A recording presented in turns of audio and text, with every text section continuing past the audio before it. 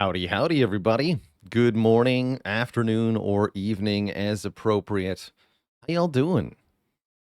Hey there, Dirty Dirk, Danieldo, Miskatonic Blue, Storm. Quite a few thanks to give out. First, Composer. Thanks for the Prime sub in 6 months. Really been enjoying the Grand Mastery Challenge. Glad to hear it. Glad to hear it.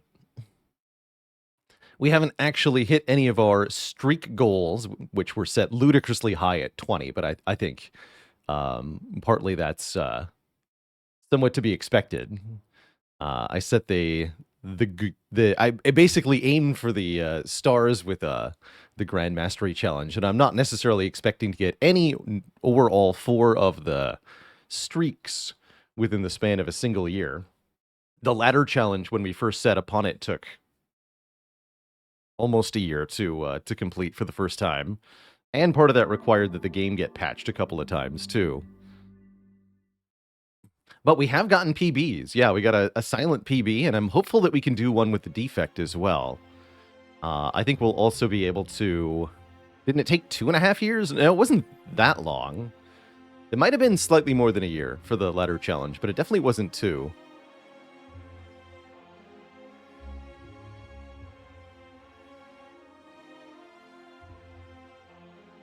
Hey there, Paolini. Thanks for the Prime sub and the 8 months. How do I feel about ranking my choices for a run today? Oh, I like that idea, actually. Because we have not yet tried that on Defect. Bet Watcher 20 streak can happen? I'm hopeful. Hopefully I won't be too rusty with her after barely playing her this year. It's been nice to take some time away from the Watcher.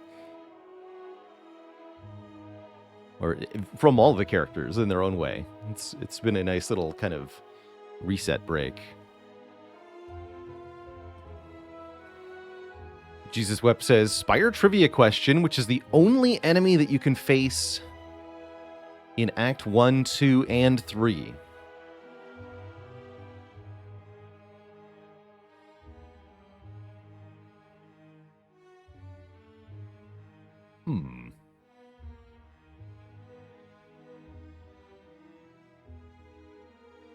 Cultist. Yes, Cultist. You can fight single Cultist in Act 1.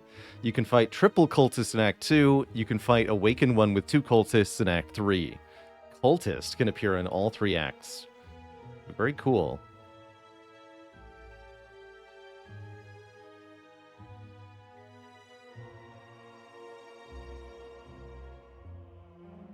Yeah, Jawworm is an answer that springs to mind immediately, but you can't actually fight Jawworm in Act 2. There's a whole bunch of enemies you could fight in Act 3. I was looking at Sentry and Spheric Guardian. You can fight Sentry in Act 1 or Act 2. In Act 2, it's paired with a Spheric Guardian.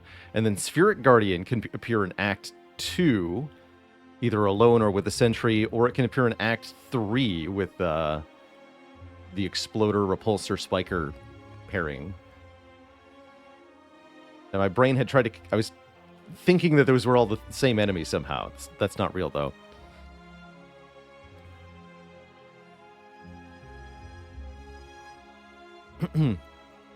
Corey Uyap says, as someone with a lot of hours in this game, what are your thoughts on the gimme runs? A swap into a guaranteed win, like an early rare relic into Dead Branch. The ones where you basically have to throw to lose. Do you still enjoy them even when they're, quote, easier? Definitely. I think some of the most fun runs of Slay the Spire can be ones that are, quote, won very early, because that's where you get the opportunity to be really creative. Actually, a pretty good example of this is, not even from my own stream, but Zeknar, some months back, had a Defect run that swapped into Pandora's Box, into an extremely good Pandora's Box, and from there was able to avoid taking any damage the entire run, a quote-unquote perfect run. And so even when a run is going well, there can be an opportunity for it to go like so well that it becomes exceptional. And it's within those so-called free runs that you see things like our Stall Against the Heart screenshot, or achieving infinite money, or doing Searing Blow plus Lesson Learn. You can get really, really silly in this game with the right combinations of things. The double Necronomicurse run. Yeah, I think that the quote unquote easy runs, when they get really easy, have the opportunity to become legendary. So there's definitely some fun to be had. I certainly enjoy a pyramid star, that's for sure. Some more thanks to give out, by the way. Big Richie with Prime sub in 10 months, half a metric year. Wait, no, that's a fully metric year. Oddity with a Prime sub in 22 months of support. Ironclad George with a 4 months says, thanks for the content and the dad jokes. With your help now, I can easily pull off an A20 heart win on Ironclad and Silent every few games. And managed to get your first A20 heart kill with Defect. Well done. It says, the content is a nice way to finish a day off after work and after the kids are put to bed. Glad to hear it. Thank you for the continuing support. Composer with the Prime sub in 6 months. Axmalon with 16 months. Whittle Wolfie with the 18 months saying, I am an adult now. You got it. Keller Duran with the Prime sub in 44 months of support. And Lamguin, at the very beginning, thanks for subbing and joining the illustrious list of channel cuties, which I see Olivia is also doing. Which means we've got 2 cutie redeems before the stream's even properly started. Let me see some waffles in the chat, dear Twitch chat.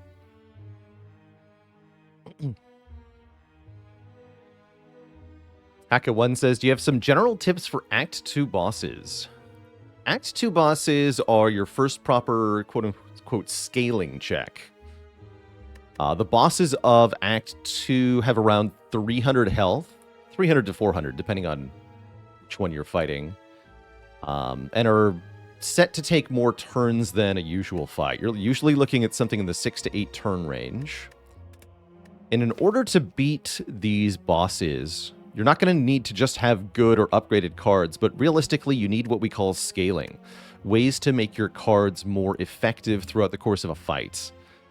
Typically, scaling takes the form of power cards in Slay the Spire. Cards that you put in play and then they have a constant effect.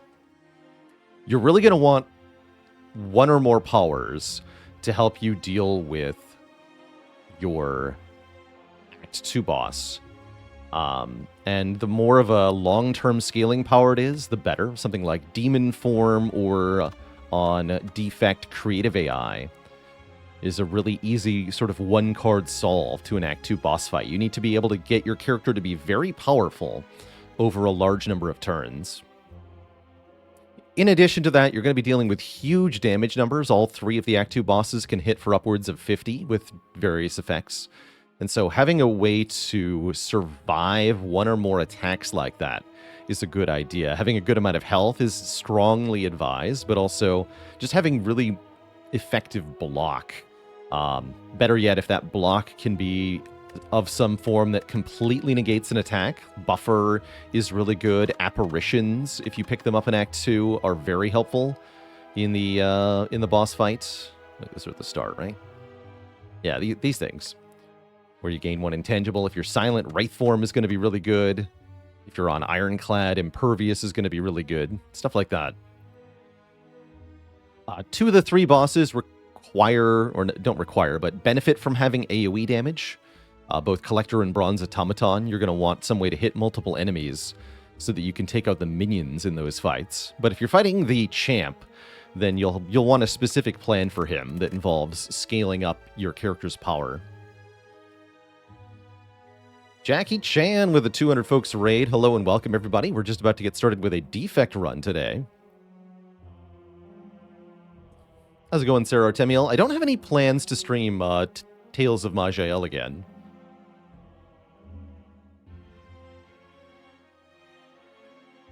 For today's stream, I'm planning on doing some more Dome Keeper, which I'm definitely addicted to with the addition of the challenges. So I think we'll see a lot of Dome Keeper until I finish those challenges.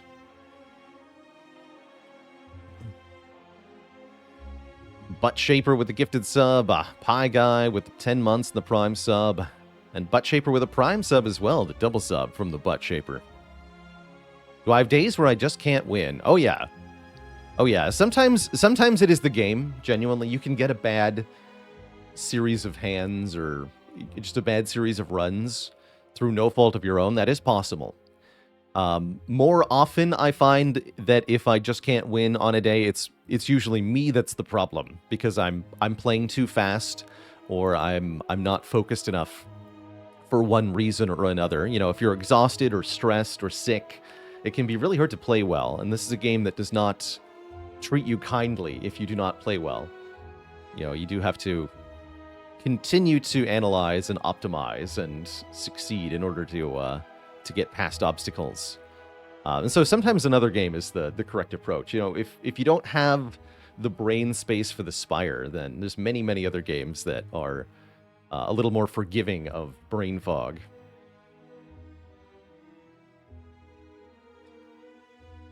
He says, if you're most frequently dying to heart, does that mean you should be more aggressively taking heart solve cards and taking more risks in the short term? Perhaps. It could also mean that you need to look at how you're playing the heart fight. And it might be that some of those heart losses could have been heart wins by simply ordering the cards differently, or having a slightly different strategy at the very end shop. There's definitely multiple possible causes of that. I would also say that if you're most frequently dying to heart, it probably means you're playing very well overall. You're getting to the heart consistently in order for that to happen. So that's a very good sign.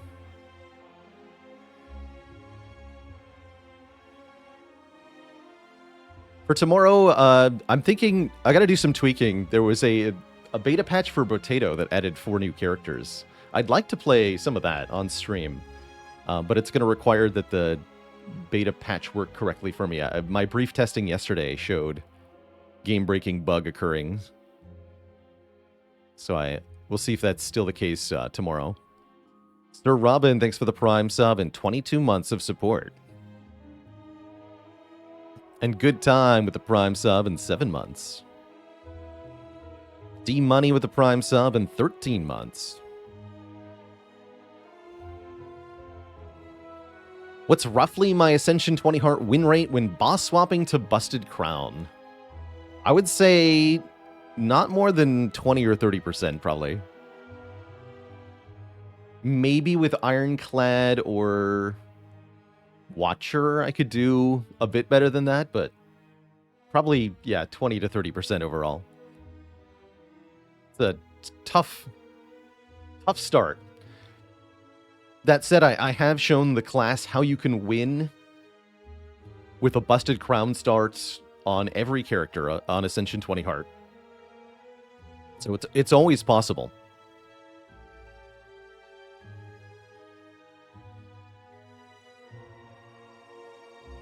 Let's go in JK Haru. That does sound like content that could be entertaining. I don't do a whole lot of collab content.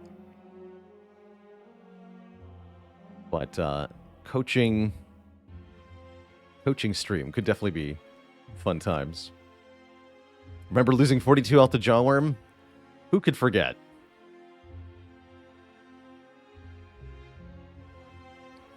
Do I think I could do every single achievement while winning A20 hearts? I think it would be extremely difficult to get Minimalist. Everything else would be manageable, but Minimalist would be the really big barrier to doing that.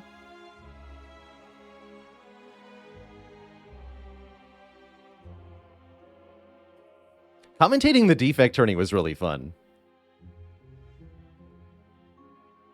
Yeah, that was a good time.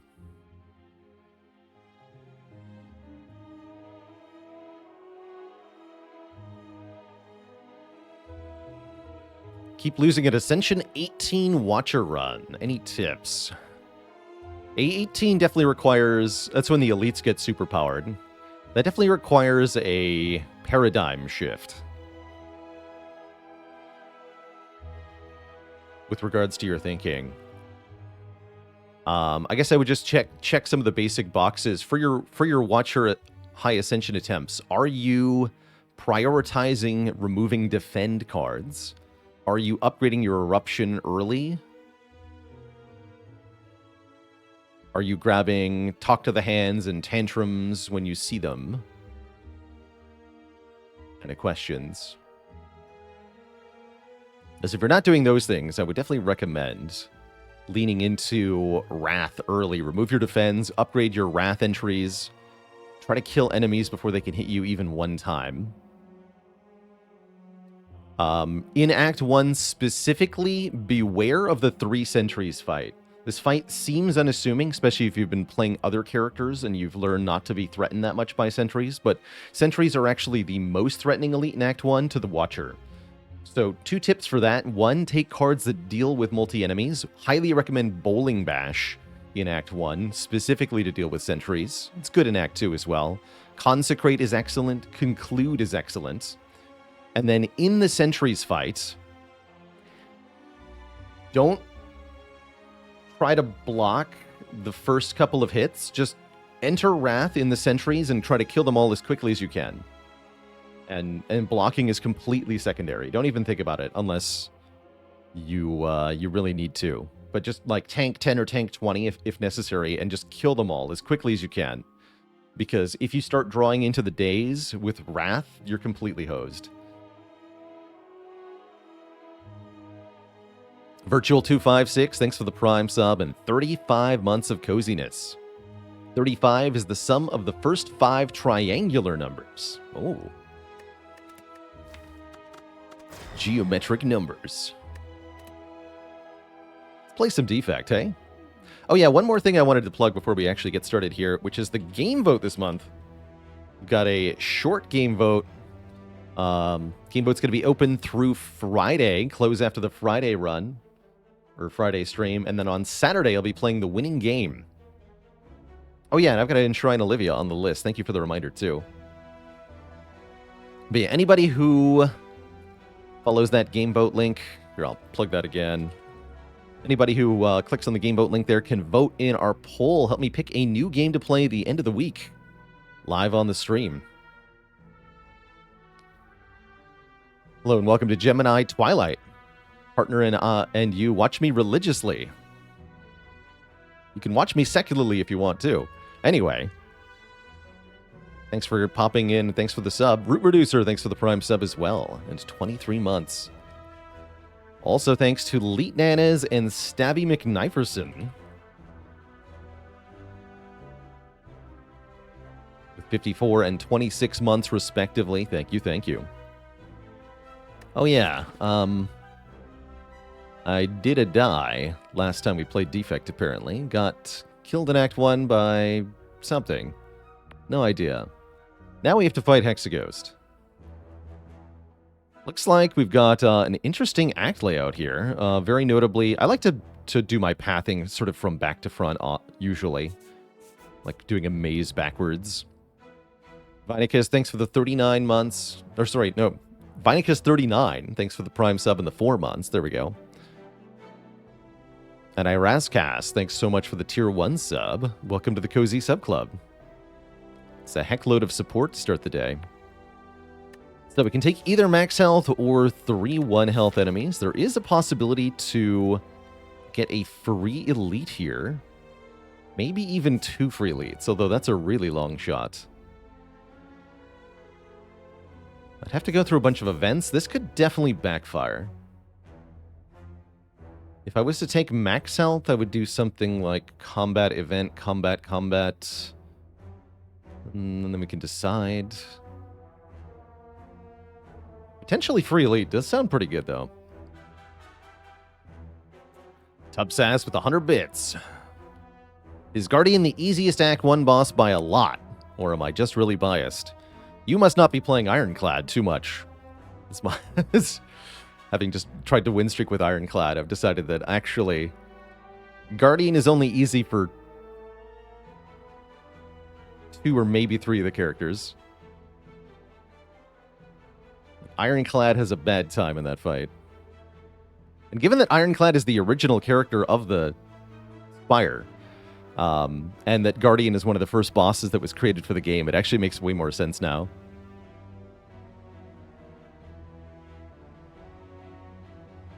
Oh no, Stygian the Lizard, are you my enemy? Art Vandalay, thanks for the 100 bits of support. Yeah, I'll take a snipe. I think that's going to be it. I don't really value the max health plus 7 upgrade to start Act 1 that much. It's fine, but you can definitely do better.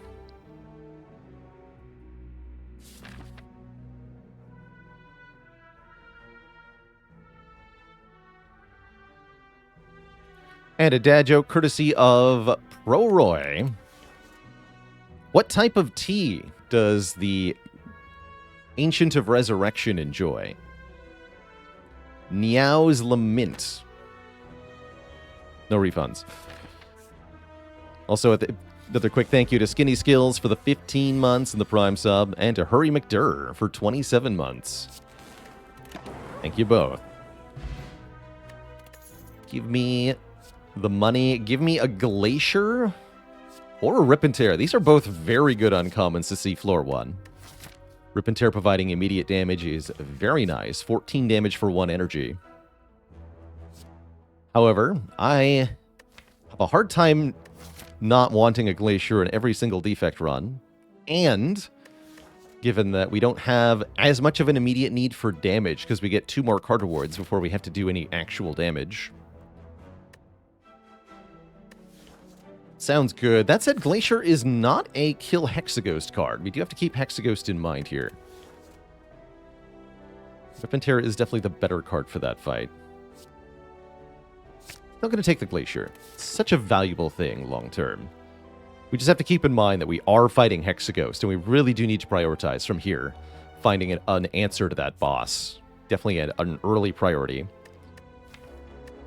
Okay, our first event is Remove Transform Upgrade. That's a good start already.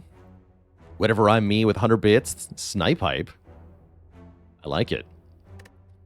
Well, my usual saying is that if you can't beat the Act boss, you should probably transform a card. We definitely cannot beat Hexaghost now, so transforming a card is a good way to try to find an answer to the Act boss. Given that we just added a Glacier, it might be reasonable to transform a Defend here. Or we could just transform a Strike and roll with it. It does seem like a Defend transform is fine. And then if we get a better block card, that's great.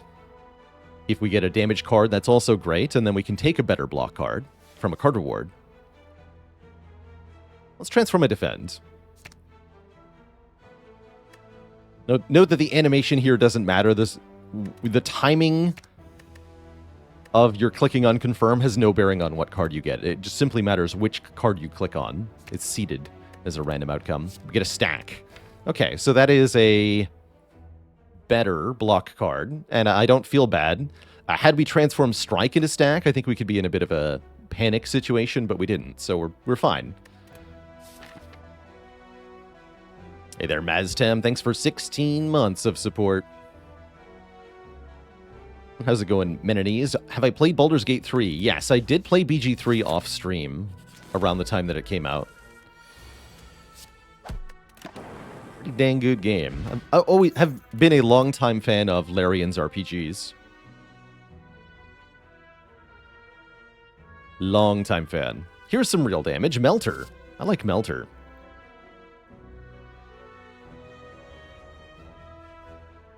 Don't think we should take Aggregate or go for the eyes.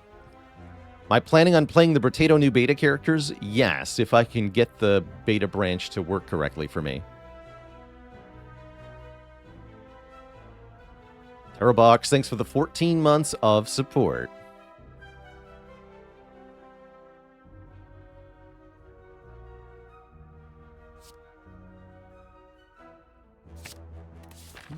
I like that Melter a lot. We might not get even a single snipe here. It's a slight concern at the moment.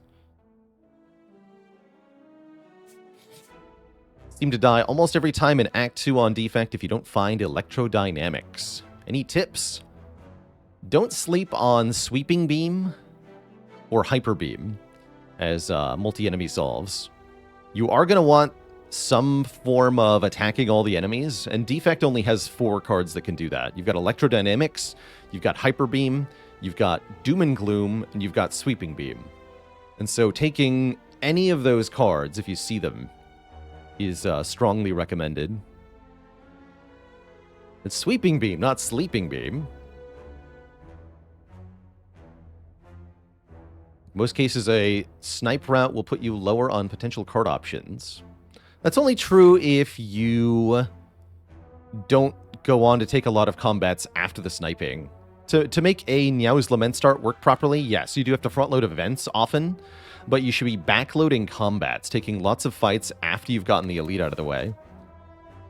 Shops can also be pretty good payoff for that. No whammy? No whammy. Okay. And sure, I'll take a bonus relic, I guess. We can click at least 3 times here. Because we get this elite for free, and then I'm going to go into the shop here. I don't think fighting the Burning Elite will be a good idea. Then we'll get an easy pool fight, a hard pool fight, and then 2 elites. Sounds good. Oh. Okay, 2 clicks for a boat thingy. Totally worth it. Totally worth it. We now gain 14 block on turn 2, which will save us health in almost every situation, including Hexaghost. And then we get our health back via the pair. And we get a freaking Seek card. This is a good start to a run. Consume is a good way to get better at killing Hexaghost. Still not that concerned. We get 1, 2, 3, 4, 5 card rewards from here, plus the shop, with 230 gold. Seems pretty good.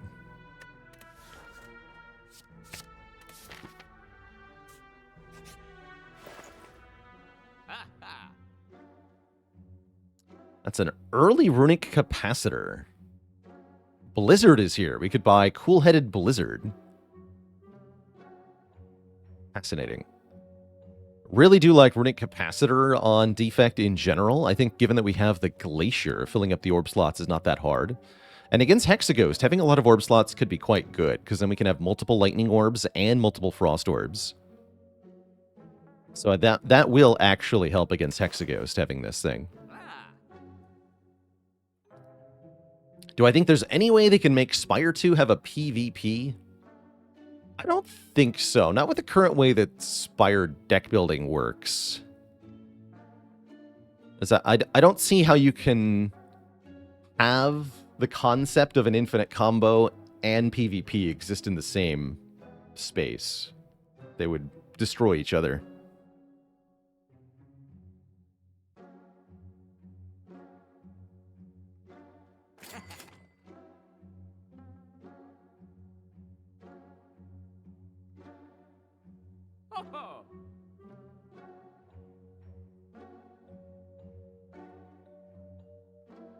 Okay, maybe I should re-clarify. Yeah, there are TCGs where you can make infinite combos, but they're not turn 1 infinite combos, like you can have in Slay the Spire. Those have an escalating resource mechanic that Spire doesn't have fundamentally.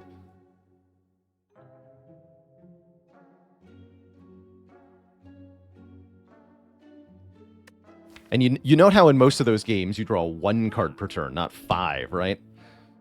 There's a reason for that. Do we want Cool-Headed? Not really. Yu-Gi-Oh! Would like a word, apparently. That game's hilarious.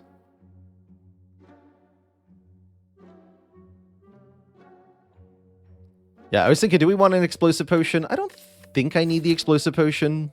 We're pretty likely to get a potion from our easy pool fight here. We have 1 damage card. Surely we'll be fine. Surely. Surely.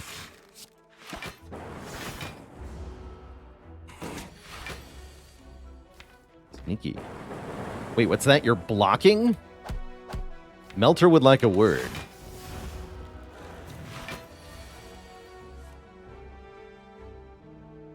Yes, there are other ways to do versus or competitions in one-player games. You could do asymmetric kind of PvP, like the auto-battler genre does, for example.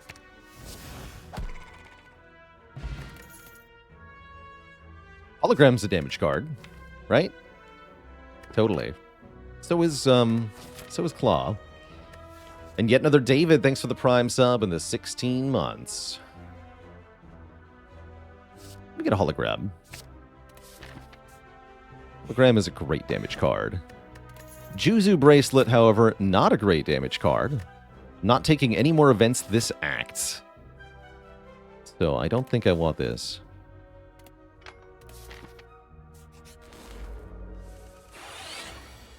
Stack. Yes, a better block card, we said you were.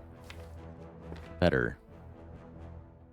I guess I could do strike, strike, defend, take 9. That's not very comfortable, but it is what we're looking at here. Next turn we have 14 block for free.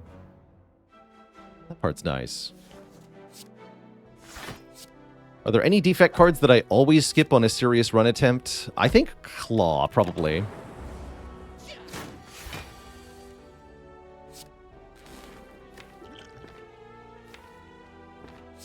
More lightning. Wait, was that smart? I should have dual cast. Stop looking at chat while I'm trying to play here. Yeah, I definitely should have dual cast last turn. Rather than hologramming Zap. We could have killed before getting hit there. Foolish. We should be fine, though. I don't expect the elites to be that hard. Compile Driver is damage and card draw. We could take Tempest or Chaos for more orb generation. I think both of those have some power. How much health do I predict to lose if the next elite is Gremlin Knob? 20? 20-ish? We entirely block on turn 2. Turn 3 is 24 damage, and I might have Frost. So 20 or 24. That's assuming we can kill, though, which might be a generous assumption. We're definitely going to want some more damage. I do think Compile Driver might be the best. Though Chaos can make a Dark Orb, which could be game-winning. Go Bower Ranger, thanks for the Prime sub in 14 months. I better just take the attack card, though. Alright. We're fighting, yes, Gremlin Knob. And our turn 1 is pretty lackluster here. This is definitely not what we want to see. Do I want to use the skill potion now, perhaps? Before Gremlin Knob becomes angry at our using it. Still didn't find a potion. Concerning. Yeah, I think I will use it now. Reprogram, aggregate, or charge battery. This is 6 damage. So I'll take the 6 damage. It's not a very good skill potion, but it did add some damage, so I'll take it for now.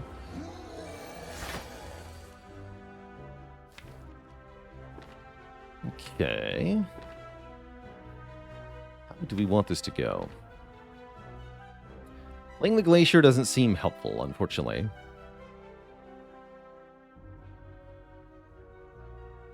It'll block 4 damage next turn, but it'll make us take 4 additional damage next turn, so it's just neutral. Realistically, it feels like we need to play the Zap.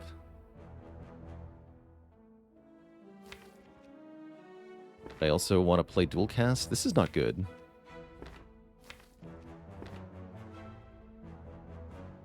I can only play 1 skill. Shoot.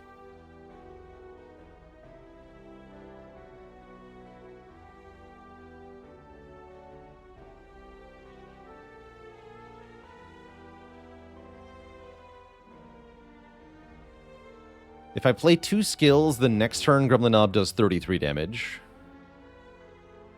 Which is bad.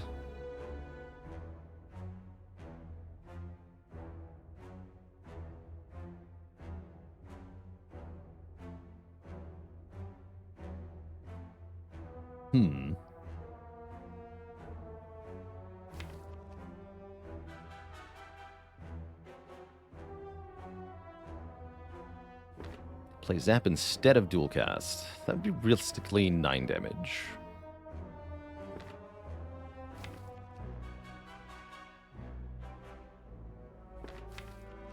Could hologram Compile Driver here. That might make this better or worse.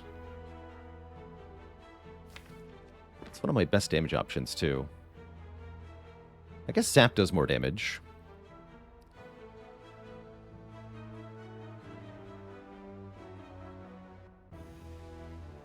Right, so option A, I play Zap. So this turn we do 6, next turn we do 6, the following turn we do 6, because I won't be playing Dual Cast if I play Zap. So we do a total of 18 damage. If I skip the Zap, play the Dual Cast next turn, we do 3 damage this turn, 16 damage next turn. That's 19 damage, which is more than 16 damage, so it sounds like we want to do that. Right, let me double check. I can't do Glacier and Zap, can I? I could also Seek Melter. It's an interesting option. So yeah, if I play Glacier Zap, we'll have 4 block next turn, and with 2 skills played, Gremlin Knob will be doing 33 damage. So we do survive, but I can't play the Dual Cast next turn. So I could also do Glacier, play the Dual Cast.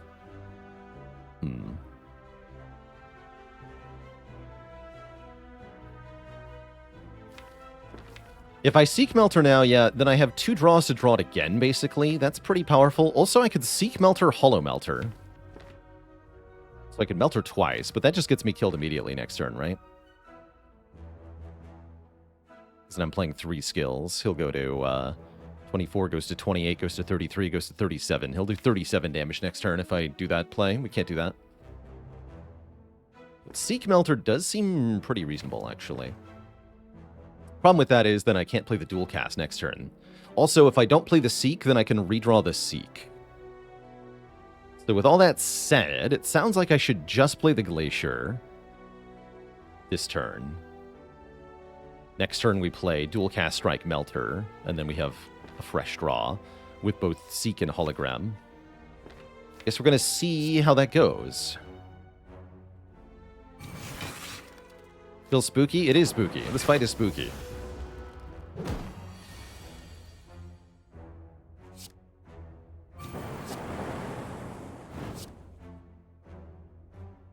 Definitely could die.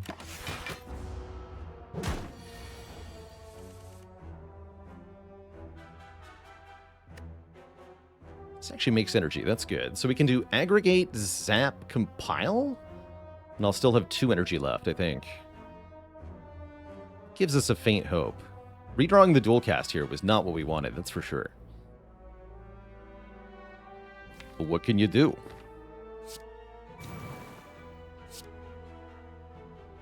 Let me Seek. Good enough. We don't get knobbed. We live. Whew, that was spooky. Made it to a rest site, though. We can rest. And we know that this elite is not Gremlin Knob, so I think that this one will be easy to kill. Never had a doubt in my mind. Now let's take Barrage, and we can kill everything with that. That's a lot of damage. Static Discharge, also quite good against Hexaghost. But I think the Barrage is actually better here. For a couple of reasons. One, we can't use the Static Discharge on turn 2 against Hexaghost because I block that hit. Yeah. Let's take Barrage. No, rest. I have no health. Alright, give me sentries. Ah, easy. Take damage every turn, nerds. Get destroyed. Should be a very easy fight.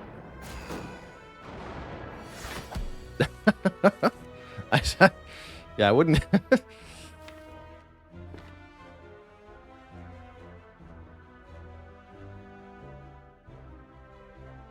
Glorious, Feli.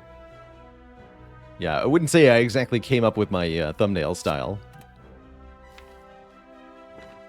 How much damage can I do? Barrage will deal a lot, but not enough to KO here. So give me Defend Melter.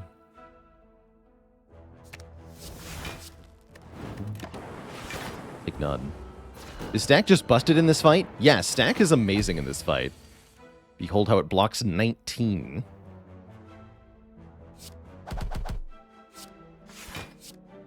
too good.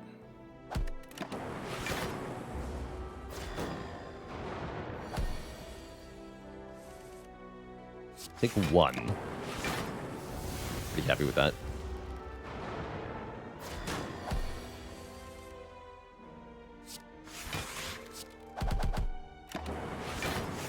GG, nerd.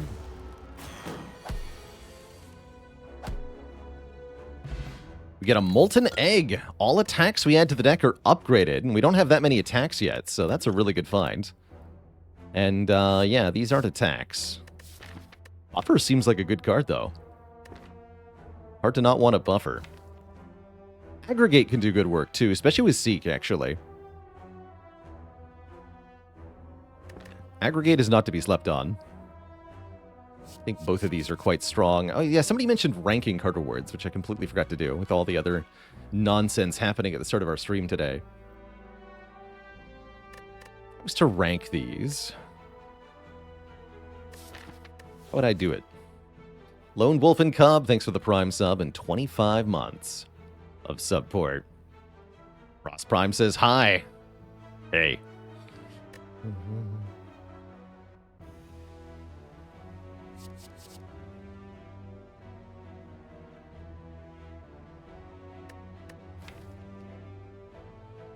Against any other Act 1 boss, I would have already clicked on Buffer. It is still really good. Alright, I'll take it. I'll take it. Excuse you. Oh. I'm getting jaw-wormed? Why am I getting jaw-wormed? Unacceptable.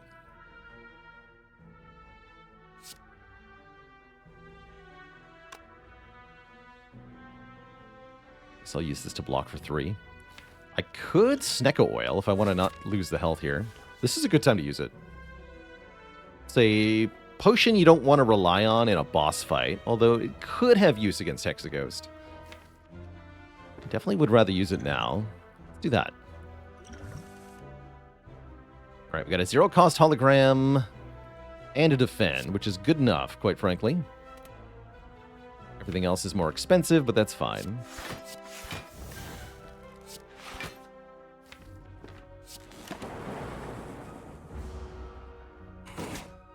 Still block for a lot. That's the important part.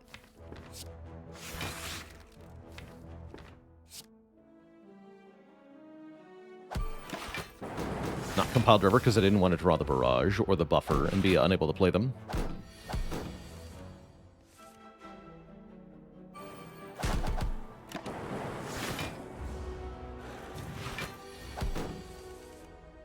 Perfect.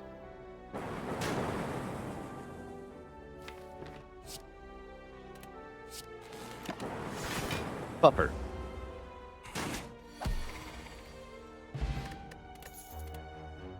Ooh. We were talking about Sweeping Beam being an AoE solve before. Here's a good chance to take it. Rebound's not bad either. Doing a lot of damage and letting us put a card on top of the draw pile. I think in this case, we should grab the Sweeping Beam for next act. And then I probably want to upgrade Barrage for Hexaghost, although I also like Zap upgrade for this fight. I guess we can use the Blessing of the Forge to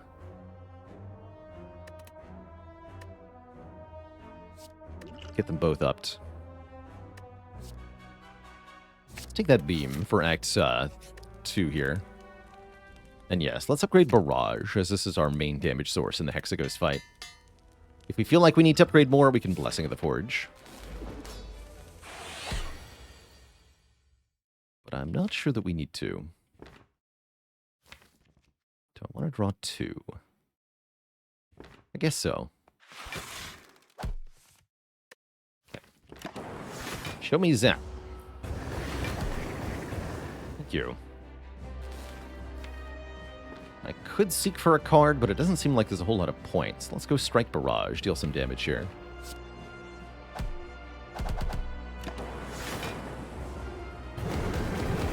Perfectly block that multi-hit. Yeah, so far this is a good enough start. I'm not afraid at the moment. Let's take 2 to deal 6. I'll do that. Fight is very much a damage race. The trading health in small amounts at predetermined times can be well worth it. I'm going to seek for Glacier here so that Barrage is at maximum capacity, and we block this turn. And I think we play the Melter for the most damage. Don't want to play the Sweeping Beam because I don't want to draw Barrage and be unable to play it. There you are. Good stuff.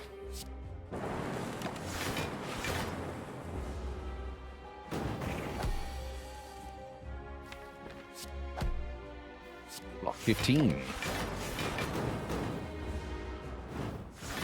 Would I take a relic that gives you 5 random 1-cost cards during each fight?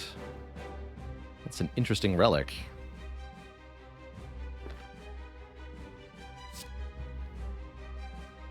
Guess it depends on what the exact pool of potential cards is. Also, ow. Please die. A little bit worried on our damage here. Wonder if I should have used this Blessing of the Forge earlier. He might be toast here.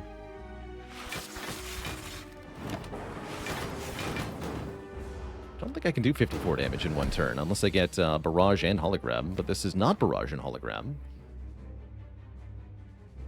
However, this does 36, this does 9, that's 45, and Zap, yeah, we're there, we're there. Wow, talk about a close call, though. Like, we're very close to dead. Except we're not. GG. Multicast, Fission, or Echo form. We have almost enough Orb Gen that Fission could be good, although I don't really like Fission Barrage together. Emptying your orb slots and then attacking for each orb you have is iffy. Hard to turn down an Echo form, though. Especially with Seek in the deck already. Makes it getting the Echo form in play early a lot easier. Let's take Echo form. Very valuable Defect card. Now we're happy to take a Snecko. We got lots of high-cost cards. Could this be a Snecko run? No. It's Coffee Dripper, Fusion Hammer, or Runic Dome. We're lacking the self-repair to make this a completely free Coffee Dripper, but it's still a pretty good Coffee Dripper in my book. A lot of the normal dangers of a Coffee Dripper are negated by having Seek and Buffer and Horncleave. So we're less likely to take damage early in fights. We also have a Molten Egg that could make taking Fusion Hammer okay, but consider that we can't upgrade Buffer, we can't upgrade Seek, we can't upgrade Hologram. Those are pretty tough to turn down. Consider also that if we get offered Bites, they'd be upgraded Bites.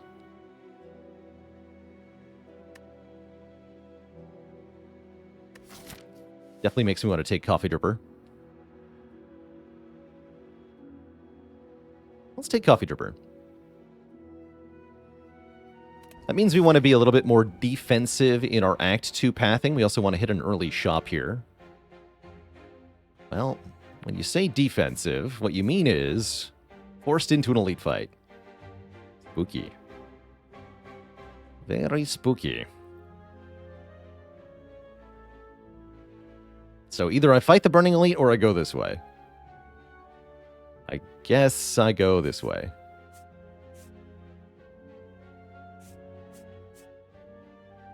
And then we can decide from there whether to fight more elites or not, but probably not. Probably go something like this way.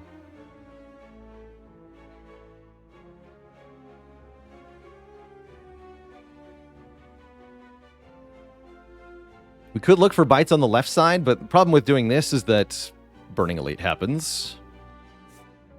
That's very scary with a Coffee Dripper. So I'd really rather not do that fight. Which means we really don't have much of a choice here.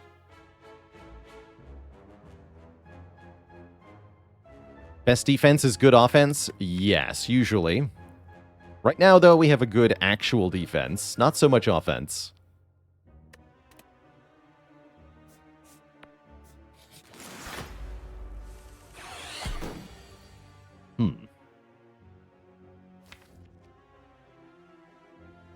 To shreds, you say?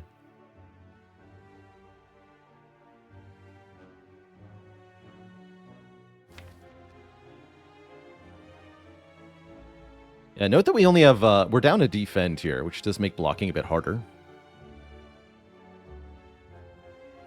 In general, is Dripper just a more ideal boss relic to take over Hammer? Yeah, usually. You'd prefer to get upgrades at every rest site and heal in other ways, if possible. It's not always possible, though. We must be seeking Glacier here. Wondering about Forge Potion to save some health.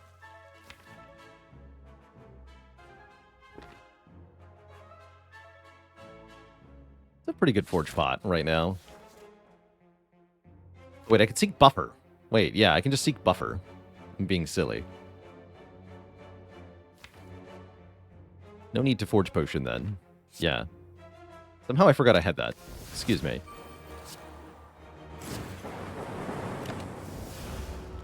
You never take damage this turn either.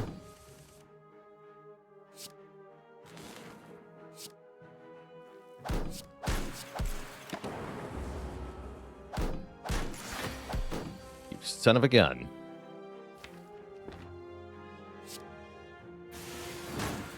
Well, heck.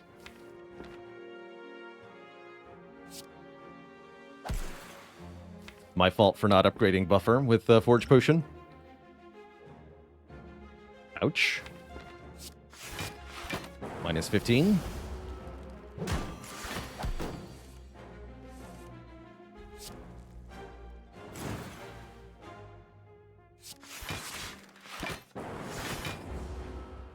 Two strikes wasn't quite a kill there.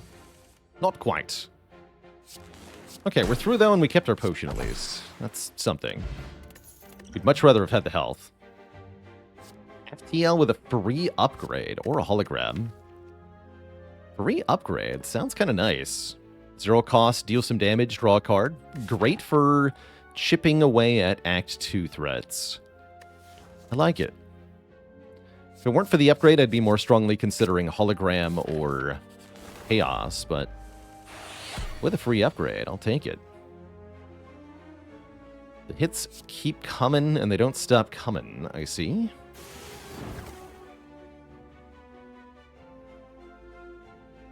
Definitely thinking about using the attack potion here.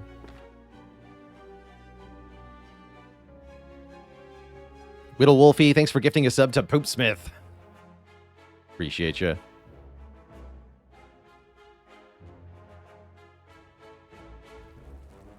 Let's draw one more first. I'll try to ground you. No, you. You? Not the one with the least health. That one's easy to kill outright. There's Barrage in this deck. Buffer saves 1 health. Get out of here, Buffer. No one wants you.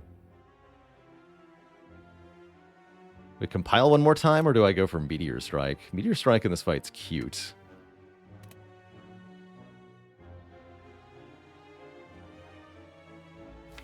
I'll make my next turn really good. None of these really improve the current turn much. You. Okay, take 12, unfortunately. Health is already looking kind of spooky here, even though we have Coffee Dripper. That do be how Act 2 just goes sometimes.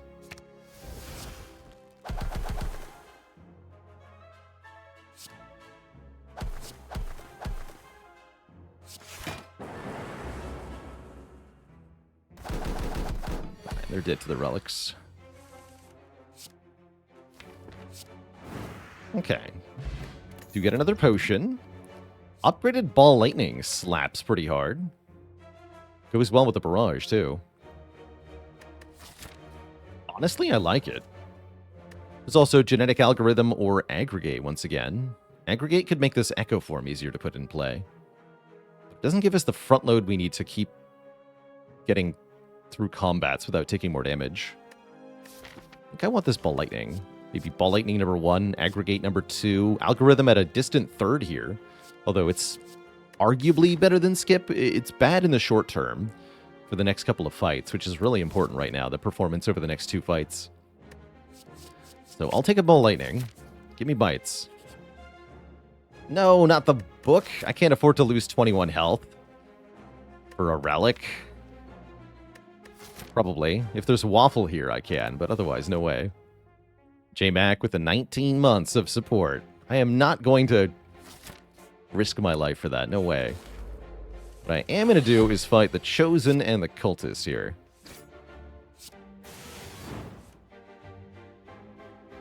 I wonder if I need a Strength Potion.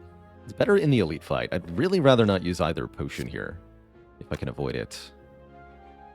Looks like we want a Buffer Strike. Buffer Strike's good. That'll protect me from a 31 on turn 3.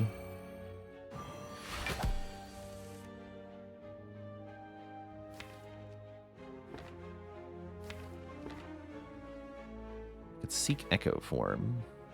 Really just need to kill the Cultist, though.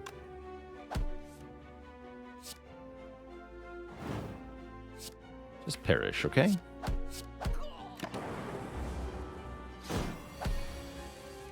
Okay, that's fine.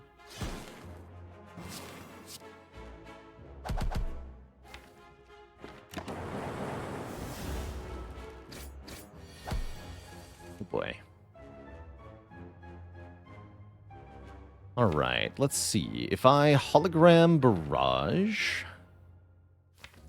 does 18, 24, 24 plus 16 is 40, so that kills.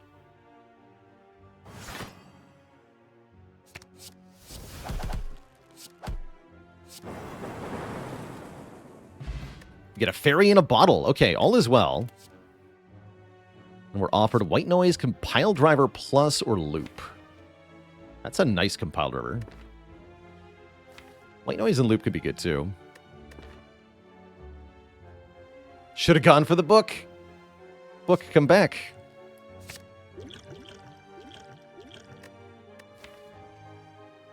Keep the Forge Pot. That's not a waffle.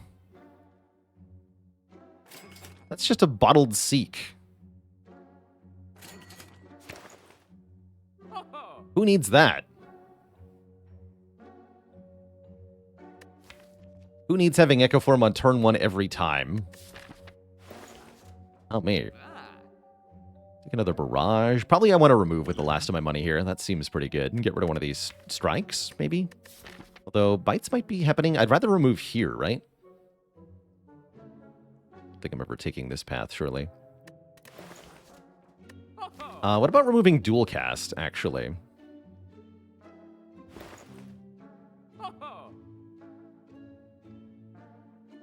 I don't hate that idea. This deck wants to have all the orb slots full all the time. It did just save me, well, but what if I draw on a different card instead?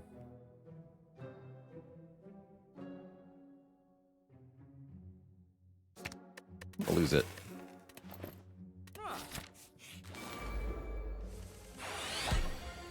Cool. So here's where Aggregate would be good.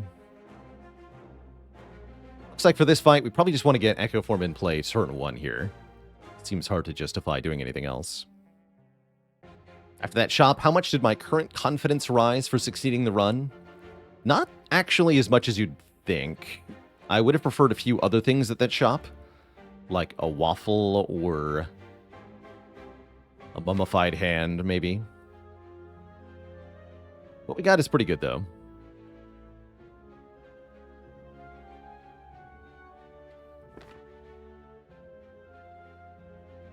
Sure would be nice to have one more energy here. Could do Seek for Glacier, Buffer Glacier. That's a fun line. But then I'm not doing any damage. Balthamos, thanks for the Prime sub and 44 months of support.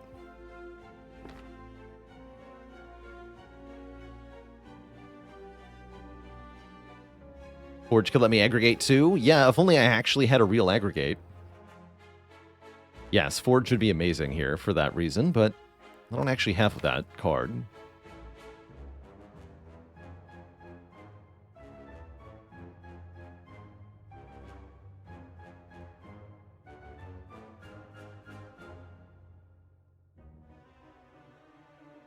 I think having the Echo Form in play turn 1 is essential, though. Seek FTL? That doesn't seem appropriate. Well, Lightning over Melter, slightly better. Better to just play them both, though. I could seek the Ascender's Bane and not have to draw it. It's reasonable.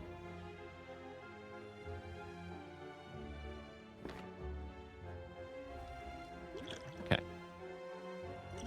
Willing to do that.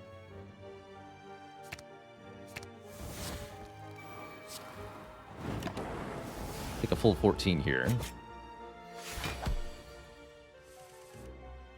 Okay, we're going to double the Ball Lightning, single cast the Glacier here. We want lots of Lightning Orbs. Although next turn... How do I survive next turn? It's going to be 24 damage. Ideally, we're going to Hologram Buffer. Otherwise, I'm not sure.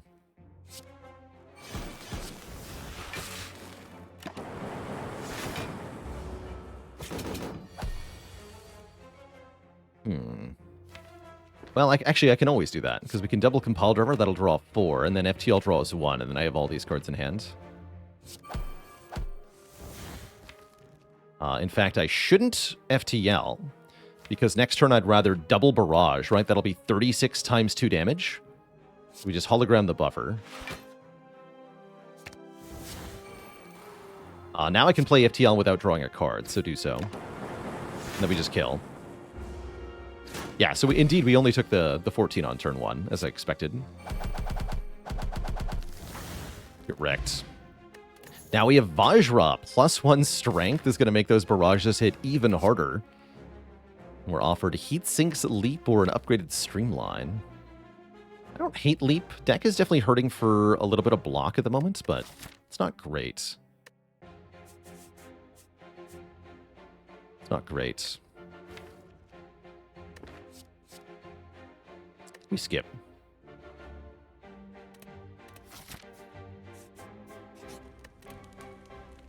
And then I'm going to upgrade Seek.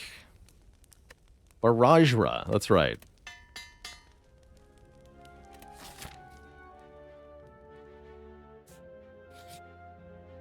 Aha! Remove, or rather remove a strike?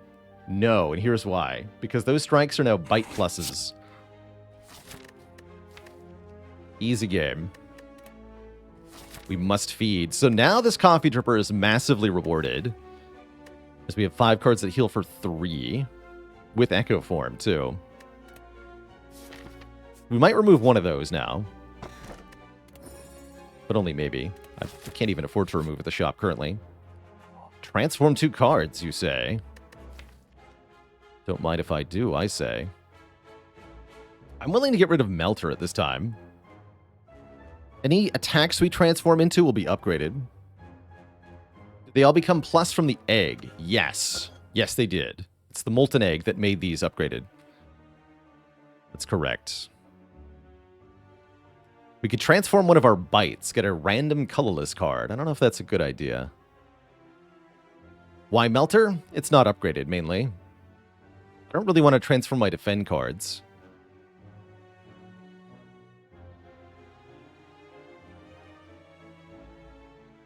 Maybe Zap. I would like to keep the Compile Driver, but maybe Melter Zap. Transform Stack? I don't think so. I think Stack will actually be good as we get further and further into the run. Maybe Transform is wrong. We could take the 3 Strength on turn 1. That could give us some nice front load.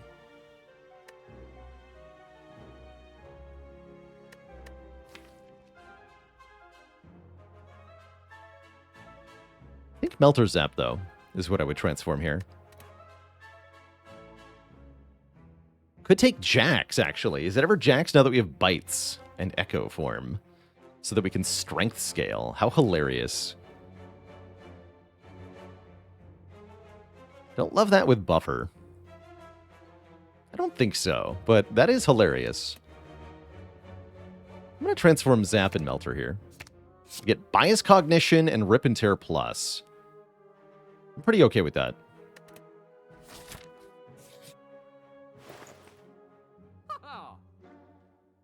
Do I buy a Turbo? Probably. Card seems good. Consume would be nice. Block potions actually acceptable too. But yeah, we can seek Turbo and Echo on turn 1 if we take a Turbo. That's pretty dang good. It's pretty dang good. And I want to take some fights now, because ostensibly we should be able to heal from combats. Especially this combat. Especially this combat. Although, not if they do this on turn 1. What the heck is wrong with you two?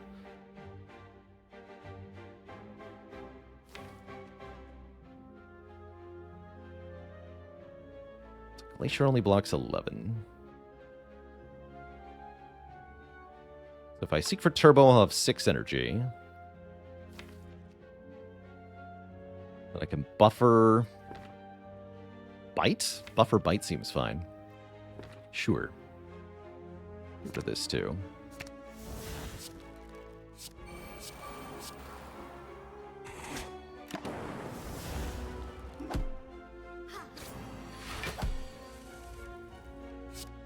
Let me just play Bites a whole lot. It's our healing plan and our damage plan. Both in one.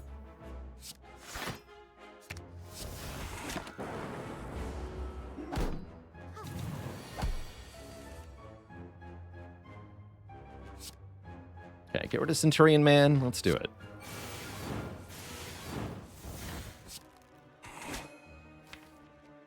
Don't want to put too much damage on her.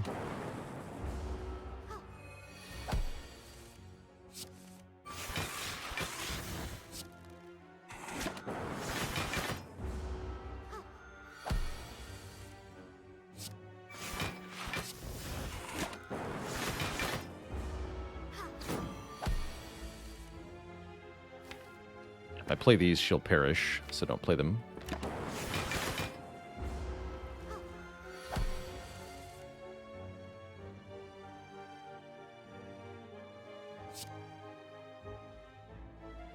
Well, let's do this.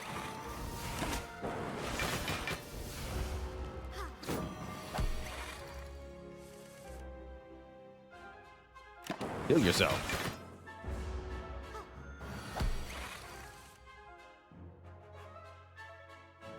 12. Okay, get rid of that lightning orb.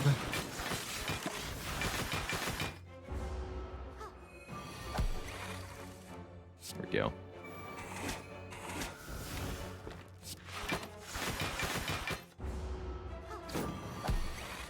We are losing focus. I'm not too worried, though. Maybe I should be.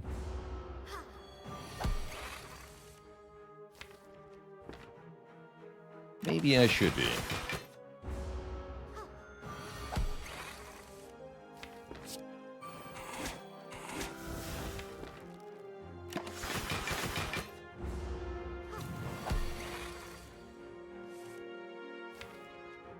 Guaranteed 2 more heals here.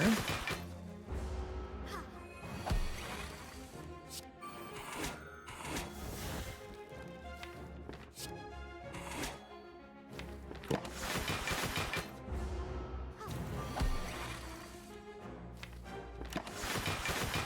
Perfect.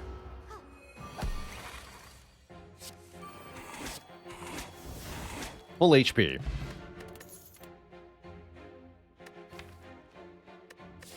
Chaos is tempting.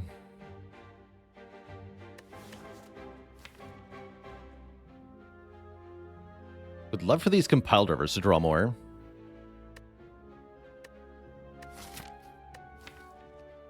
Do have other things I'd like to upgrade. Unfortunately, Buffer being first on the list for Collector Fight. Still decent. Maybe I'd rather just take the 3rd compiled river.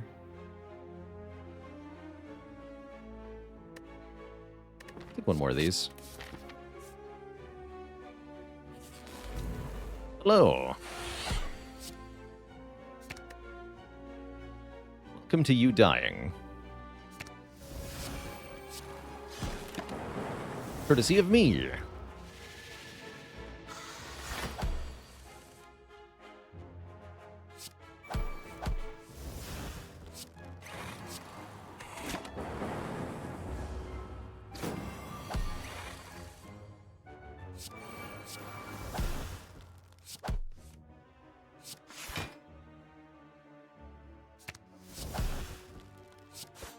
Nice.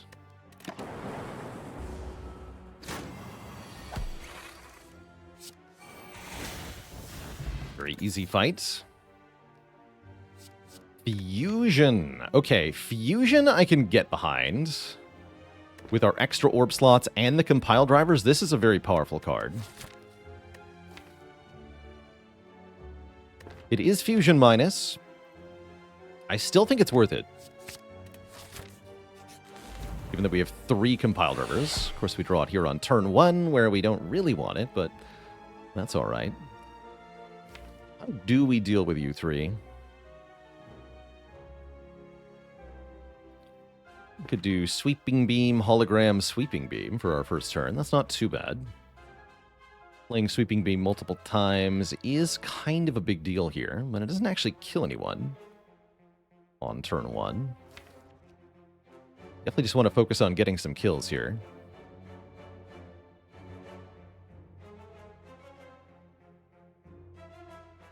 Buffer's not doing a whole lot. Yeah, I think Seeking Sweeping Beam and Turbo might be our best bet here. So we can deal 20 to all of them. I'm not sure trying to get Echo Form in play is going to be worth it, not on turn 1.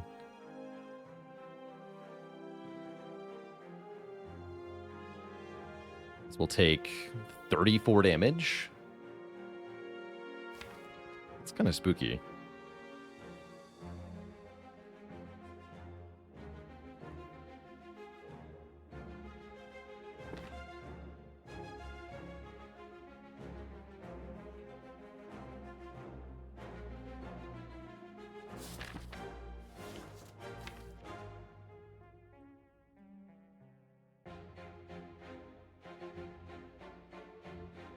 Yes, we have bites afterwards, but that's not going to help me if my hand is full of wounds and I'm entangled. Jimble Sara, thanks for the Prime sub and the 22 months of support.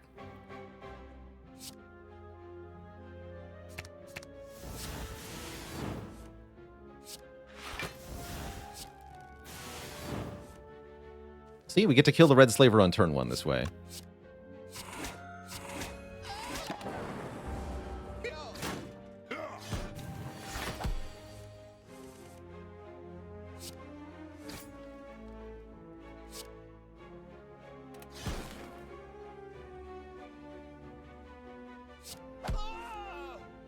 Nice. See, everybody's just dead. Although, let's try not to kill you so I can bite one time.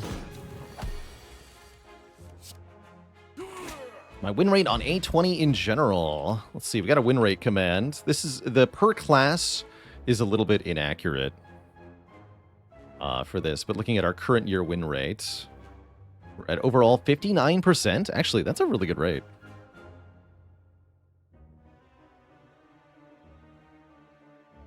Pretty happy with that. 6 out of 10 ain't bad. And look at that, we get another revive. Fairy in a Bottle Lizard Tail makes this run pretty secure. Recycle is here. Ooh. I'm definitely taking Recycle with this deck. We have so much card draw.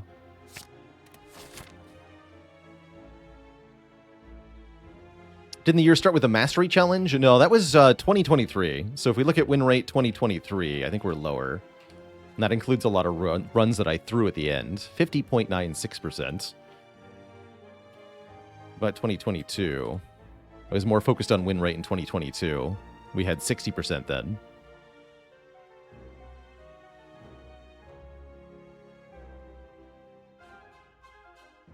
Cool.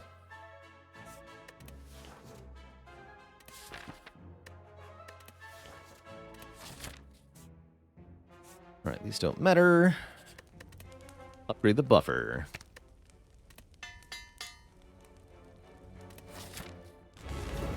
Alright, Collector, if that is your real name. Let's draw one and then seek. Okay, it's all bites. That's fine. Give me Echo Form. I could turbo to bite twice. I'm not sure I want to do that. I'm happy with Echo Form Ascender's Bane here. Definitely want to get Echo Form down turn 1. Definitely don't want to play Bias Cog turn 1 for this fight. Let's see, double compile or double bite? Double compile sounds good. We want to pick off these torch heads quickly. And I'm going to recycle this defend.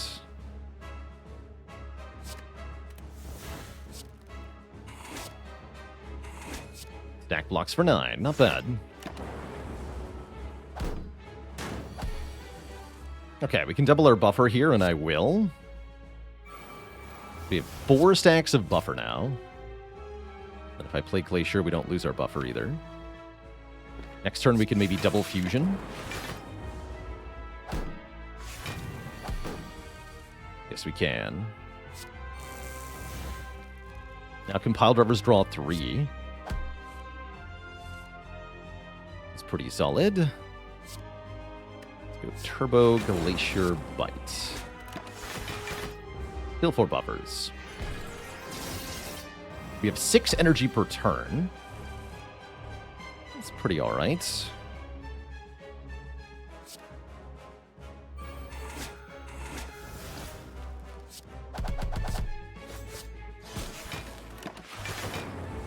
They want at least 3 orb types with compiled rivers. So why don't we double beam with all the minions down? Could double compile and draw 6 freaking cards, actually. That seems kind of badass. Yes, please draw 6 cards. Now we can recycle another defend here. This is an acceptable time to consider playing Bias Cog. Then once we reach 0 focus, the debuffs will be gone.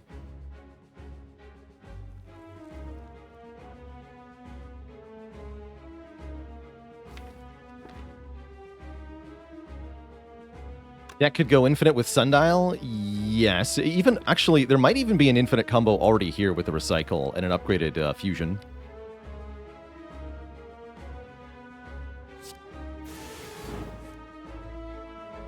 Seems possible. Yeah, if I could generate enough block to stop the minion hits, that'd be really nice. So we only lose 1 buffer.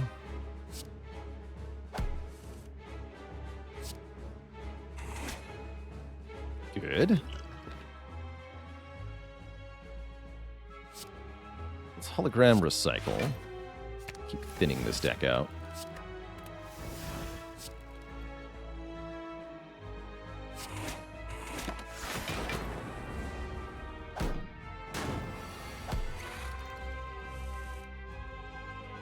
Don't think it's double Glacier. Might be double FTL to draw 2 here. I think that's correct.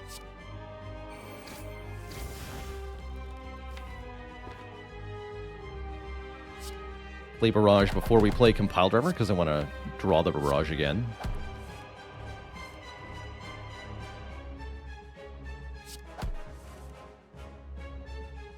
Recycle Defend, play Barrage.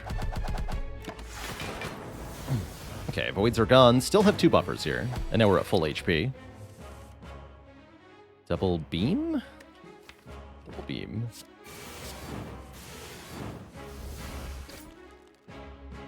Draw more.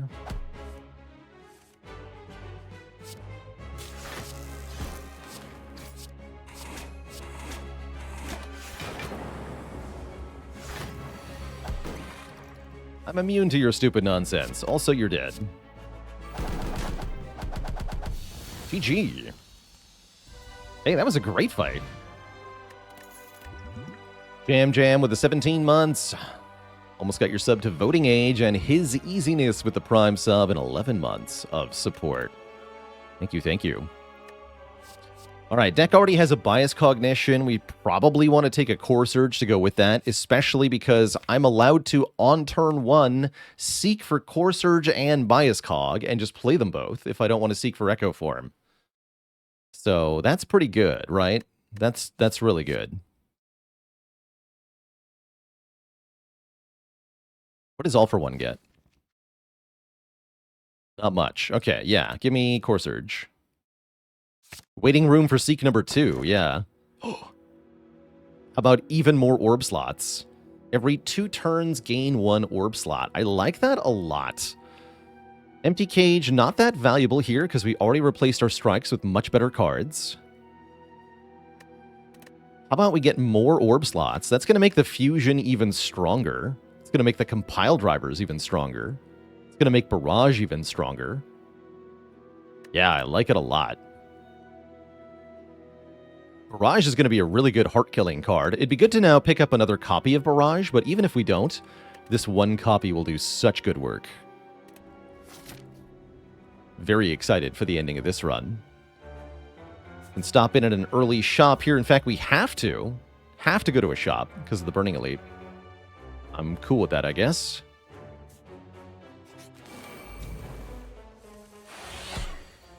If I have to.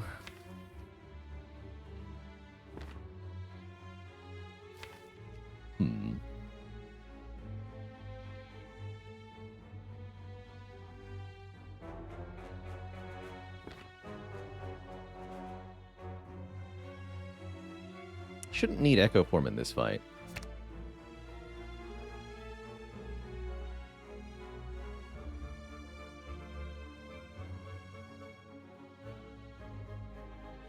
FTL, actually. Is Bottled Seek or Bottled Omniscience better? Now, that's a fun question. Bottled Omniscience slaps pretty hard.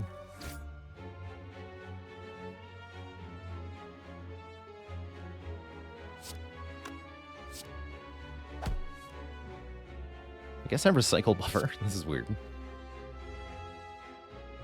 It's a weird feeling.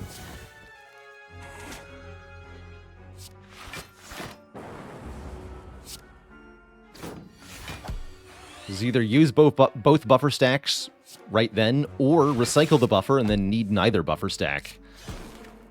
It's cute.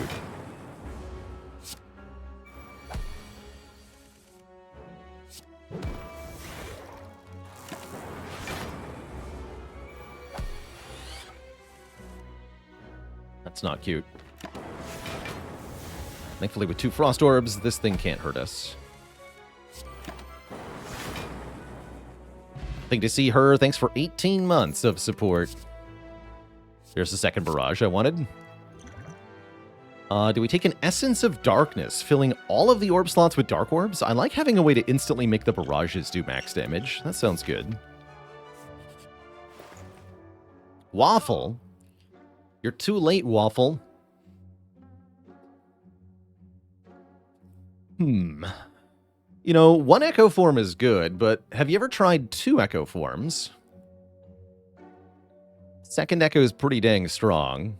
You can use the first one to double the second, then you actually have 3 Echo Forms. And I can still afford to remove, I guess, one of the bites, probably, or the Rip and Tear can go, too. Rip and Tear is not very good here. Happy to remove that. Yeah, take that, definitely. We can even afford the Chill, actually. Oh, I'll do that. Yeah, remove Rip and Tear, add Chill.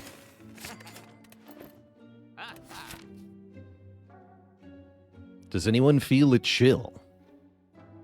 Let's take an event, question mark? Not sure. I think so. Begin to fall. Lose Glacier, Echo Form, or Sweeping Beam Plus. I'm sorry, Sweeping Beam. But you're gone. Happy to add another one if we see one.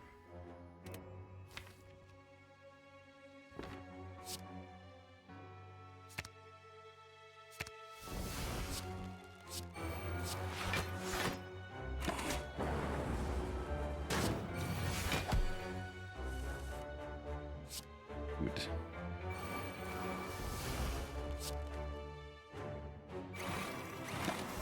Now my first 3 cards each turn are doubles. 1, 2, 3. Dead.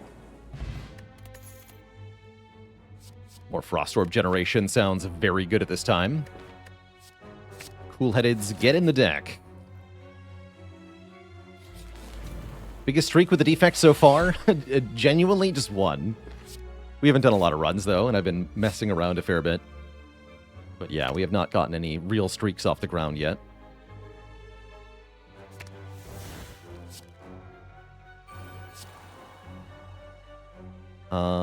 Glacier or Fusion here? I think Fusion.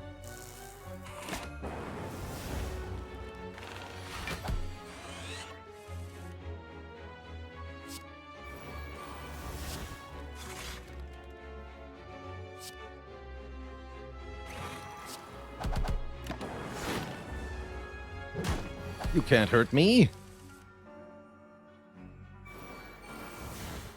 You shouldn't even try.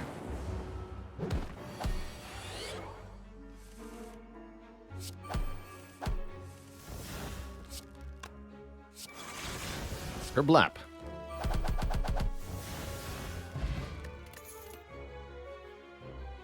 Equilibrium is good. Heat Sinks is tempting. Really like Equilibrium. Block for a bunch and then let us retain a hand. And in a deck with a recycle and a lot of energy generation, I think that's quite valuable. Wow, we actually managed to get Core Surge Bias Cog on turn 1 against Reptomancer here, meaning that I can seek for Echo Form, Turbo, and play everything.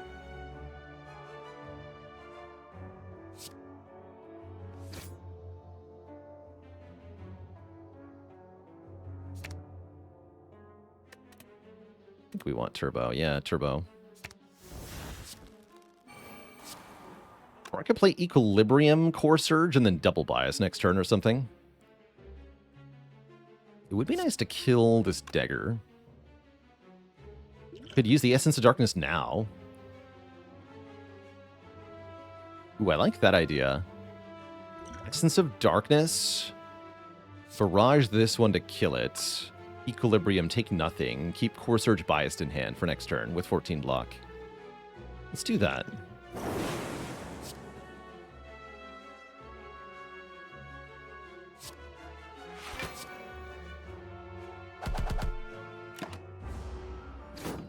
Happy to use this potion in a very spooky fight.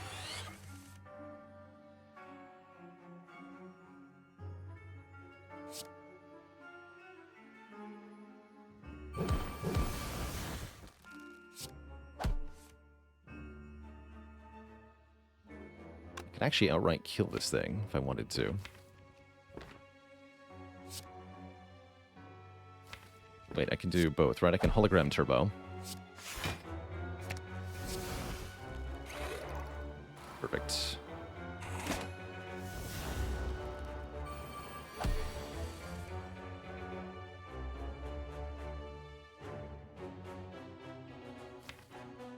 Okay, not the turn we were hoping for. That's all right. I can double Echo Form, double stack for 24 block, or I could double Ball Lightning, kill both daggers. That seems maybe better.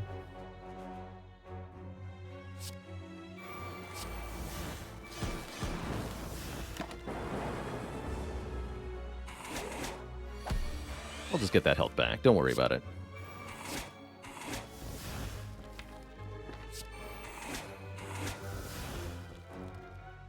Double fusion. I'm down with it.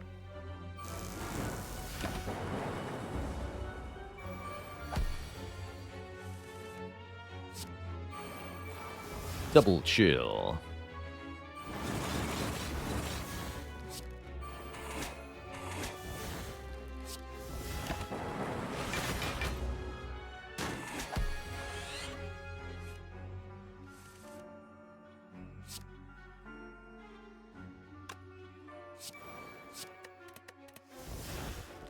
She'll die to the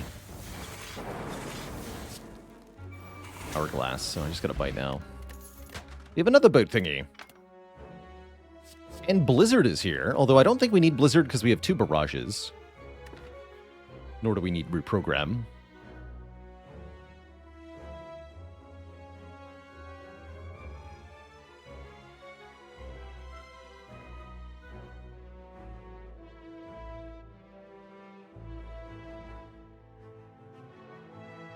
And a dad joke for the crowd, courtesy of Fantomb. Did you hear about the sailor who got into news broadcasting? He always wanted to be an anchor. No refunds?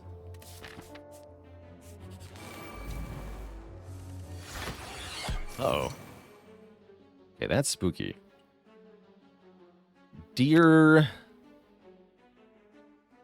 Transient, why you are so spooky?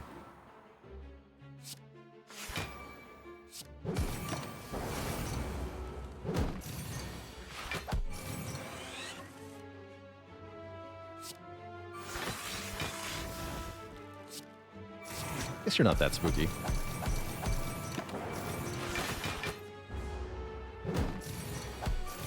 Not when we have double buffer.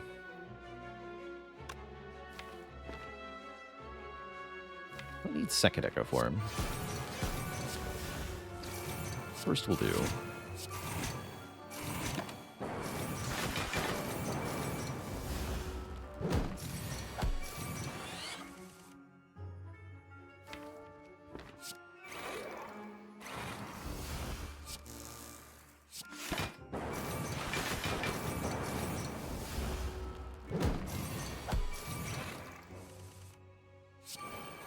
GG.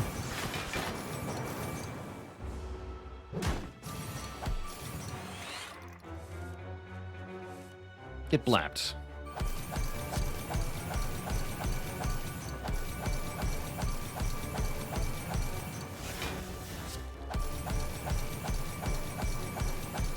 So this is how we can kill Harp, by the way. We can do 300 damage, or 200 damage in one turn, just by triple barraging with enough orb slots.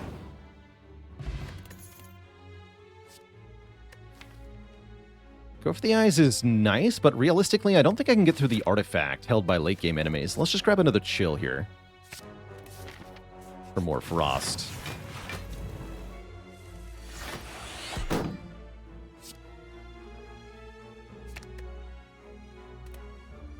Everybody chill.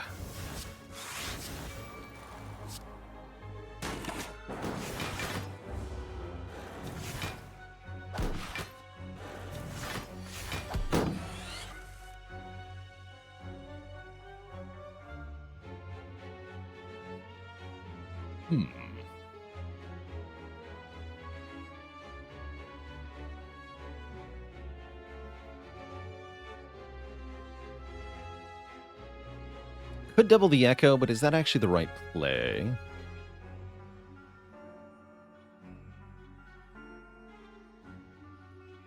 Yeah, it must be, right? Because then I can double barrage, double turbo.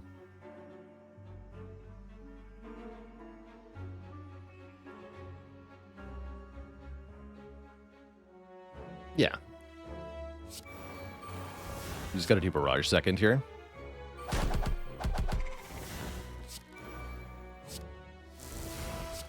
Worth it. Do take some damage. Nothing bites can't fix, though.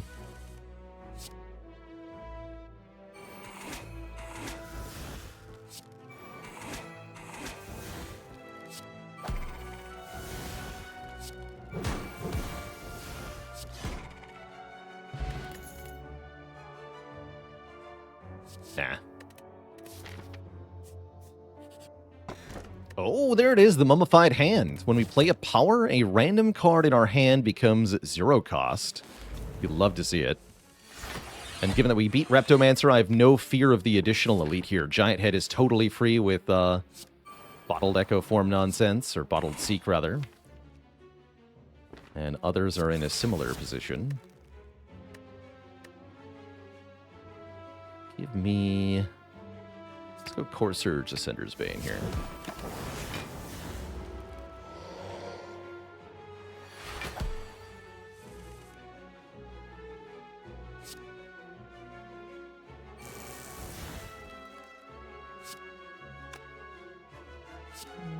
Let's Q.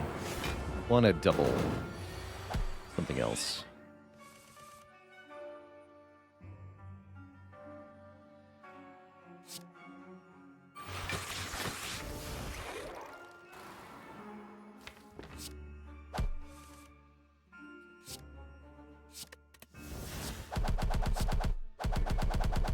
The Blepping.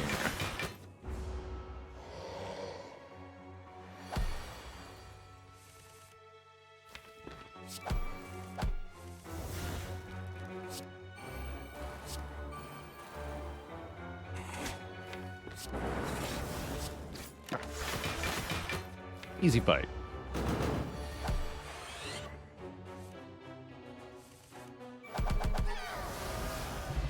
Get a White Beast statue, guaranteeing some potions. We're offered a Meteor Strike. Interesting. Honestly, though, I think we just want more compile drivers in this deck. This is a very good example of a compile driver-centric deck. Can really thrive off of just those.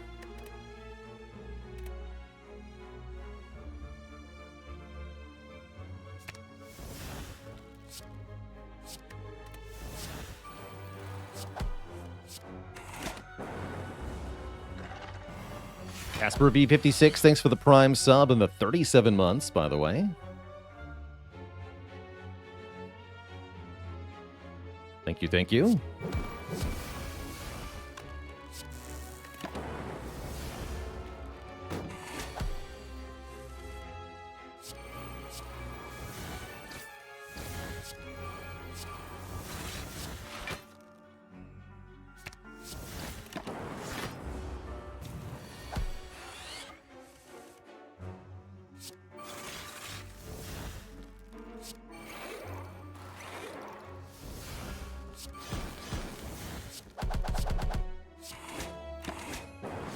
Power.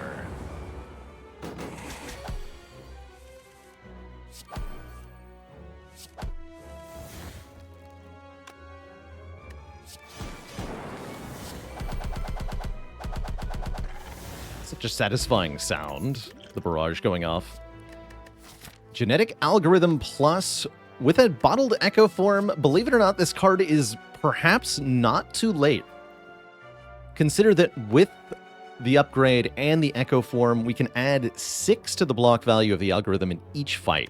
So it starts at 1, and then we can do, if we take 2 more combats on purpose here, we can go to 7, 13, 19 in Time Eater, 25 in the following boss fight, and then it'll be 31 after Shield and Spear, excuse me, if we double it, or 28 if we don't. That's pretty good. Not amazing, but pretty good. Might as well. In ideal conditions, well, with Bottled Seek, guess what? The conditions are always ideal. I'm quite sure we could do that, no problem. It is admittedly a bit of work.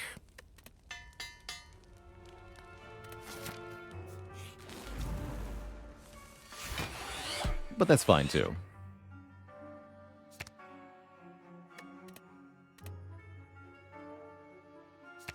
Wish I could have upgraded Turbo, though.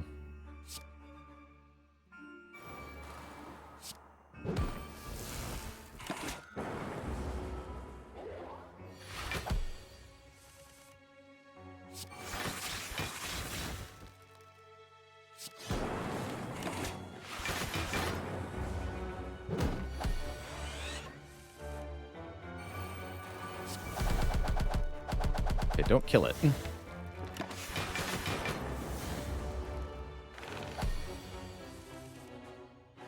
Or maybe do, I don't know.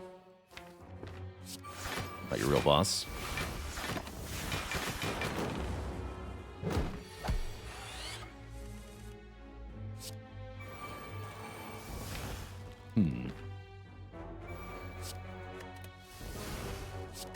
But the conditions are not so ideal.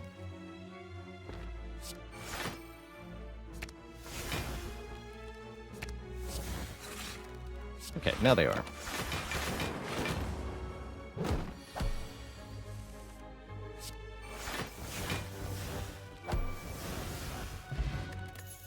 Capacity potion, who needs that? I don't mind a loop or an aggregate. I think with the fusion and the recycle and the turbo, we don't need the aggregate, but I do not mind a loop. Especially with Mummy Hand. Take a loop. Just a little bit more scaling power.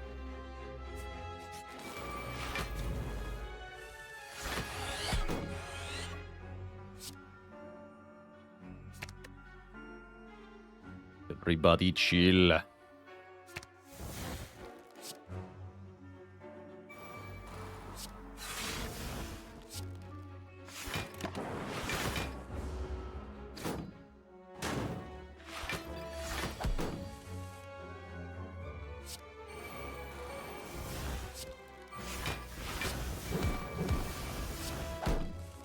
Cool.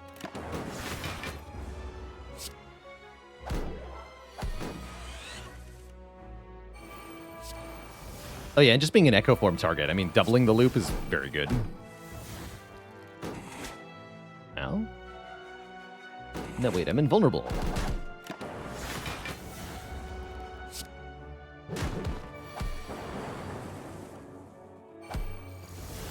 Why didn't I play the zero-cost bias cognition?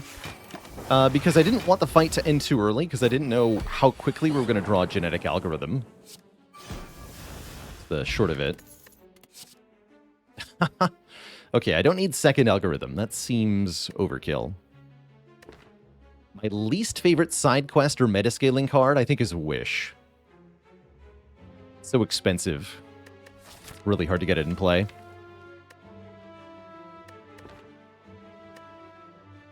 Ideal conditions. Alright, we'll just skip that. Got a recall here, I'm afraid. How far do I think we are away from making an AI that can master Spire? I think... exceedingly far away. Very, very, very far away.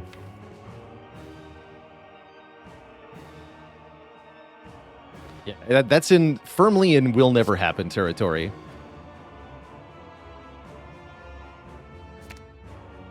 Game has too many pieces for that to be reasonable. We can't even get a regular intelligence to master Spire. What hope does AI have?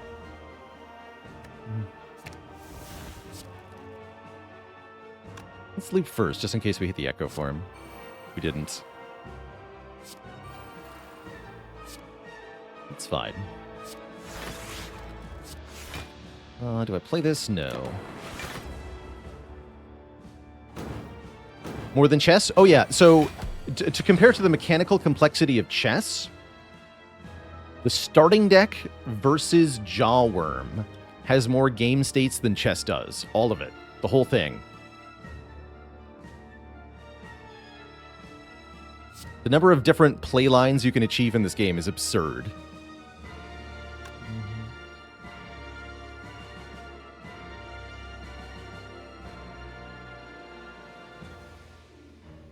Yeah, Magnus Carlsen couldn't beat Jawworm. That's right. Which is not to say that Jawworm versus the starter deck is a harder thing than chess, but rather that there are more possible game states, just because of all the different draw orders. I mean, consider a 52-card playing deck, for example. There are more possible card orderings you can get from just 52 different cards than there are hands of cards that have ever been drawn through human history, presumably. 52 factorial is a very big number. And you're not looking at 52 factorial with a starting deck in Spire, but you are looking at, 10 cards with many different ways to order their drawings, and then you play through that multiple times, reshuffling the deck multiple times, having a random enemy attack each time. The number of possible play permutations is enormous. Yeah, it's more than all the stars in the galaxy. 52 factorial. Absurd.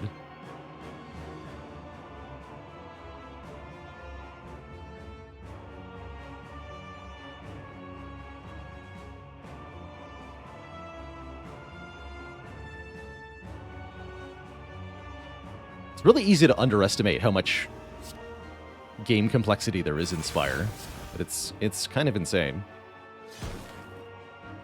Good old stack attack.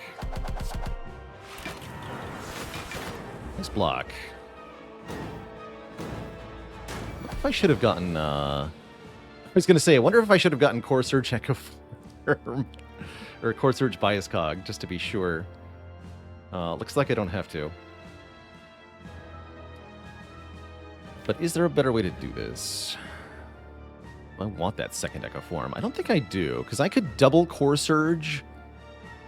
But if I Equilibrium... No. Yeah, we can double the Echo Form. And then double the Equilibrium. Perfect. Then next turn we can double Core Surge, double Biased. Perfect. Perfect. Like some option for blocking that turn as well.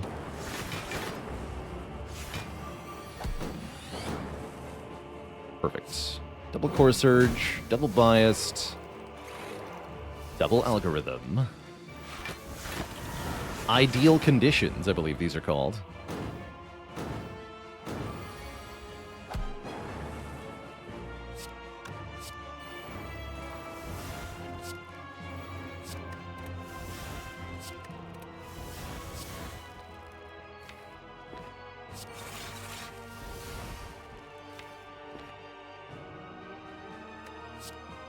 Let's get a fusion down too.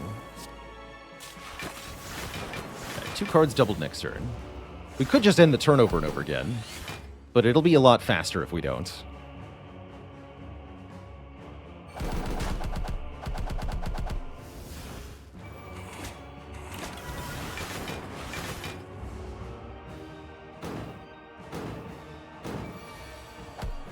I'm under no threat thanks to 4 buffer stacks.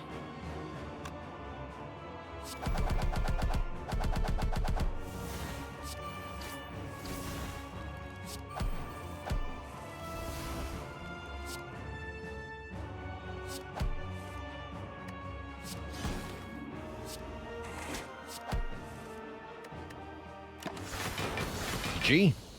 We even skipped the phase 2 entirely.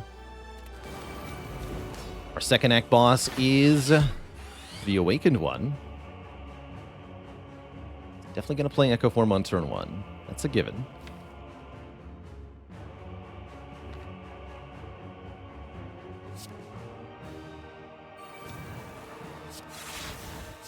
What else we got? Pile drivers for days. Okay, sweet. Give me Turbo Equilibrium then.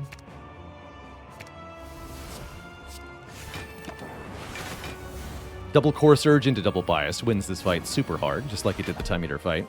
And any damage I take in getting set up, well, we can heal that back. Playing second Echo Form doesn't feel necessary here. Just the first is probably fine.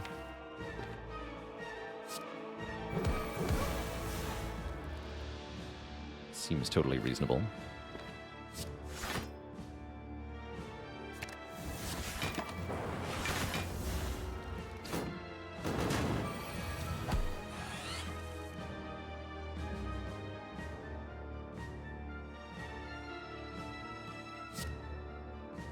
I want double fusion, I think.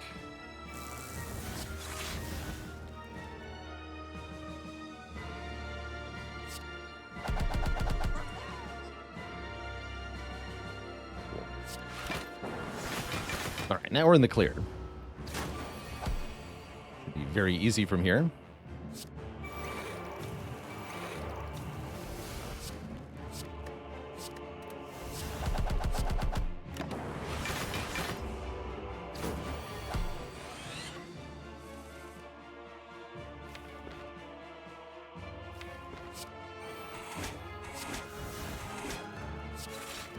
Perfect. Don't want to draw the algorithm yet. Let's double that next turn. Make it easy. Sun and Diab, thanks for the Prime sub and the 16 months of support. We're good, right?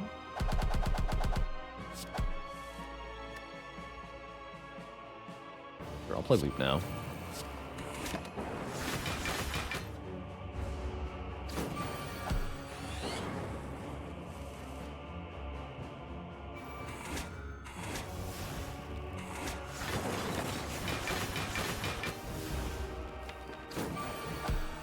of my lightning orb, huh? That's fine.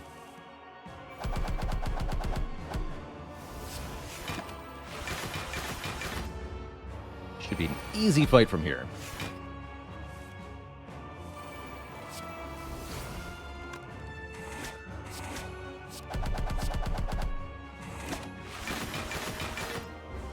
Oh.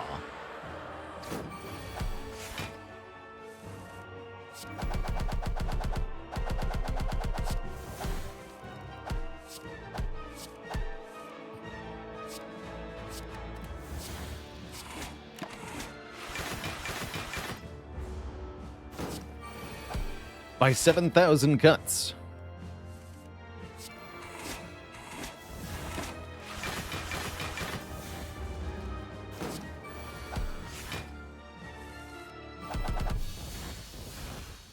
GG. Two thump, a deep pulsing dread could be felt throughout the room. Is this the heart of the Spire, the source of all these orb slots? You charge your Force Surge to its maximum and gain 1,000 focus. The heart squirms and bleeds, but is ultimately still pounding. Which relic has been most important this run? Might actually be Molten Egg. Molten Egg has been huge with the upgrades. We've got 1, 2, 3, 4, 5, 6, 7, 8, 9, 10, 11, 12 upgrades from Molten Egg. It's a lot of upgrades. Bottled Seek has been huge, too. That's true. I'd probably nominate these two. Capacitor, definitely helpful. Horn Cleat, definitely helpful. Inserter, definitely doing good work, but is it as good as all of the free upgrades we've gotten? I'm not sure about that. I like upgrading Turbo, Fusion, or Recycle. They're all pretty good here. I think I'll upgrade Recycle. Turbo's good too. With the turn ones, especially. For turn one, especially Turbo, actually. Let's make our turn one better. Good hologram target, too. Anyone for more orb slots? How about Bronze Scales? Passive damage to heart sounds pretty good. And it looks like I can maybe afford a remove, too? Not quite, yeah. Wait, yeah, I can. Yeah, so I can afford Bronze Scales remove. Remove 1 bite, perhaps. We already have... Yeah, we still have 5, so I'd remove 1 bite. Cultist Potion is interesting. I think against Shield and Spear, we probably just want this Essence of Darkness. If I was looking for a better potion, I would probably buy the Cauldron, because I think something like a Liquid Memories or an Ancient Potion would probably be better than any of this. But yeah, let's go Bronze Scales Bite Remove. That sounds really good. Give us a little bit more consistency. Give us a bit more damage against the heart, so we have a win con. I'm keeping Fairy and Lizard for protection against heart. I think that's kind of important. Okay, we got a turn 1 Echo for him. That's pretty good. Hologram is also interesting here. I could hologram the Void, if nothing else, if I turbo. What would I like to put in play on turn 1 here?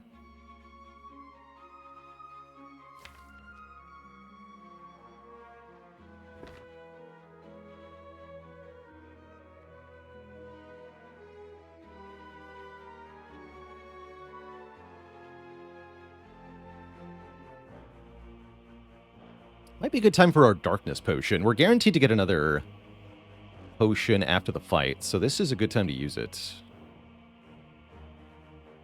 I can't do anything really silly. Can I, like, kill one of them on turn 1? Hold on a minute.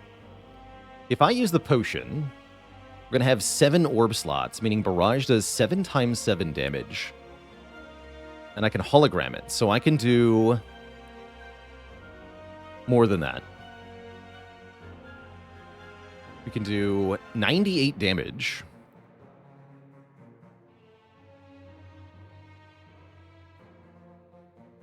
And if I use Chill to evoke 2 Dark Orbs, we do another 12. So that's 110. Which means if I seek a card that does 12 damage for 1 energy, we have another Barrage. Because I could actually do barrage, hologram barrage. We could do triple barrage. That wouldn't be enough to kill the spear, though, would it? So that would be what? 749 times 3. To the Mathulator. What's our best possible outcome? 49 times 3. Plus 8 from the Lightning Orb. Plus 12 from the Dark Orbs. 167 plus Scales. Actually, yes, we could. So I think what we do is drink the Essence of Darkness, and then we kill whoever the Lightning Orb hits.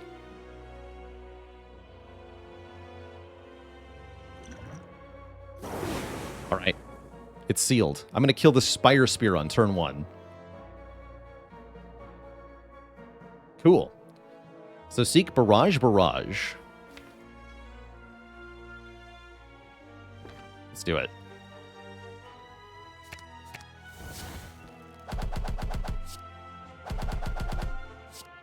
Now I can play chill, and the Dark Orbs will target the Spire Spear.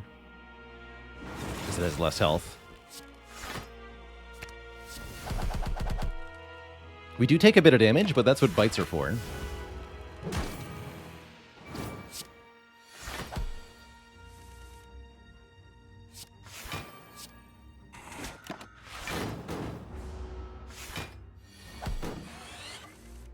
Ooh, it doesn't work out, though. It's a bit of a shame.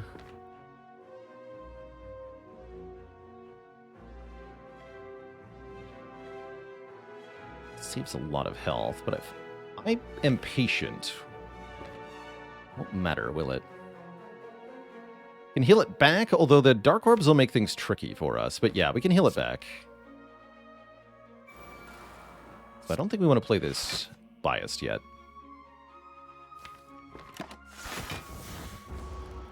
Without burns being added, we have a lot of control in this fight. I have many buffers, stacks.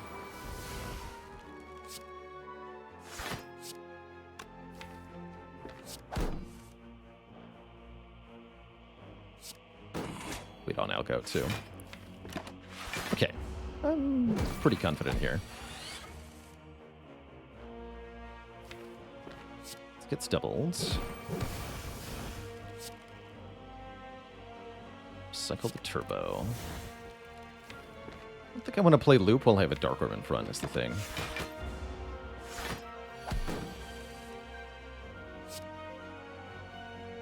Buffer.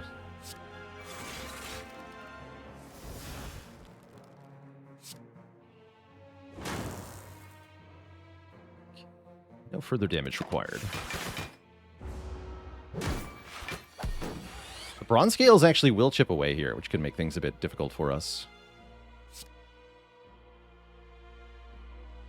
And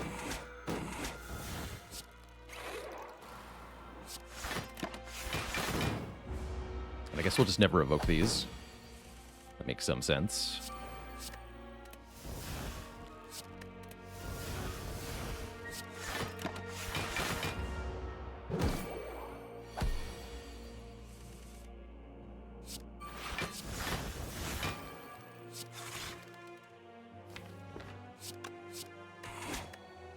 Turn we can double a bite. It's the 99 block. I guess I will play loop then. There we go.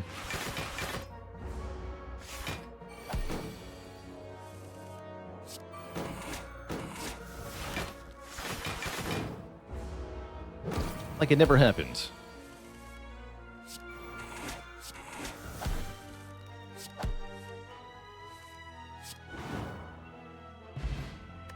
And then I get Pantograph. Of course I do. Well, minus 5 minutes of everyone's time. We get some amazing card rewards here. Glacier, Core Surge, or Loop.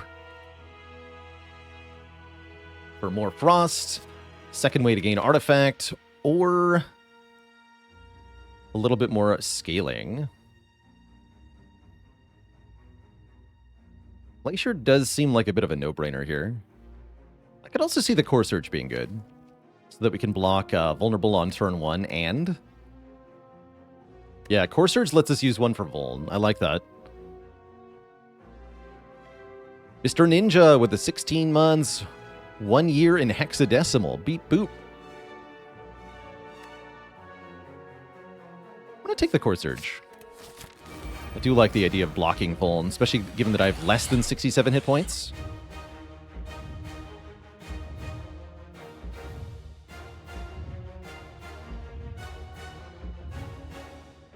What's the way to do this?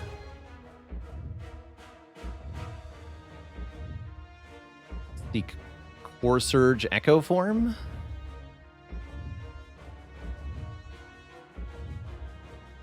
Yeah. We might get to play the buffer, but we might not. That way I never lose a revive next turn.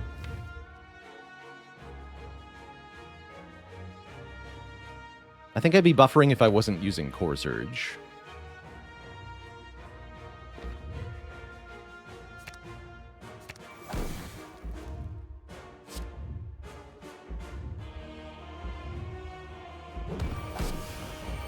No buffer.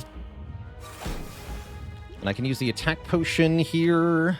Should have done that before seeking for Core Surge, actually. All for 1, huh?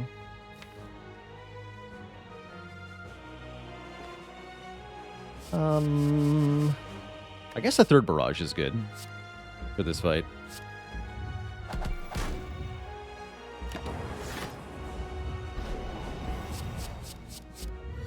Okay, multi-hit first. Just play Echo Form twice. Then play Loop twice.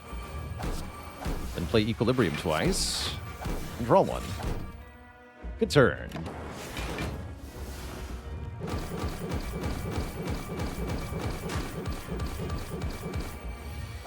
I do live this turn barely, currently. Not a great draw here. Hologram. Oh, we can hologram the buffer, though. Hold on. That seems pretty good.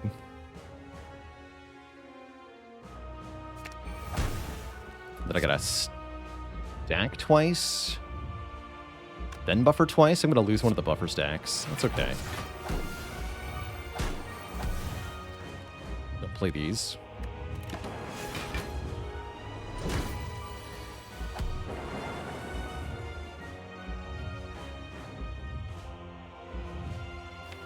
Not a great time to have drawn Genetic, unfortunately.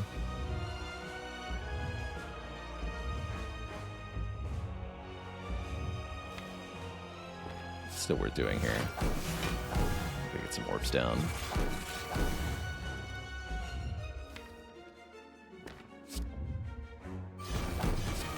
Get rid of this for now.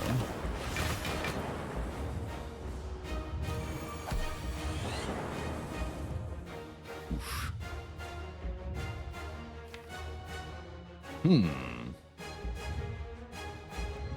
That's really bad. I was afraid of that. Drawing the bias before the Core Surge. Now we have a really nasty multi-attack coming in next turn. Spooky. We could just go double biased right now. Maybe that's the play, actually. Because this fight is not going to go on that much longer. And I could do double bias, double fusion, double barrage. Does eat my buffer, but then I'll have 12 times 4 blocks, so we just get a full block if I do that, right? That's fine. Then we start doing damage immediately. Yeah, we're gonna win the fight before 5 turns is up if we double bias now. And yeah, we can double the Core Surge, and that'll block the focus down for 2 turns, which is enough additional time to survive. So work well. But yeah, rip my buffers.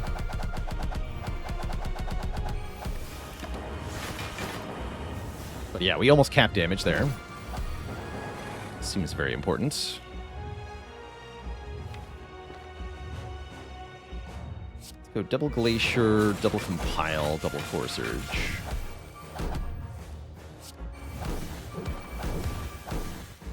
Cycle defend. The Lightning Orb in front. Half the damage. As best we can. Lightning Orb to benefit from loop here.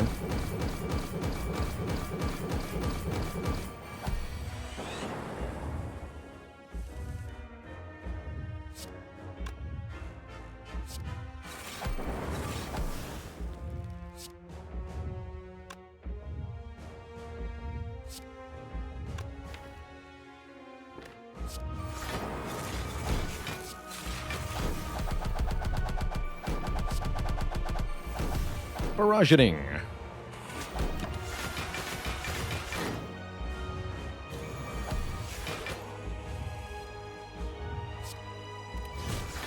Easy peasy.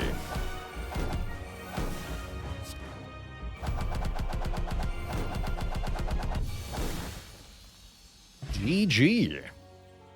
Be free, my fairy and lizardtail friends. Be free together. GG.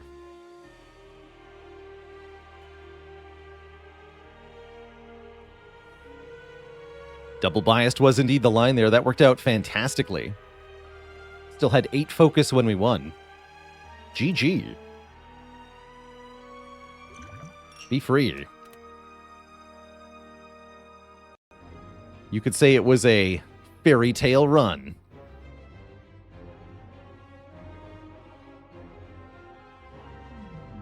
Yeah, what? Has it been done?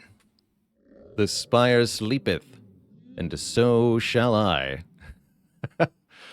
Beat you to it, bring the cane. Good try, though. Good try, though. GG. And CX Xander, thanks so much for the Prime sub in 10 months. Heck yeah. How does Defect even bite? He's got megabytes. Defect knows how to bite. I think Defect and Silent are probably the best bite characters in general. This run really showed off why we struggled with the Coffee Dripper taking lots of damage, and then we got the bites, and immediately we shot to full health and stayed there for the whole rest of the run. Yeah. That's pretty telling. Took Coffee Dripper, health dwindles, health dwindles, health dwindles, bites, full health. Easy. Easy. I have no mouth, but I must bite. Can I explain Artifact and the focus down interaction? Sure. So when you have Artifact and the card Bias Cognition, what the card Bias Cognition does is you gain a bunch of focus when you play it, and you also gain a debuff that says at the start of your turn, lose 1 focus. If you have Artifact when you play the Bias Cog, then the entire per turn effect is blocked as a singular debuff. So 1 Artifact plus Bias Cog, you just gain 5 focus, and then nothing happens afterwards. If you play the Bias Cognition first, and then gain Artifact, what the Artifact instead blocks is the instance of focus down at the start of your turn. So 1 Artifact will block 1 turn of your focus trying to decrease. If you have multiple Bias Cognitions in play, then they stack that focus down effect together. So with 2 Bias Cognitions in play, you'll have 10 focus, and then at the start of your turn, lose 2 focus. Not lose 1 focus twice, but lose 2 focus once. Very important, because that means if you have an Artifact at the start of your turn with 2 stacks of Bias Cognition, you'll try to lose 2 focus at the same time, and that gets blocked by 1 Artifact. Yeah, Wraith Form works exactly the same way. That's right.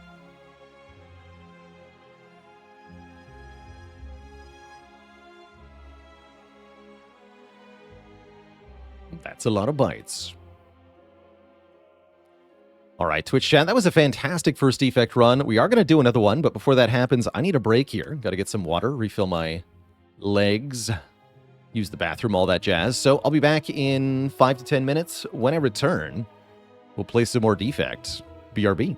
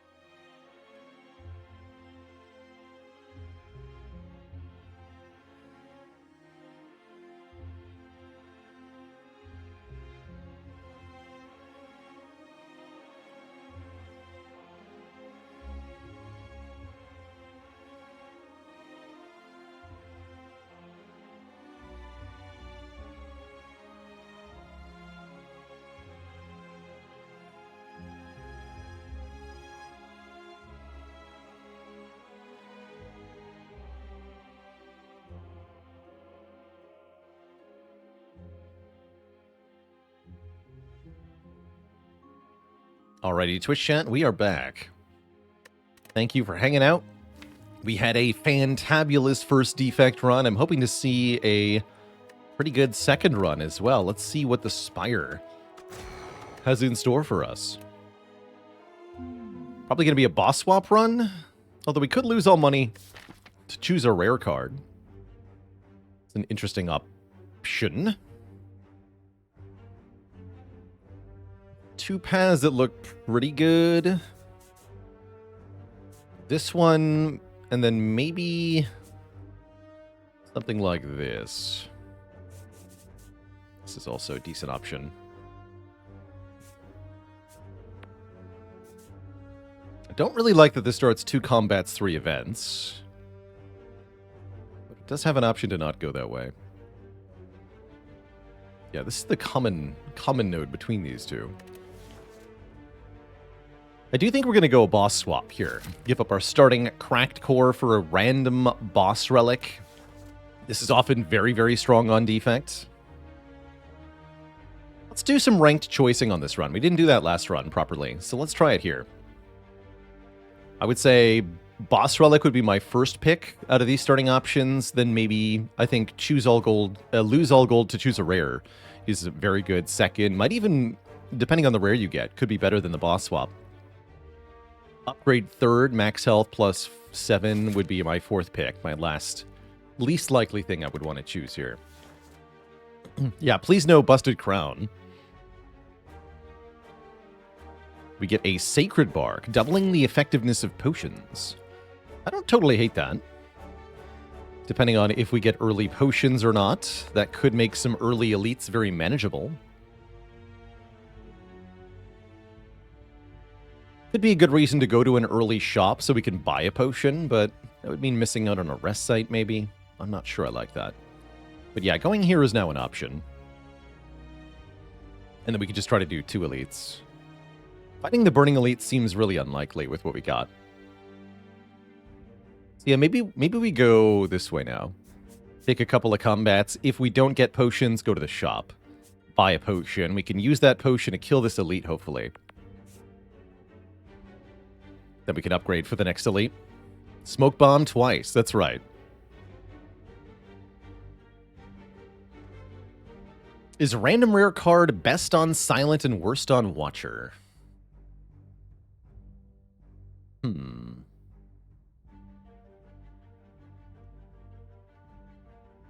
I'd have to sit down and really look at the card pool for each character. I don't think it's necessarily that bad on Watcher or that good on Silent. Yeah, let's start this way. I believe. All right, already off to a good start. I think in this situation we want to strike defend rather than dual cast defend, just in case we redraw dual cast before getting zap again. So that we can dual cast next time we draw it. Okay, that's a guaranteed kill next turn. We can see that we're drawing a kill with dual cast strike. So we can triple defend here and save the 1 health.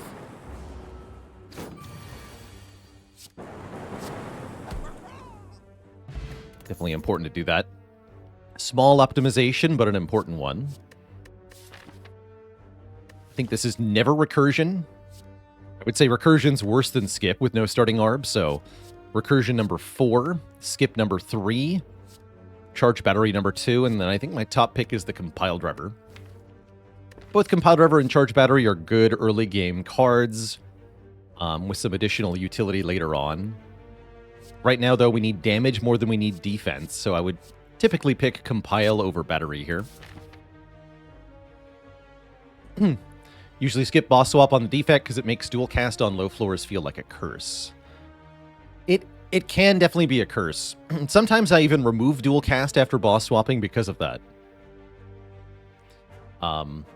But just having one card be bad is worth it to get a boss relic, in my opinion. So I tend to think that the boss swap on defect is quite strong, and there's, I'd say, a fair amount of consensus amongst high-level players about that.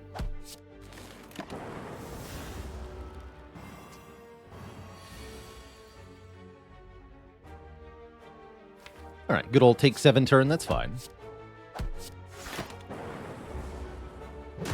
Yeah, unless you get Busted Crown.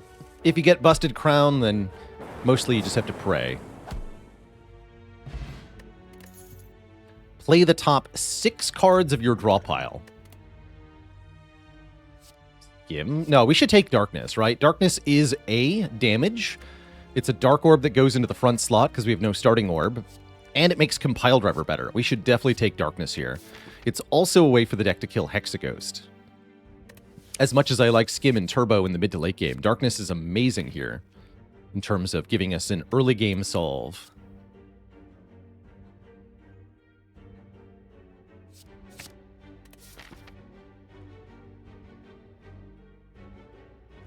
And now we definitely don't want to remove Dual Cast. It'd be very foolish to get rid of Dual Cast at this time. I do think I still want to go to the shop. Getting another potion guaranteed would be good. Removing a card would be okay. Could be other cards on sale in the shop, too. And I'll lose some max health to get in the Golden Idol, which I think is almost always worth doing.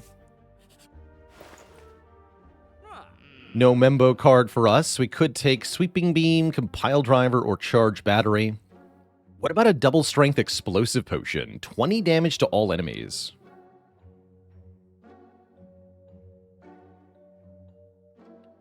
Limelight says, I tend to visit more shops with Busted Crown. Yes, I think that's a good idea. Correspondingly, with Busted Crown, you expect to spend a bit less money on removes and relics. Because you are wanting to buy more cards. We can exactly afford Explosive Potion card remove. That's kind of sick. I like removing a strike here.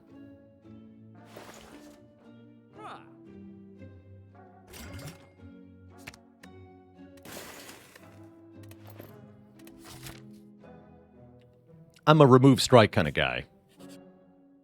Ooh, when we get to upgrade a card, how about I upgrade Darkness to activate its passive immediately upon being activated, giving it essentially 6 more damage right away.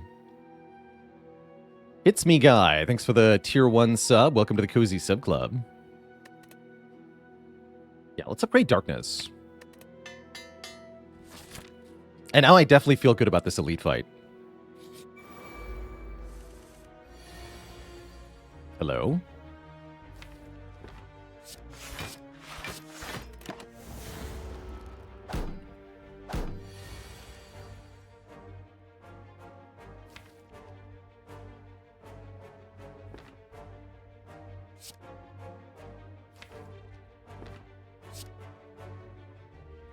Dual cast next turn wins. Is there any way for me to save the 1 health this turn?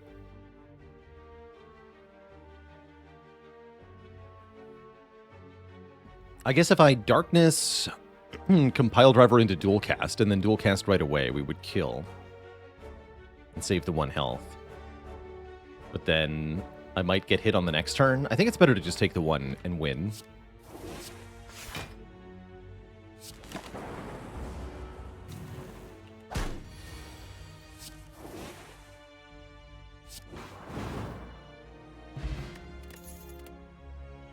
Loop goes with Dark Orb. That's pretty sick. Or we could take a Sweeping Beam to give us a better answer to multi-enemy fights, which is also important with a Dark Orb. But I think grabbing the Loop might make more sense. At the start of the turn, trigger the passive ability of the next orb. Gotta love it. Give me that. Okay, our elite is going to be a Sleepy Egg. Perfect.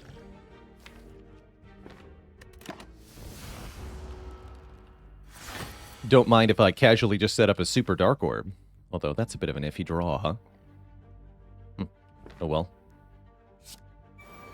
Don't play Zap because I want the Dark Orb in front. Oof. Okay, so I guess we play Distilled Chaos then because we want to play all of these cards. And I don't want these in the discard pile. So actually, this is perfect. Well, sort of, right? Because then I would reshuffle. So maybe I draw my hand next turn and then play Distilled Chaos. That's probably the way to do it.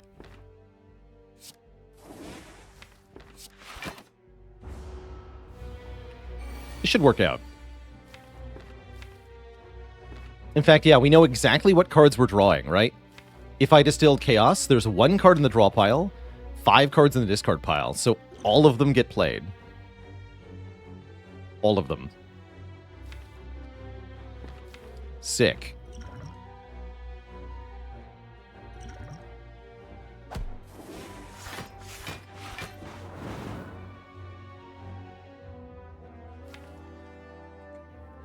And then if I can pile driver next, we now have 5 cards in the draw pile. We know our exact draw next turn, which is this. Amazing.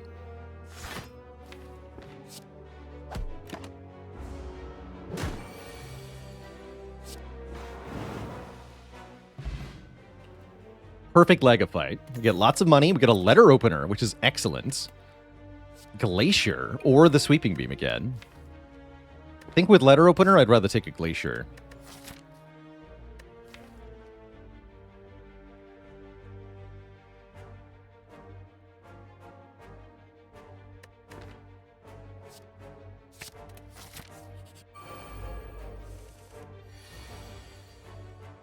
Is it ever not Glacier? Sometimes. But only rarely.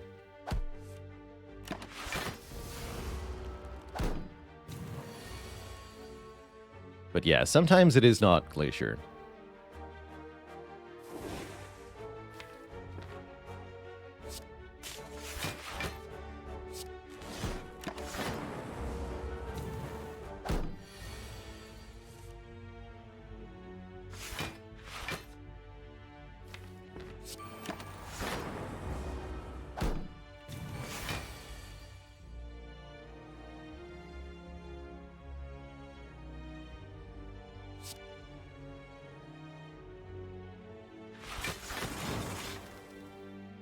We'll block that.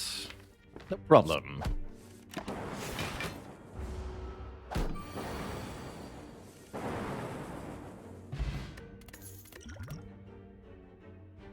KG the Jerk, thanks for 7 months of support.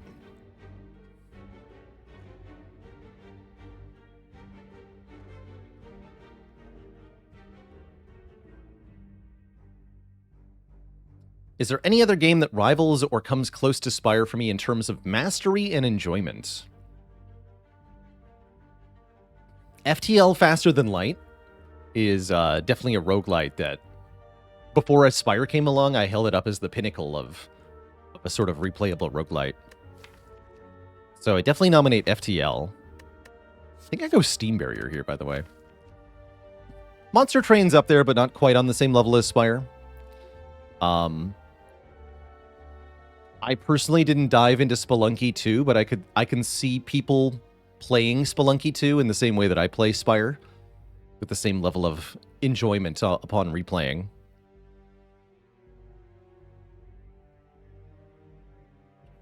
Did I ever play Dream Quest? Yeah, we did check out Dream Quest on stream. After I played Spire. That's a cute little precursor to Slay the Spire. Dream Quest's definitely rougher on the edges. In part because of how that game chooses to handle card draw. You don't get 5 base card draw. You start with very little. Noita. Not my personal cup of tea, but I also see lots of people really enjoying Noita. Taking the Steam Barrier here, by the way, because we're 1, a little bit short on block density, and 2, it's really good with letter opener. Gnome Saying with the Prime sub and 56 months of support, and the Oddly Smooth Stone's good with it too.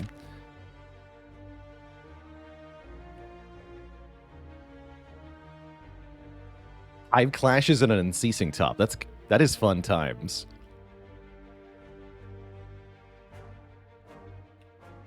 Have I tried Dead Cells? Yeah, a couple of times. Dead Cells not quite my jam, but I did enjoy it.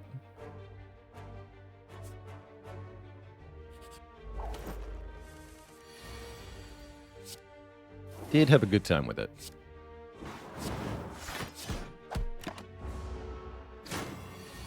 This deck really wants a hologram.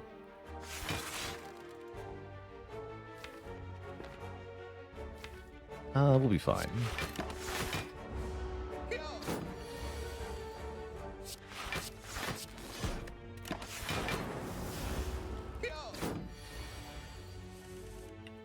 There we are.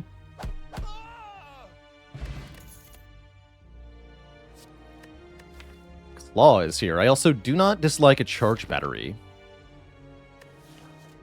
For another Smooth Stone letter opener synergy card. I don't want 2 steam barriers. I'd rather have some variety. Let's take a charge battery here.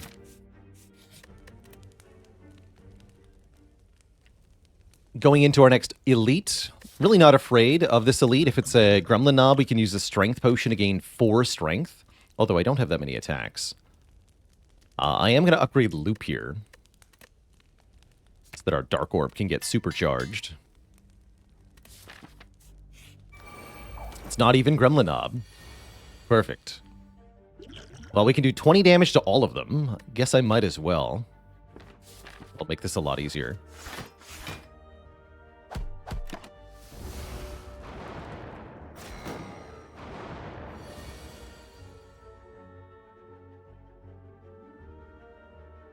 Yeah. Then we could do Darkness, Dual Cast, Charge Battery. I think only 2 here.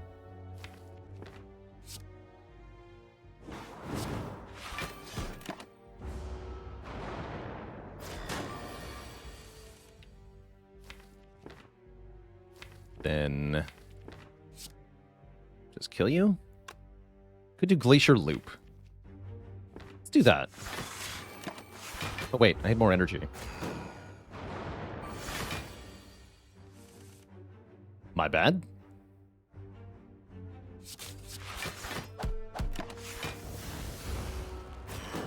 I think we're good, though.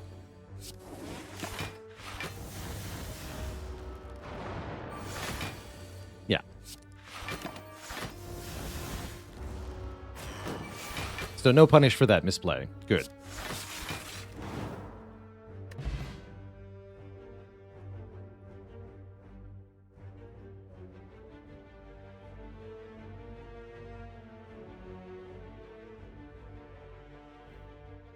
Any plans to check out Tales and Tactics? Not really an auto-battler guy, unfortunately.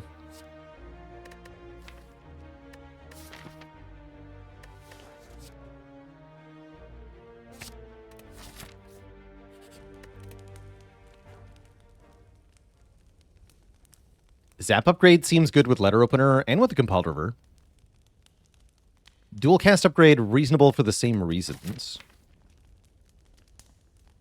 I think we want to upgrade the Zap, though. And then maybe I'll upgrade a Charge Battery, or Reinforced Body is a really good upgrade, too.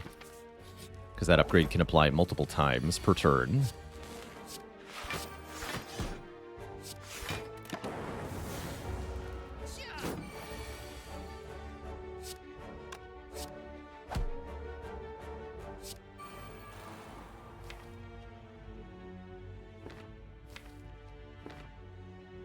I'm going to compile? Could do Darkness Compile. I'd rather be able to dual cast a block, though. Yeah.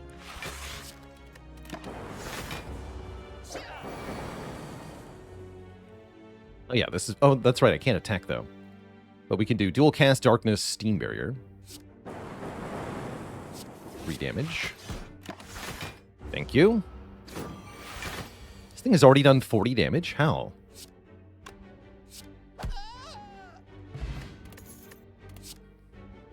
Oh, I really like Rainbow here. Rainbow gives us another way to get a Dark Orb.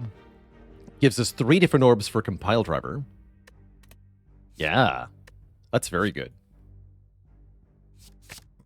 Essence of Steel, also pretty good here. 8 plated armor can matter quite a lot. It's a really good potion when doubled, although not that good on its own. Let's lose this colorless potion. Keep the strength pot. Really not worried about the Hexaghost fight itself, as the Dark Orb should make this pretty easy once we loop it.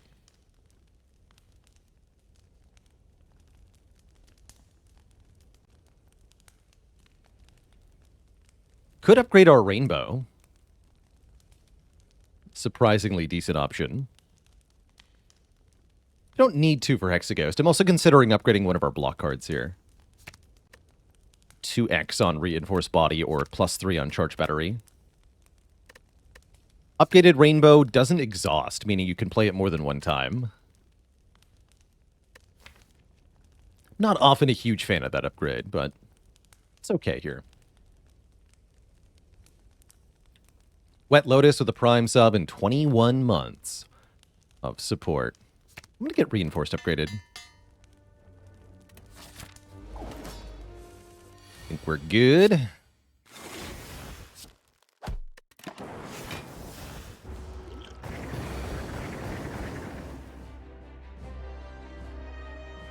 Yeah, it's 10 block X times. That's pretty sweet.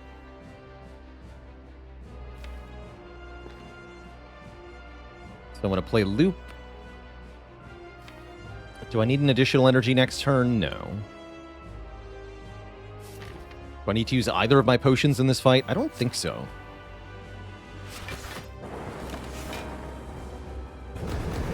Hey there, Bri. Congrats on getting your first Defect hard kill. Well done.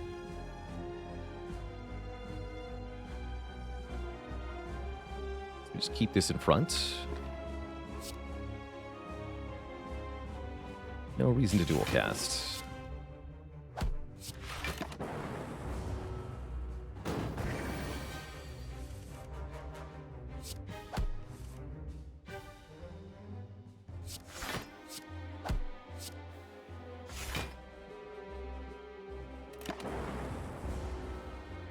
Should have played the defend there.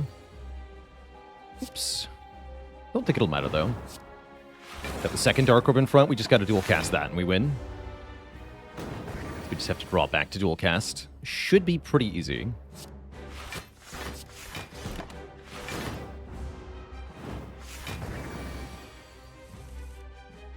No prob.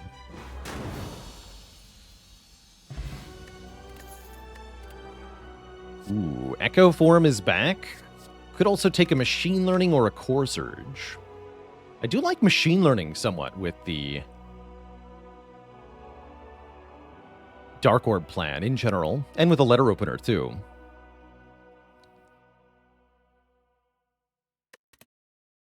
But I'm wondering if we want the Core Surge of the Echo. That is a nice Machine Learning, is the thing.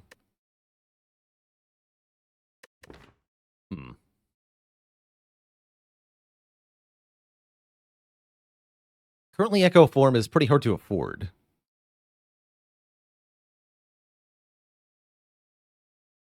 Really tempted to try Machine Learning here.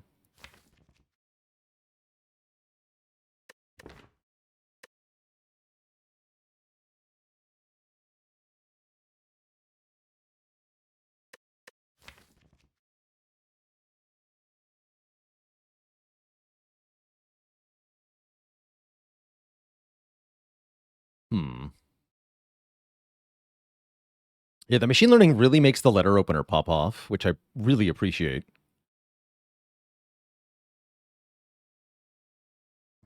Makes it easier to line up dual cast with the Darkness too, would encourage a dual cast upgrade. Core Surge has no immediate synergies with the deck. I wouldn't say Core Surge is bad, neither is Echo Form, but it just might be that the Machine Learning could be better here, is what I'm seeing. Core Surge can definitely be useful, helping us with Chosen, who could be a huge problem for us in Act 2 if we draw it on turn 1, and we get 7 cards to do that with. Good against Snecko, too. And can block a few other important things. The Echo Form might be difficult to afford playing. It's the current problem with Echo Form. That and our card doublings aren't necessarily that good. Although I do like Echo Form with a Letter Opener. Double dual cast isn't necessarily that good. Doubling Rainbow doesn't help that much. Doubling Darkness is pretty good. But for the most part, this deck can't effectively use card doublings in the same way that some other decks can. That doesn't have to stay true, though. We can just grab more cards. That is a nice Core Surge.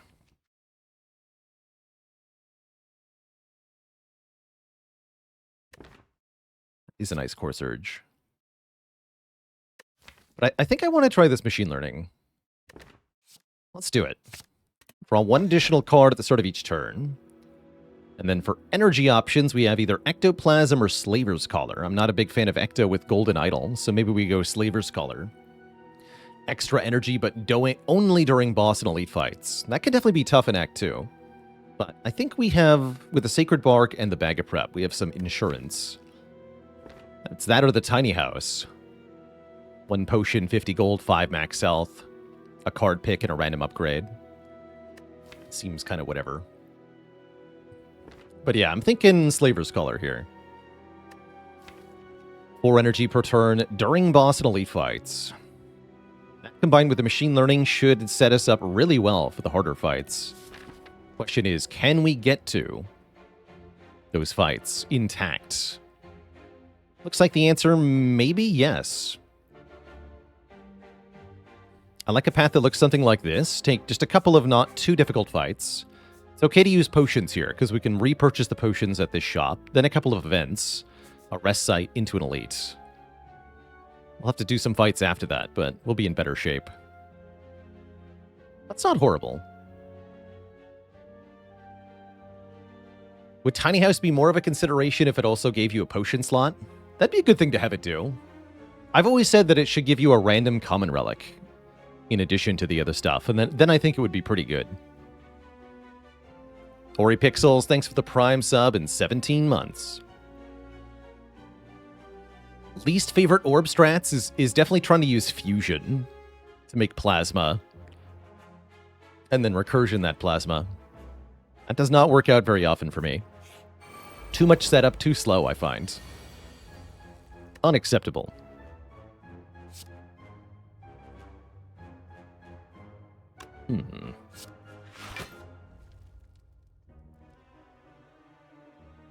Yeah, have some loops.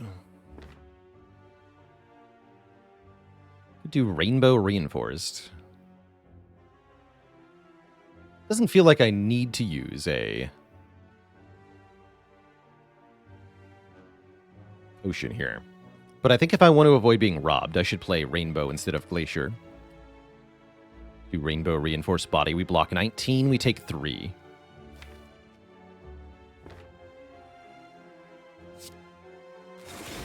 And then we have the Dark Orb in play. And that should be enough damage, I'm hoping.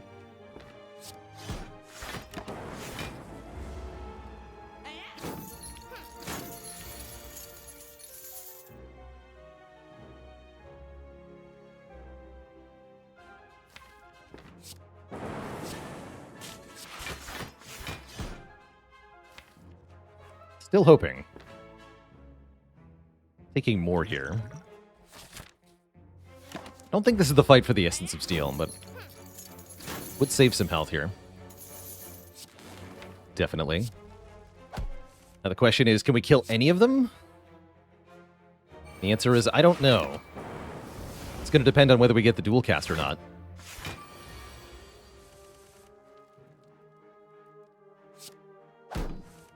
We do. Okay, good. Looks like yes.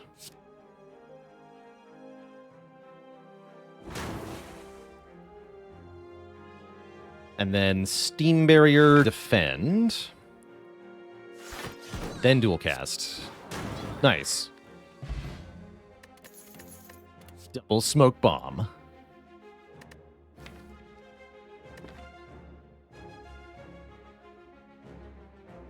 Skip these. Yeah, there's a fun little puzzle there. That's cool. Bird nerds. So we got machine learning turn 1 this time.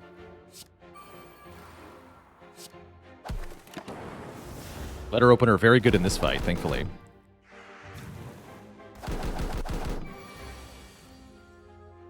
Good.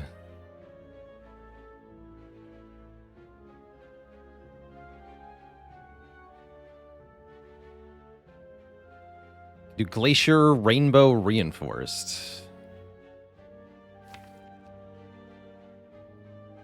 It'll do some damage.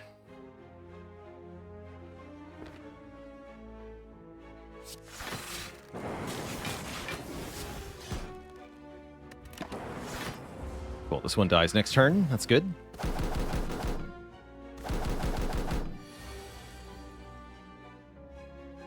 Or is it?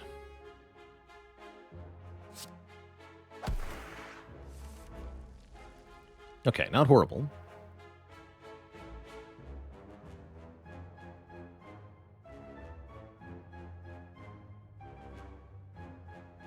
Dual cast will kill one of them.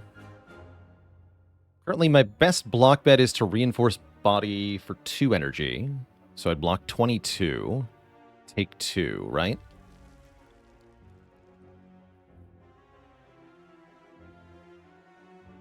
If I dual cast the lightning orb, take 4. Wait, can I not math? Yes, no, I can't math. Take 4, you're right. If I dual cast the lightning orb, then one of them dies. Well, not quite. Hold on. Let me rephrase that. If I dual cast the lightning orb, it is a 25% chance to hit the front one twice, in which case I play Reinforced Body and I take 2. It is a 50% chance to hit them each one time, in which case I play Charge Battery Reinforced Body. It dies to Letter Opener, and I take 4, the same 4 I was going to take anyway. And if it double hits the back one, then I also play Charge Battery, Reinforced Body, but then I only take 2. So if I dual cast first, I have a 50% chance to take 2 and a 50% chance to take 4, which is better than a 100% chance to take 4. Is there anything better than that? I don't think so.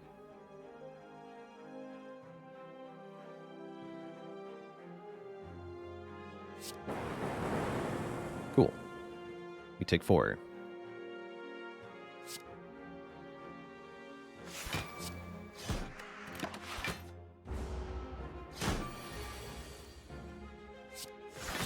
Works for me.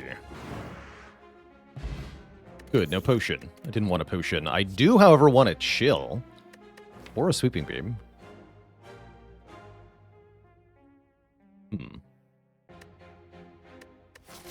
Maybe I want a sweeping beam.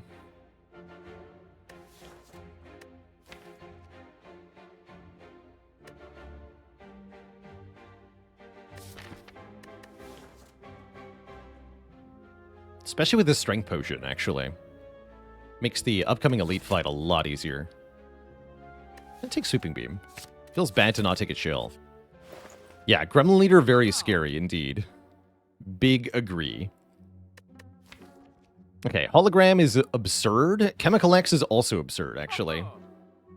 Because we have Reinforced Body already, and because we would already love a multicast. So now multicast is super good.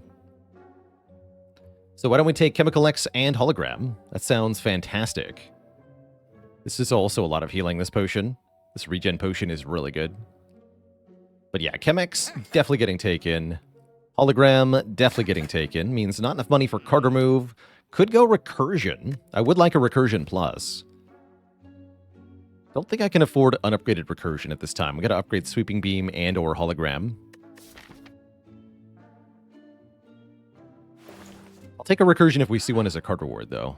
But I'm not going to pay 53 gold for unupgraded Recursion. That's just too much. Could buy this regen potion. Worth thinking about. I think we're good with current potions. Onward. I regret everything. Maybe. I regret nothing.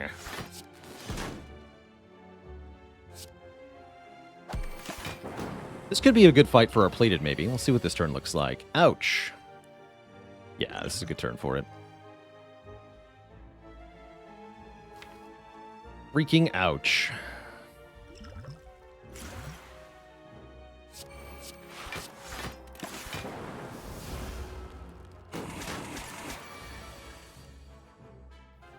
Only saved 8, but still I think worth it. I hope so. Battery says plus on it.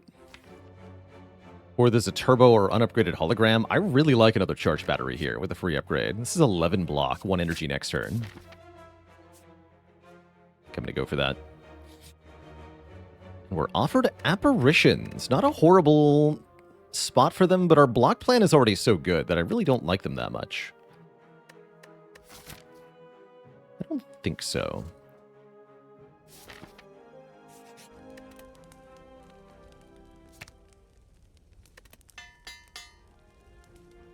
All right.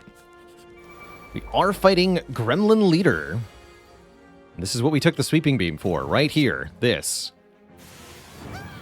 Much better that way. I think we all agree.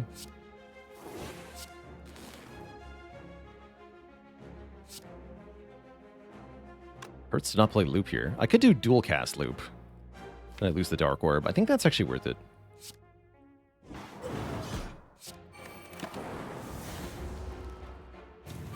The loop down. Ow. But also, I block a lot. So is it really that bad? No. No, it's not.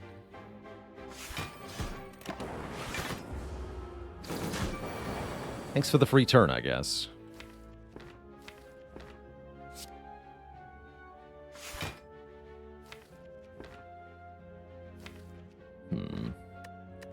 Three different orbs for next turn. Looks good.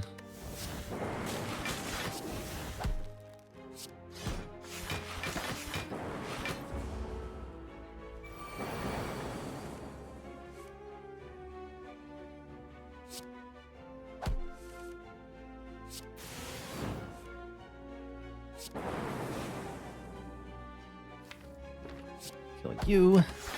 We should be good now.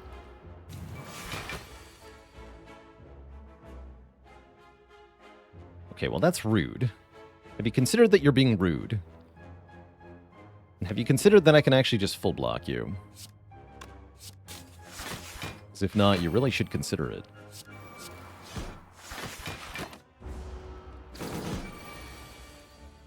Correct.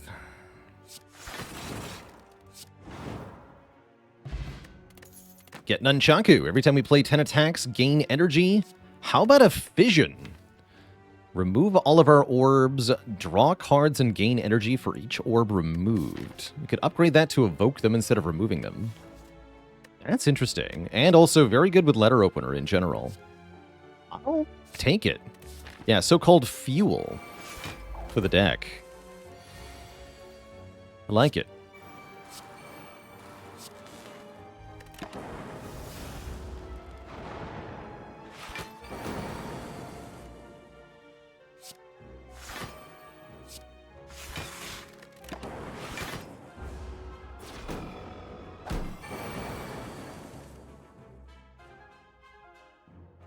Yeah, perfect. Let's go Rainbow to evoke the Frost, then Fission. Draw 3.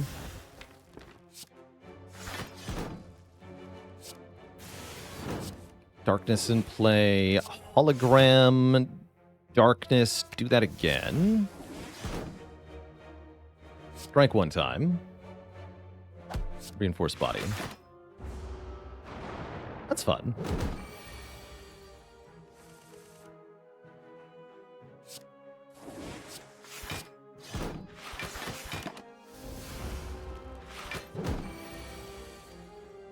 Boop bop. Dead. Horror Surge is back. Recursion and Cool Head are here. I mean, having a Core Surge does sound pretty good, right?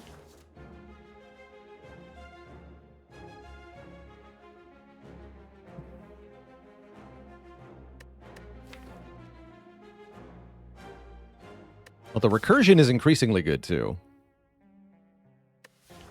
Go with the Core Surge. That's the rarer one-time use card.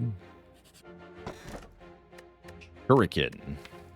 That to me feels like a no, right? We have 1, 2, 3, 4, 5, 6 attacks, 3 of which I'd prefer to remove out of 24 cards.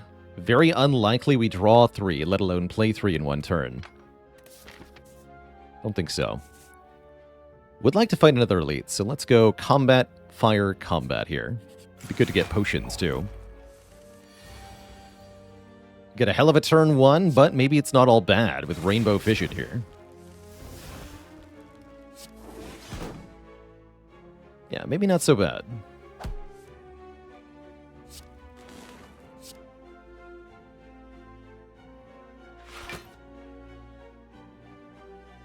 Strike 1 time? No, I don't want it to die. Don't strike it.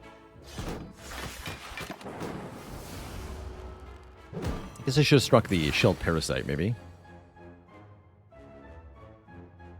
This is okay, though. We can do Core Surge, Sweeping Beam, Defend. Don't kill the Fungi Beast with the Core Surge. From experience, I can tell you that if I do this, I will gain Vulnerable and then gain Artifact. So we have to play the Core Surge on something else first, then play Sweeping Beam. Otherwise, that hurts a lot. Still take 8, but not too bad. Now we should be relatively safe.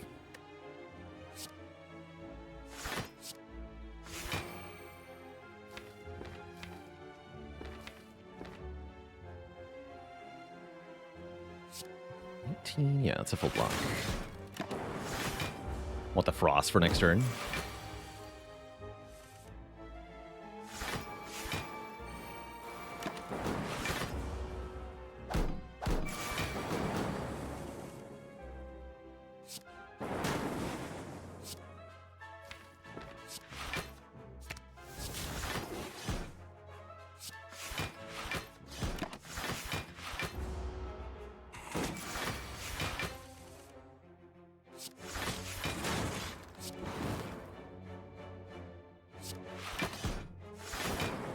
Probably play the attacks instead.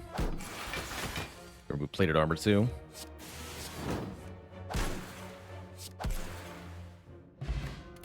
Okay. Could take another charge battery. We still haven't gotten a potion, which means we should probably rest here as much as I really wanted to upgrade. Now, surely I upgrade Fission instead, right? This could be triple slavers, though. Maybe I don't take the elite. Heck.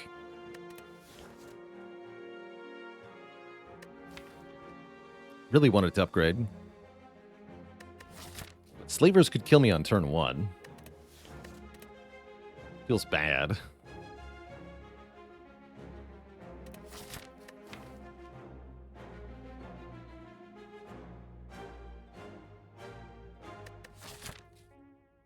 think I'm going to upgrade Fission and see how the fight goes.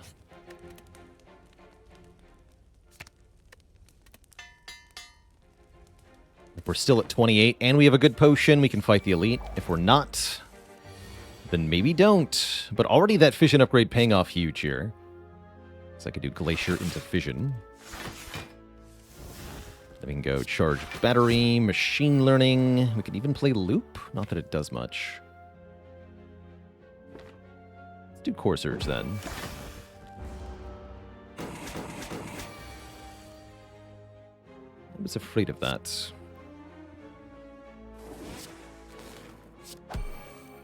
Okay, Hologram is here.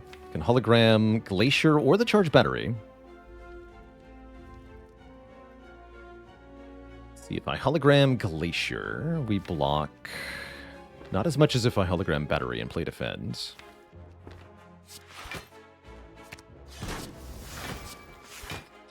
Three's fine.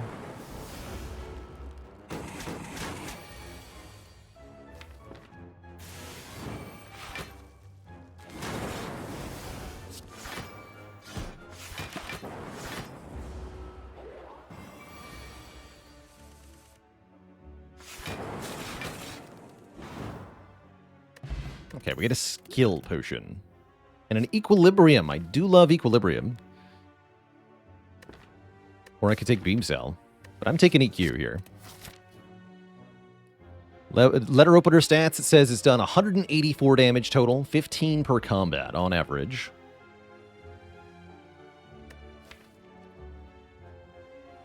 How afraid am I of Book of Stabbing? Not that afraid.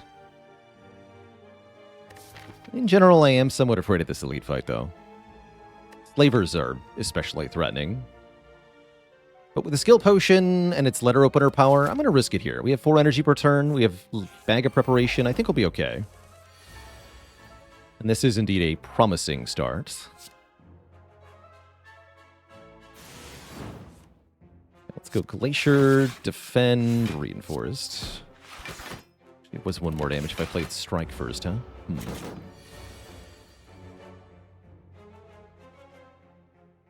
Okay, is this our skill potion turn? We could do Rainbow Compile Driver. I'm also down for just Rainbow Charge Battery. We get a lot of block that way, right? If I have Rainbow, we get 10 block, 8 block, 2 more from the Frost Orb. I'm currently only taking 1, actually. No, this is fine. Totally fine. That Frost Orb in front. And then when we play Darkness, the Dark Orb goes in front, which is definitely what we want.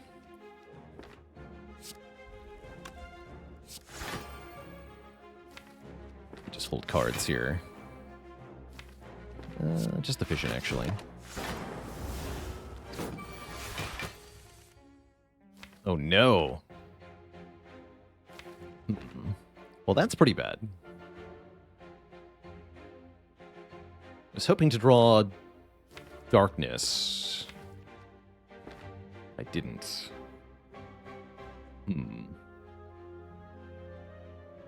Could dual cast and then Fission. Might be time for the skill potion. I'm the Rhinestone Cowboy. Thanks for the Prime sub. I guess with Hologram, I can just easily reinforce body this turn. We take nothing.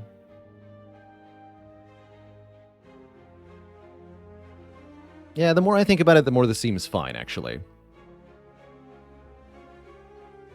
Yeah, so here's what we do. We dual cast first, so that we only have 2 orbs. Then Fission draws the remaining 2 cards. Regenerate our Darkness Orb.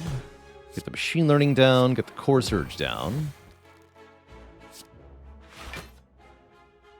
Still got to block a bit more. Could Hologram Reinforce Body, but why not Hologram Charge Battery so I get more energy next turn? Next turn, my Dark Orb will be 30 base damage, so that won't be enough to kill, even with dual cast. Skill Potion might be required next turn. I could also Hologram Glacier. Next turn is guaranteed Big Attack. No, we just had 24 last turn, right? So this could be 7/6.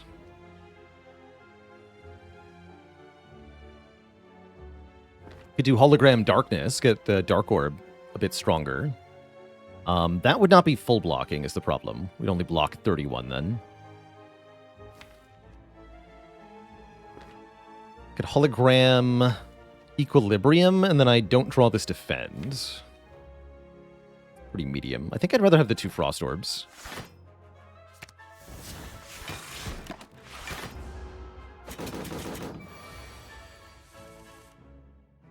Okay.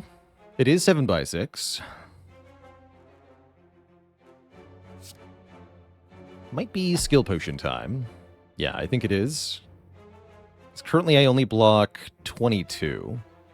This is 42. So I'm short 20 block currently. That's spooky. But what if I had multicast for an instant kill? No problem. Guess we might as well strike first, right?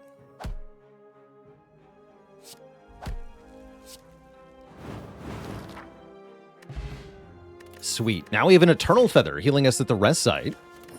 We have a Blessing of the Forge, and we could take another Darkness if we wanted, which I don't think we need. It's not bad. It's not horrible, though.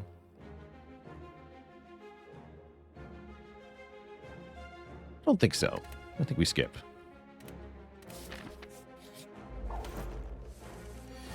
Hey, look at that. We talked about Core Surge versus Snecko. Here it is actually doing something. That's pretty sick. No confusion for me, thank you.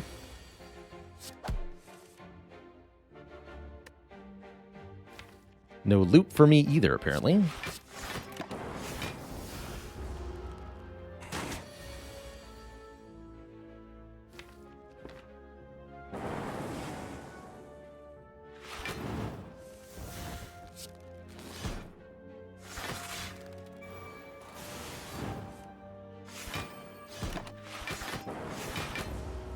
Lots of stuff happening there.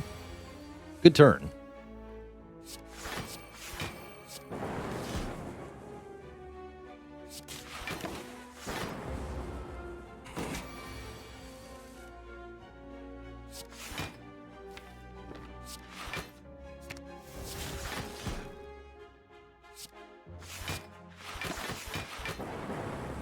Casually block 60. No problem. Ancient Potion gives us not one, but 2 artifacts. Interesting. And more stuff I don't really need. That's fine. 35 health going into Bronze Automaton. Feels like we want to upgrade Hologram. Yeah, Hologram for this fight. You could also use the Forge Potion to upgrade other stuff. Hey there, it's Shadow Cone. How good would I rate Sacred Bark Boss Swap? It's medium. I wouldn't put it in the top half, I don't think. Can help you specifically in the elite fights of Act 1 with really strong potions. Same with elites of Act 2, actually. So the potions can just kind of crush elites for you, but you're weaker for everything else, so it's a bit of a weird experience. Struggles to be easy. Yeah, I do want to upgrade Hologram. Maybe we just rest, and I Forge Potion this Hologram. I do like the idea of having more than 50-ish health for this boss fight. Could be a slow fight.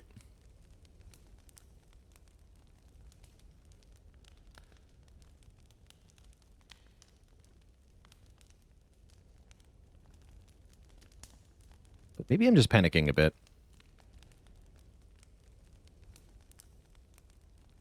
With Sacred Bark, Ancient Pot into Flex Pot, do you retain 1 artifact? Yes, you do. Can you swap into upgraded boss relics? No, you can't. No, you cannot. Hopefully I don't regret that. Darkness loop on turn 1 is pretty dang good, though.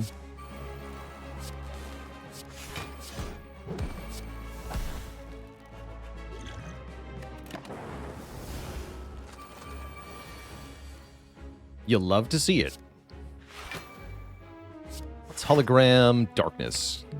Get our Dark Orbs even stronger, although we are going to take some damage to do that. I think well worth it. I hope so.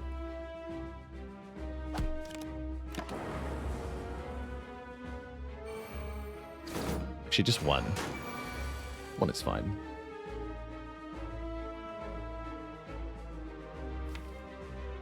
We're not to fission, not yet. Want to use dual cast to kill both minions, if possible. There it is.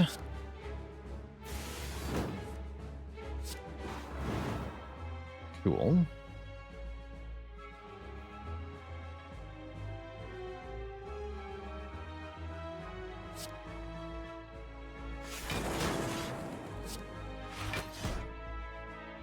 I do want to play Machine Learning. Let's go Fission.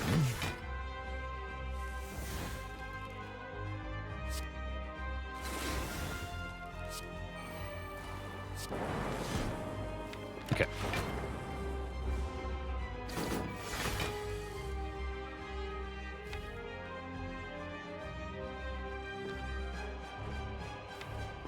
Fine.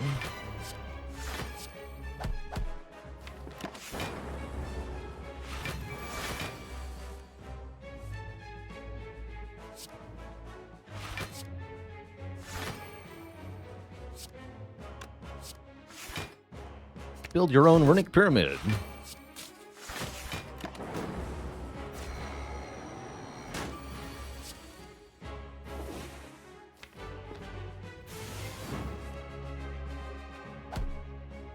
Still retaining cards.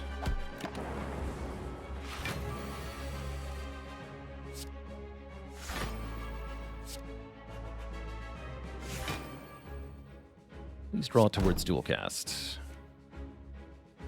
You.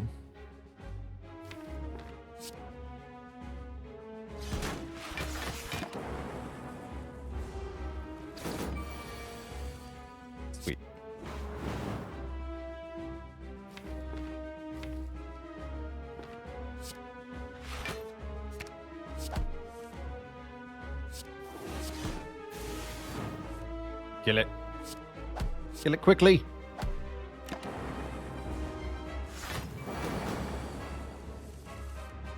GG. Keep our potions. That was good. Glad I didn't bother resting. That would have been a huge waste. Well, we're offered another Core Surge, another Rainbow, or another Thunderstrike. I guess with the Fission in the deck, I don't hate a second Rainbow. We can just take that in lieu of upgrading the Rainbow that we do have. That's not terrible. Double Rainbow? What does it mean?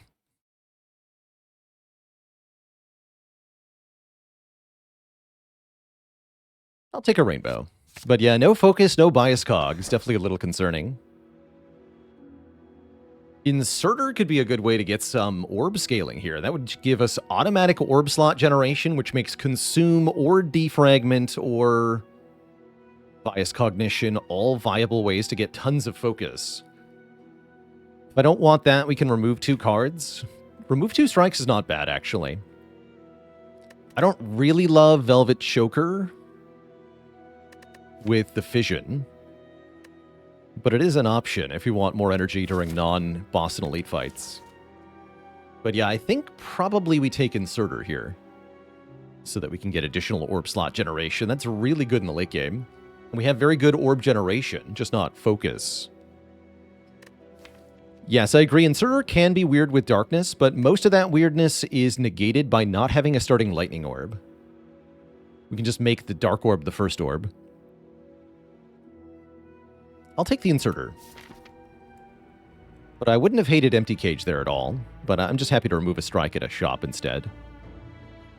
Seems easy peasy. Gotta go for the Burning Elite.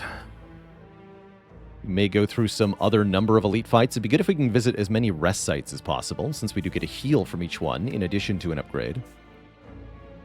So perhaps something like this? Maybe. Could opt into this shop instead. Could opt into this elite. There's a few options here. But let's get our butt to the shop, first and foremost here. Question is, do we die to Darklings? And the answer is maybe. Help. Please don't hurt me. Stinky Darklings.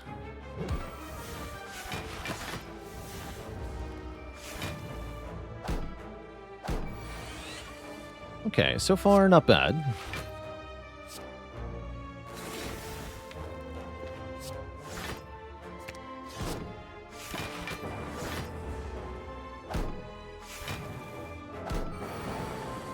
Okay, no triple attack. That's the scariest thing they can do, is all of them attack you at one time. Letter opener doing lots of work here. Come on, Fission. Yes, Fission is here. Save the day, Fission. Please and thank you.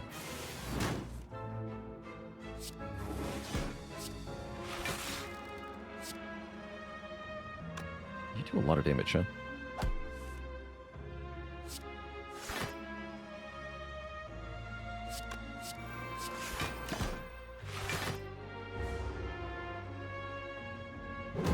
Okay, this could have gone way worse. Great fight.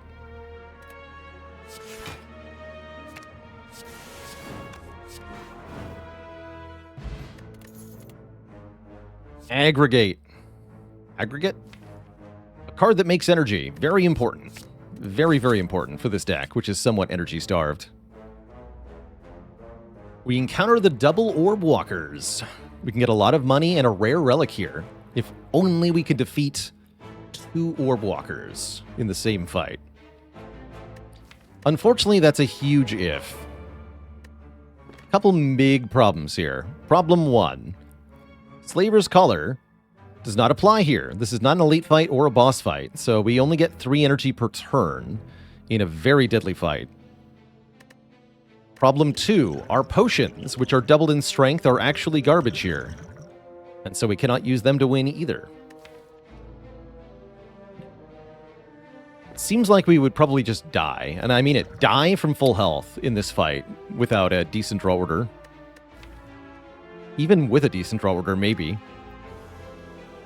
We have lots of strong block cards, but block cards will only allow them to gain more strength and add more burns to our deck. If we cannot kill them very quickly, we lose this fight decisively. And I think that's probably the case here. I think we lose this fight decisively, as it is, unfortunately. We just do not set up a kill quickly enough. I'm not feeling it here. I think that's way too risky. More artifacts. Is Panache an acceptable way to get some damage in this deck? What about Stone Calendar? Is that an acceptable way to get some quick damage in this deck? We've had First Vision, yes, but what about Second Vision?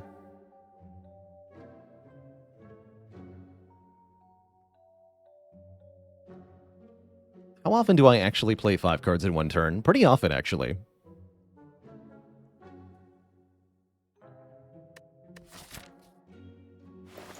Definitely we're going to remove a strike. Dark Shackles are okay here. Definitely. Yeah, Dark Shackles are fine. Is there a possibility for another shop? Yes, but I give up an Elite and a Rest Site? I don't think so. Do I ever buy Stone Calendar? I don't think I've ever purchased the Stone Calendar. It seems unlikely.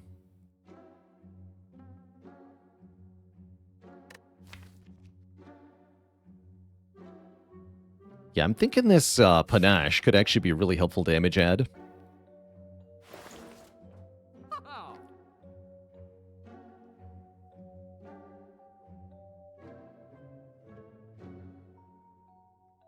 Let's do it.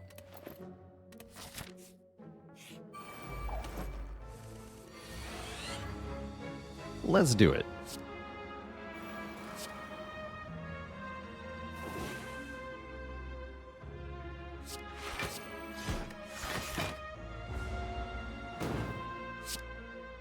Panache is our Spiker solution. Is it though? I'm pretty sure it's dual cast.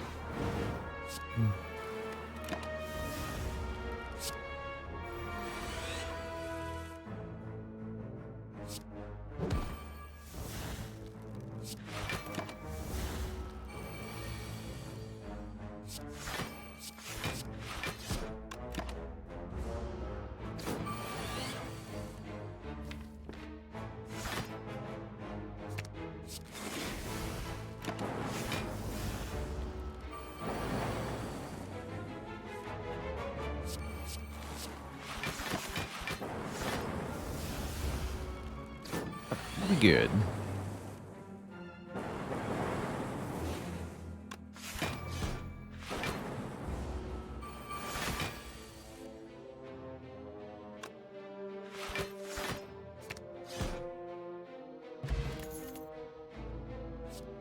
Recursion is back, and I'm willing to take it this time. I think it's an actually really important card for this deck to have a Recursion. So we're going to grab that. What about Madnesses? Madness does seem kind of good in the deck, actually. I do get a heal immediately. Our card draw is not that good yet, though.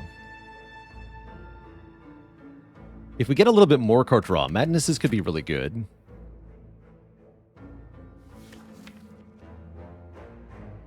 But yeah, currently not enough card draw.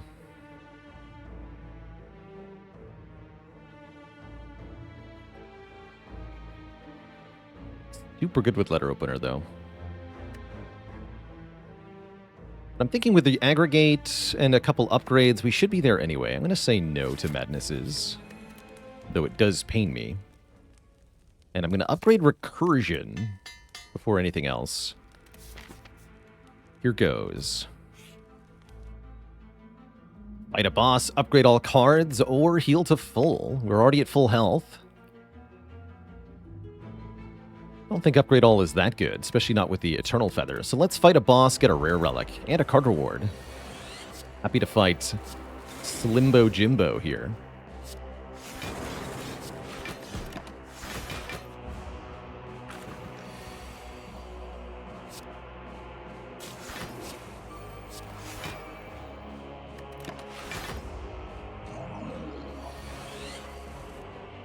Why no 999 gold? You only get offered 999 gold up to floor 40. Beyond floor 40, currently we're on 41. It's replaced with the heal to full option.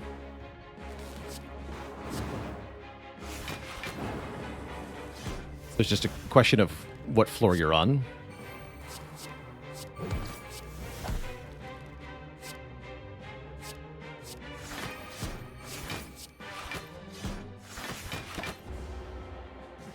Letters opened.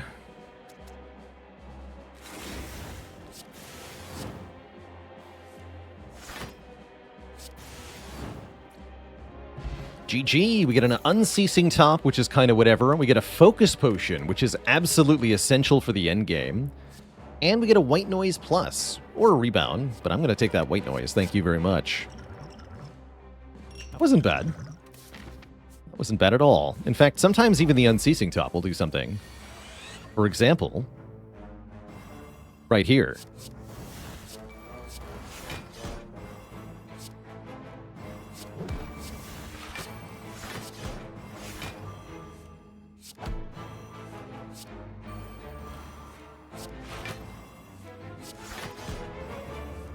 The power, I guess.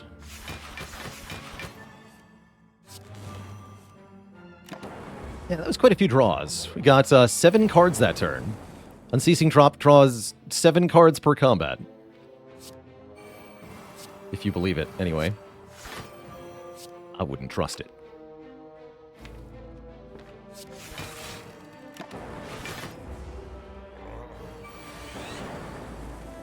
Yeah, I managed to have Ascender's Bane towards the bottom there. That was lucky.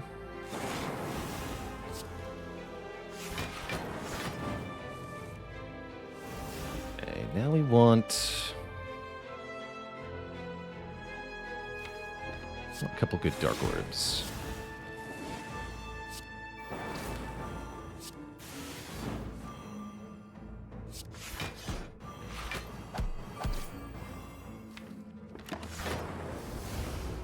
It's going to be a little tricky to do all the damage required of Giant Head here, but I think we can figure it out. We have options.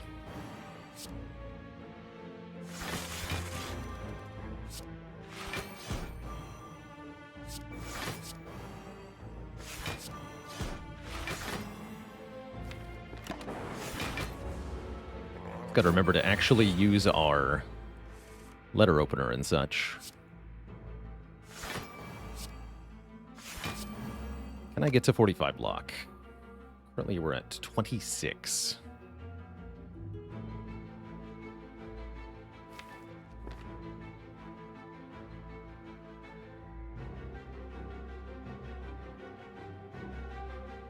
So I need 19 more? Yes, I can do 19 more. I can do Steam Barrier, Hologram Steam Barrier. Defend.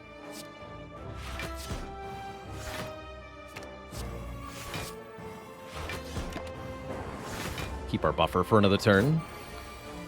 Darkness stays in my hand. We should dual cast this now. And then I can strike reinforced. This is going well. Thought Giant Head would be harder.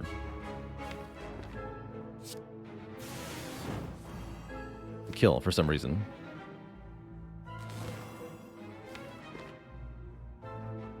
Probably I just want to keep this Dark Orb in front. If I recursion it, it's going to be really hard to dual cast it. Let's just go charge battery, defend, strike for now. Don't play recursion.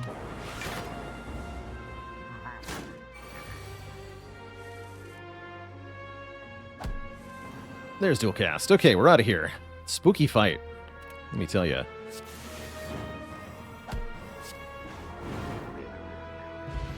Get a boat thingy. 18 block on turn 3 is always welcome. Do we want a capacitor to get more orb slots faster? I don't know about that.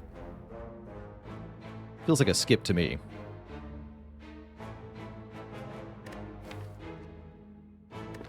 Skip. Yeah, where's Consume at? Can now remove cards at rest sites. Interesting.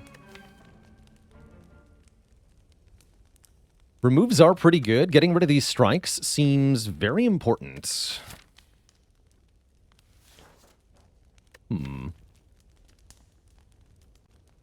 Panache is an okay upgrade. Aggregate is an okay upgrade currently. We might need to upgrade a Rainbow for the endgame.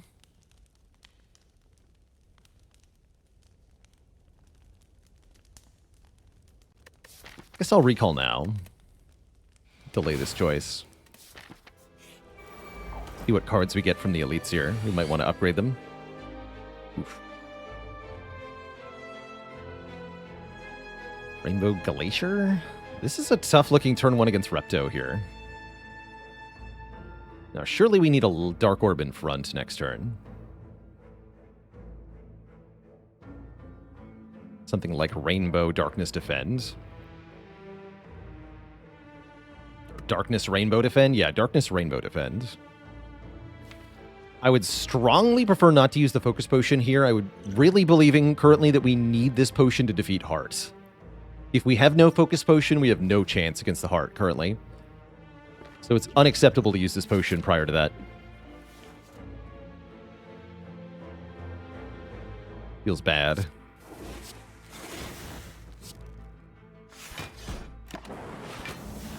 This turn could be bad too. Okay, we got Sweeping Beam. That's something. And a free Echo Form, which does not help me this turn. Okay, Dual Cast is good, because it can kill the 2 weakest daggers here. We're still going to take a ton of damage from Repto, unfortunately.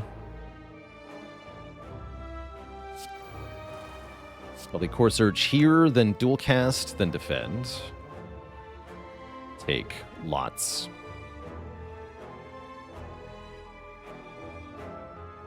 Can I rank the Act 3 bosses in terms of difficulty? Really depends on the Ascension level you're playing. Low Ascension, I would say Donu Deka are the hardest, Time Eater's in the middle, and Awaken 1 is the easiest. On High Ascension, Ascension 20, Time Eater is the hardest, Awaken 1 is in the middle, Donu Deka are the easiest.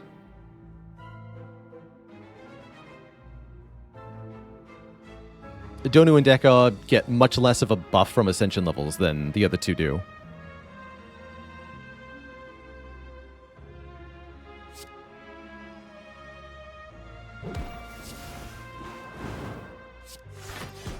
Ouch. Not dead, though.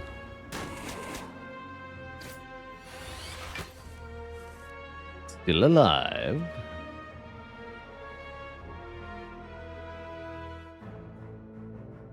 I have to double cast Panache, or I die. Good job, Panache. Oh, Unceasing Top. Unceasing Top will save us, maybe.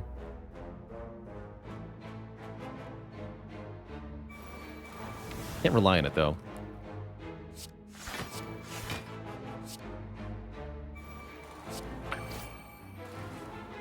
Cool.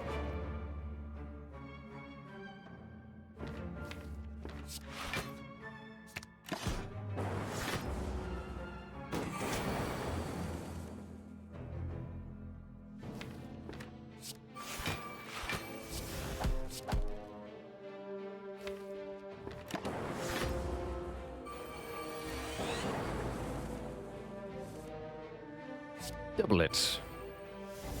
Give me 1 million energy. Perfect.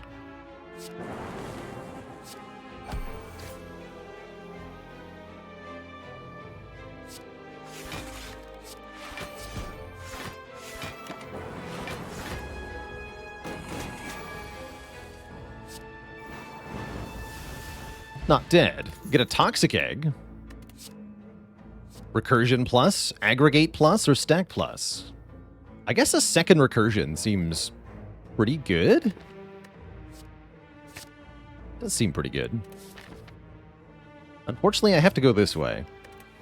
That Burning Elite could kill us outright. That's spooky. Suppose Transient could also kill us outright. That's also spooky.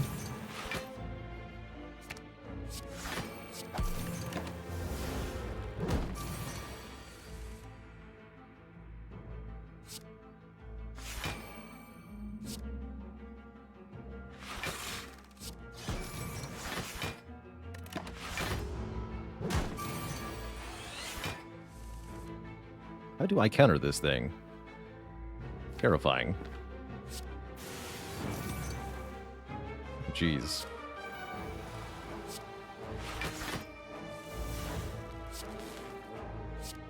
Rebounded that.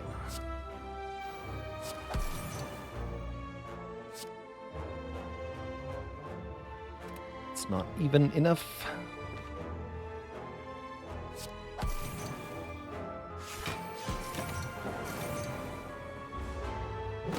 Deeply concerning.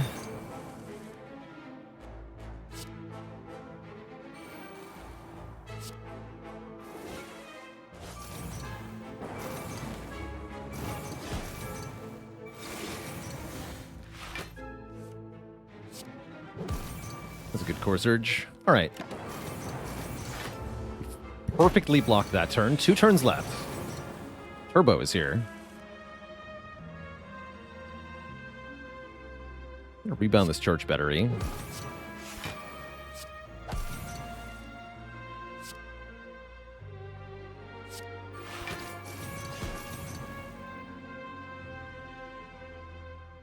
We do 8 at the end of the turn, so we're lacking 13 currently. That means I realistically should dual cast with the next turn. I can recursion. It'll be fine.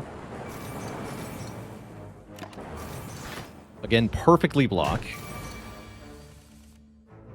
Thankfully, recursion is here.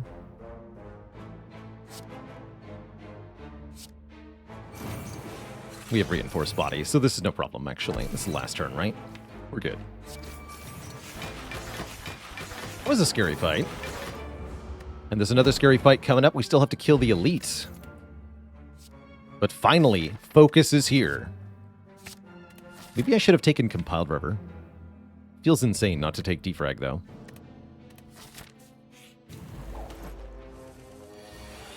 Oh boy. That's a very scary nemesis.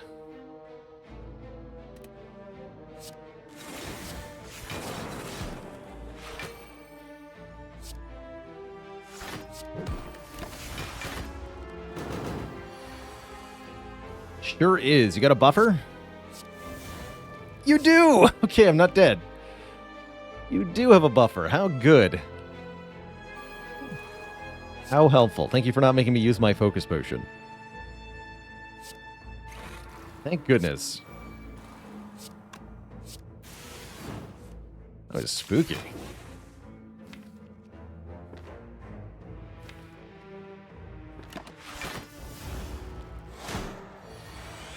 Could still die at any moment, though. It's a pro tip.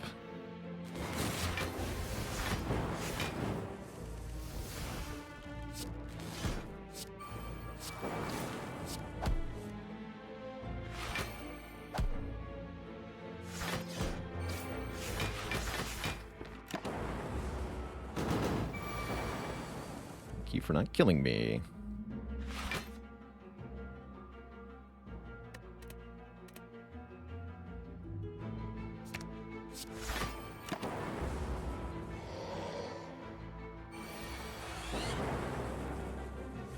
Figured I should just have as many cards in my hand as possible. Give me the best odds here.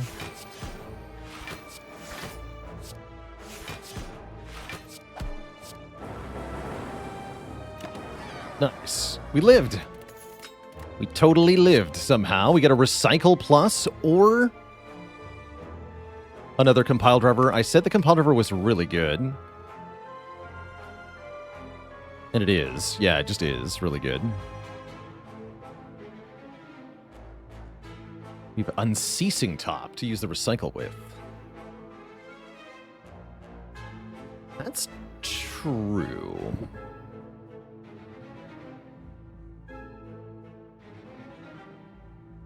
That's hilarious, actually. Don't know if that's good, but that is hilarious. I think the Compile is better. If I had the Compile, the recycle would be insane.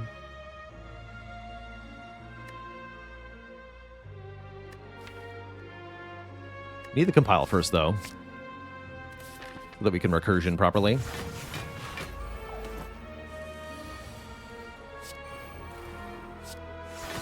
Pretty sure. Question is, can we survive the 3 jaw worms? No. We die here? Of all places. Looks like it. The 3 stinking jaw worms.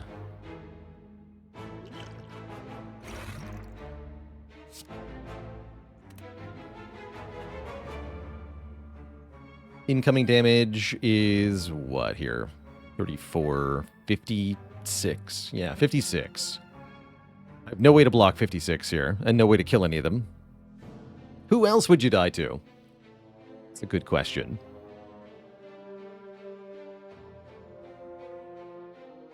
Yeah, definitely feeling the lack of card draw on this one. There's only that one skim we skipped in the very early game. I stand by not taking that.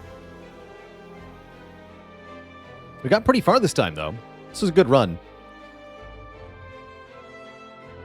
We could have just as easily died to the Burning Elite, right? Like, we could have just died to Nemesis if that wasn't buffers, so we were on borrowed time anyway. This character is freaking hard.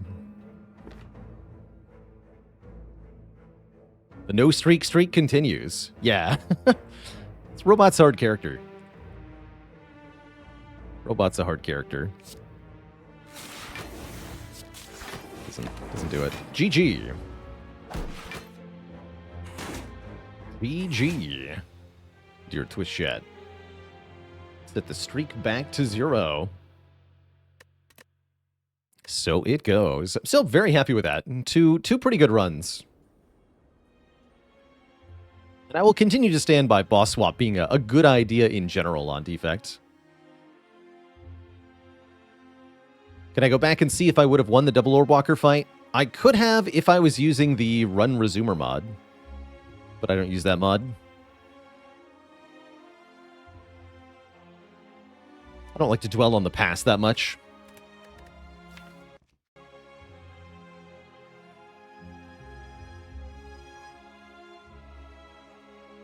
But yeah, it would be cool to be able to prove my feelings about that fight, for example. When would I not boss swap on Defect? I think if you get offered minus max health for 250 gold, that's probably better than a boss swap. Otherwise, it's pretty context specific. Do I ever redo Lost Seeds? No, I don't.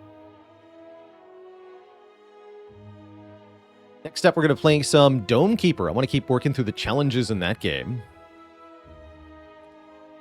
Do I think I got the value from machine learning? Yeah, I did. I do. I don't feel like, had we taken the Echo form, that we would have prevented any of the disaster that happened in Act 3, right? Echo form would not have saved me from turn 2 Reptomancer. It would not have saved me from turn 2 Jawworm Horde. And that's actually all that killed us, right? Like, we were doing fine, but it was just a specific type of weakness. We could not answer Reptomancer, we could not answer Jawworm Horde. And so we got dunked by those 2 fights in particular. But everything else didn't touch us at all, pretty much. And that's a good sign that the Orb Walkers would have also killed us.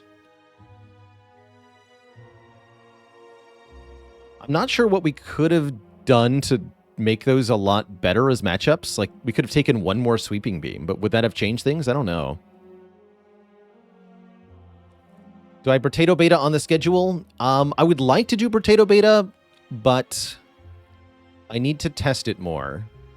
I tried to play some on the weekend, and I couldn't actually get it to work for me. Like, I could play the beta, to further clarify, I was able to start up Potato with the new characters, but every time I bought a weapon, it would disappear, so the game was unplayable. Unsolved Rubik's Cube, thanks for the 61 months of support. Thank you, thank you.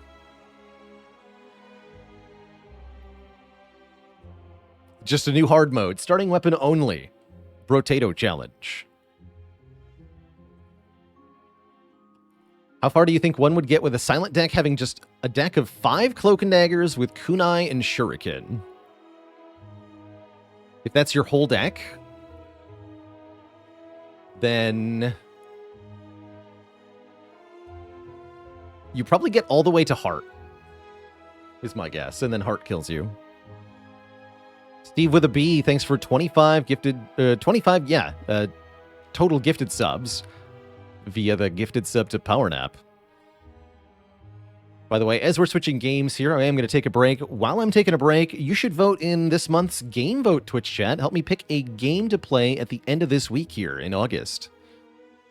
We're going to play the top voted game on Saturday at the end of the week.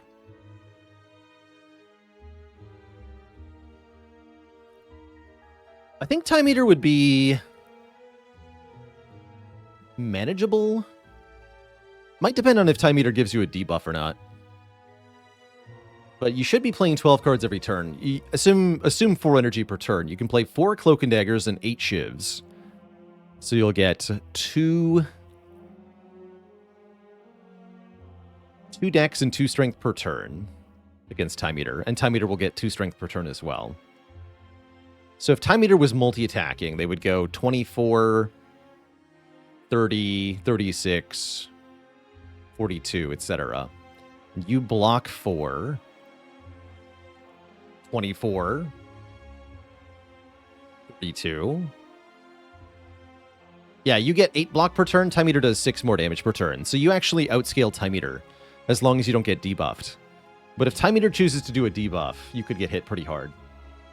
So I think you would take some damage to Time Eater, but you should win.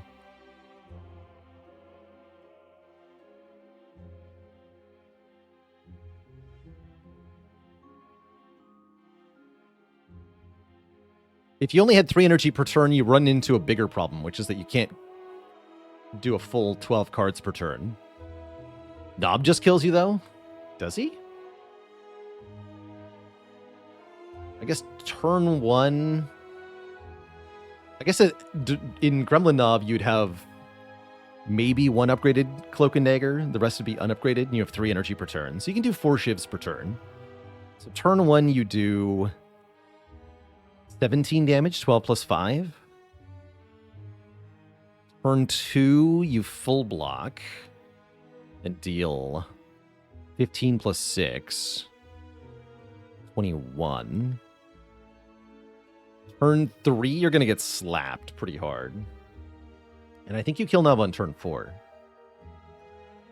Let's see. Assuming you played 3 Cloak and Daggers on turn 2.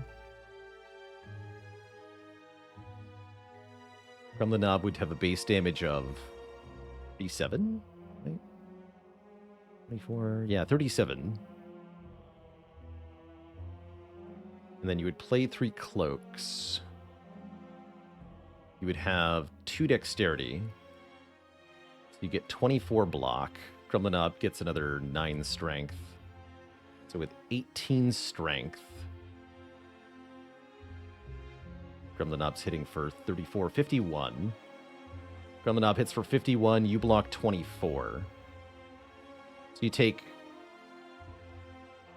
27? Take 27 to Gremlin Knob with that deck, and then win. That's not too bad. Oiski with the 41 months. All hail the new streak. All right, Twitch chat, I'm going to take a quick couple minutes break, refill the legs, stretch the water. When I return... Yeah, and that's without potions. You would need the upgrade, though. If you had no upgrades, Gremlin Knob will kill you. That's true. In our weird little hypothetical.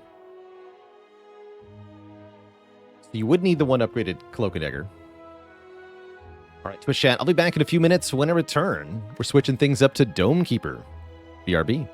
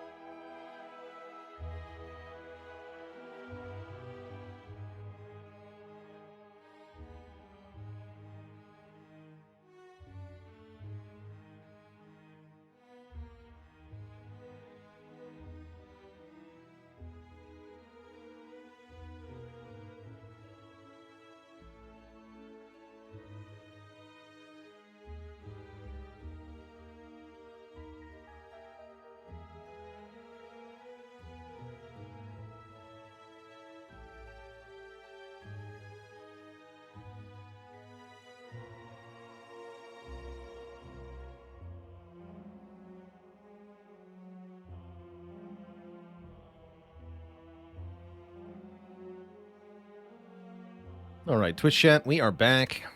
And I'm hyped for some Dome Keeper here. Really been into Dome Keeper since the update with all the added new gadgets and challenges.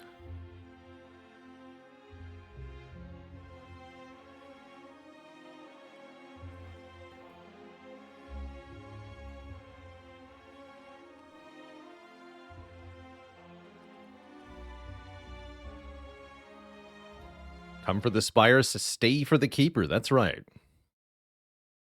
The Dome Keeper.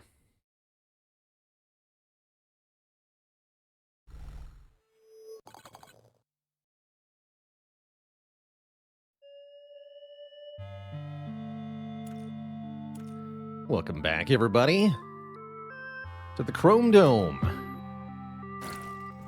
where we are working our way through the guild assignment challenges here.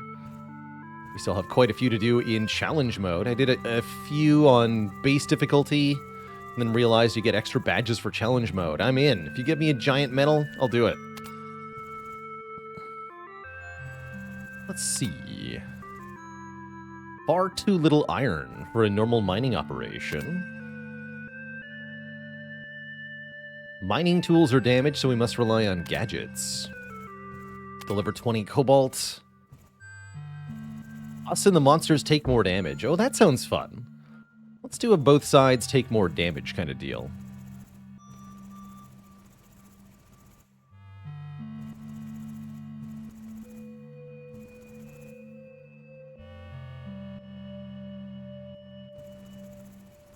Get the free reroll next. See, you only need the base 16 to get everything of the Keeper's Guild rewards. So the extra 32 medals are just for fun, huh?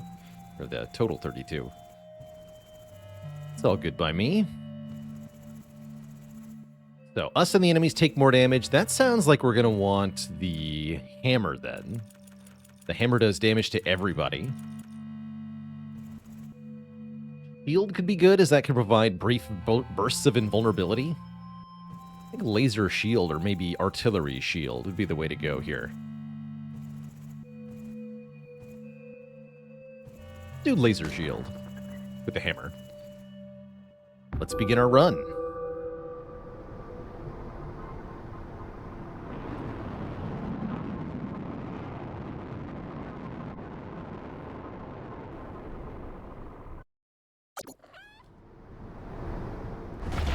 So we and the enemies take more damage. That could actually be an upside if we can avoid getting hit.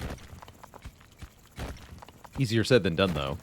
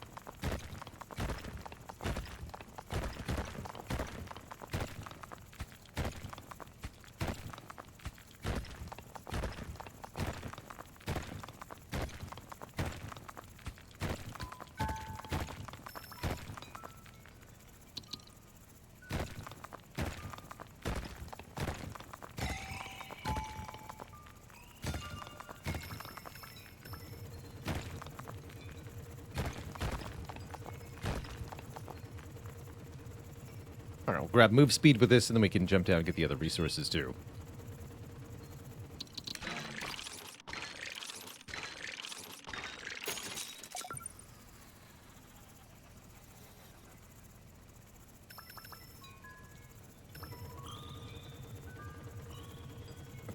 What's the most important resource early on? Iron, for sure.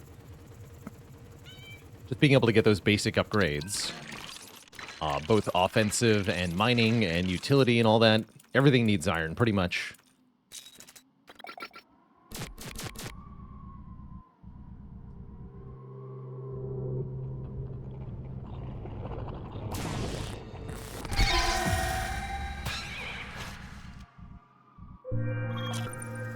Cool, looks like the shield took the hit. Don't think our dome took any damage there.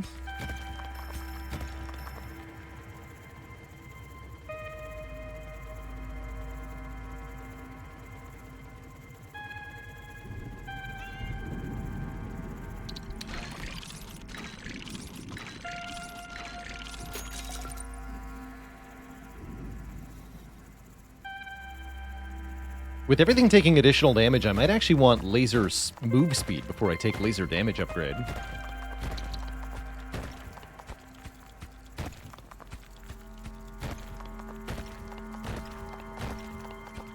Not quite aligned right.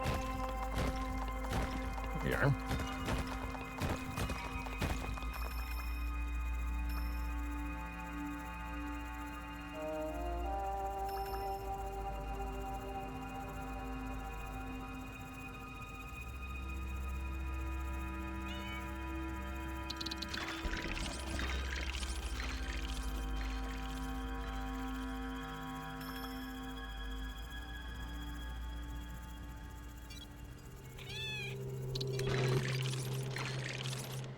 Please upgrade shockwave damage.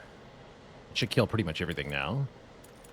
How much to get laser move speed? 6. So we'll wait on that.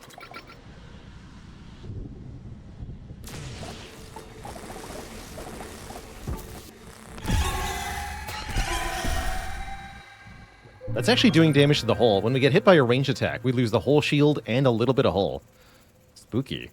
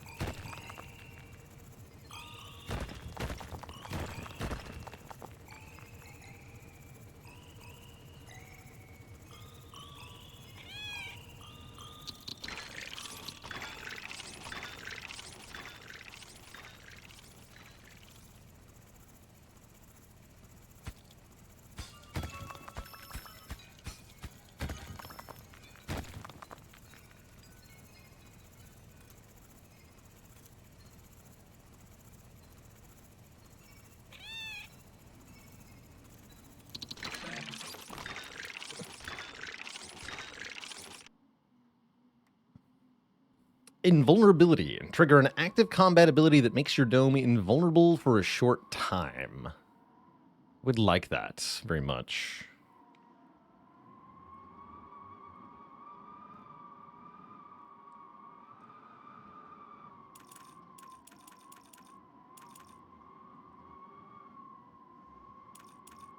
There we go. You can have it activate automatically when the shield is depleted. That's kind of cool.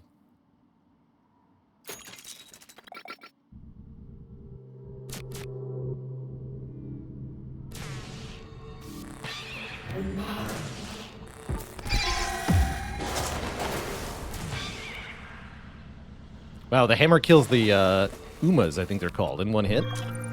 Pretty badass.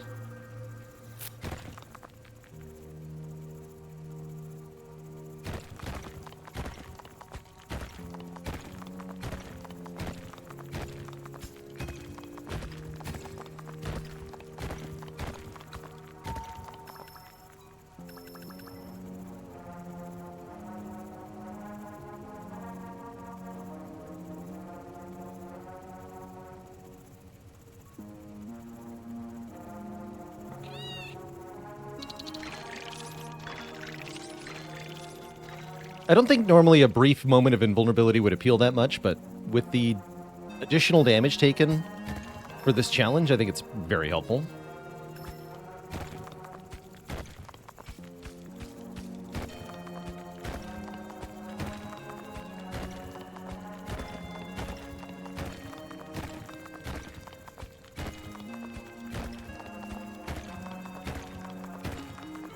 Oops, that was lined up. Bit of an eclectic dig pattern today. Not how I'm supposed to dig. Give me some more drill speed, hey?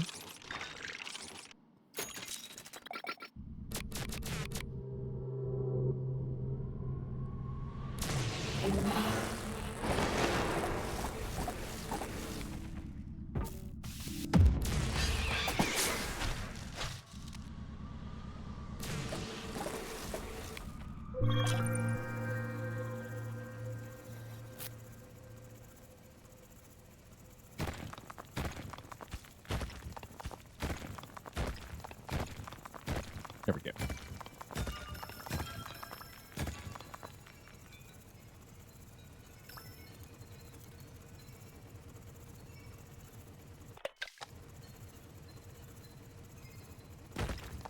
Crazy how fast the laser kills. That's an unupgraded laser, too. We didn't improve the damage at all yet. It's crazy how much the damage gets amplified on this challenge.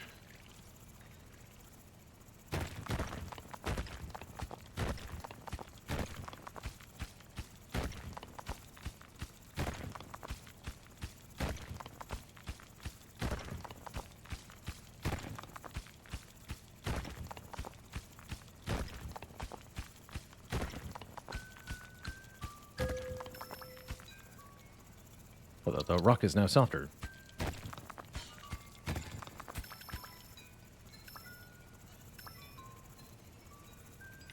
Okay, we'll be back for that.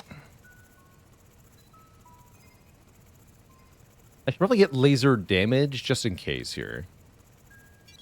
But we should be able to get our logistics up more soon, more move speed. With the basic power upgrade.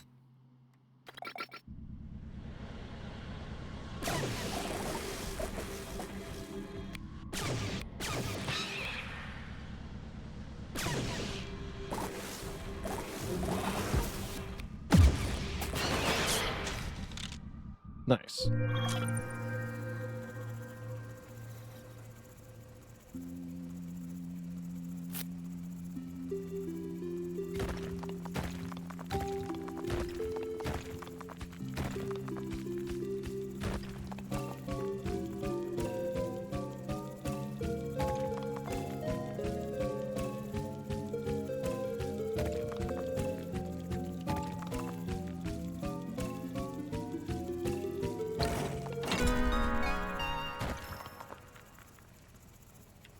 We're doing just fine in the fights right now, so I'd prefer a gadget that helps us with logistics in some way.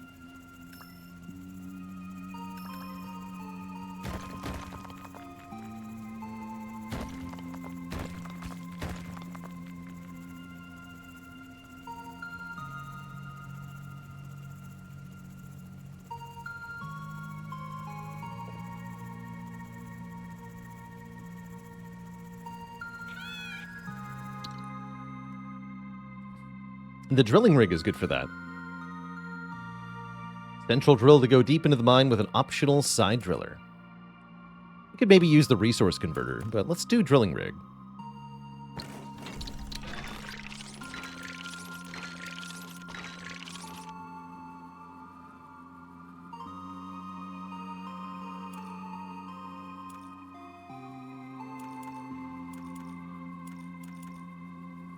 And we can even add a side driller right away. I like that. Perfect.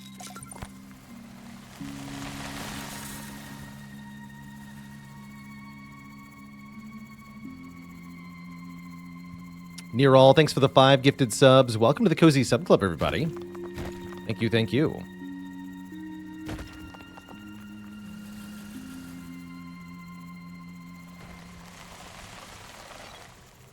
Oops.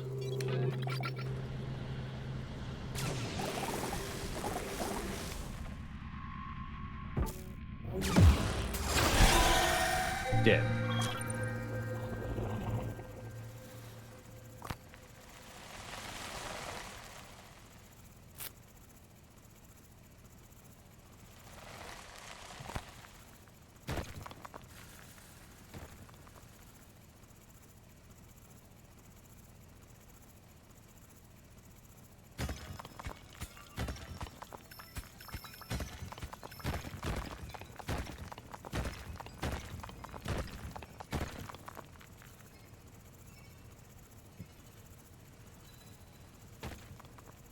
I think I'll even improve the side driller's speed. I haven't tried doing that before. Have I tried the assessor? Yeah, I've tried the assessor. I don't like them very much. They do seem quite powerful, though.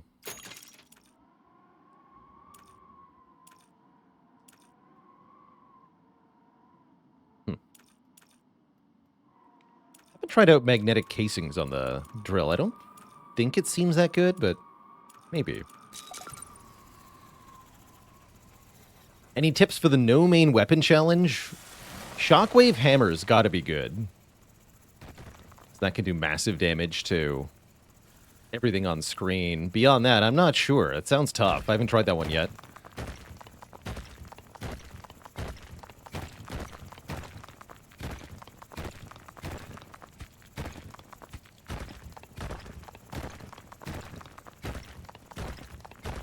Nothing hidden in here.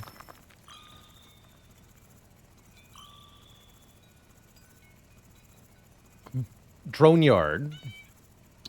Yes, Drone Yard would be good too, as that's a secondary that can do damage.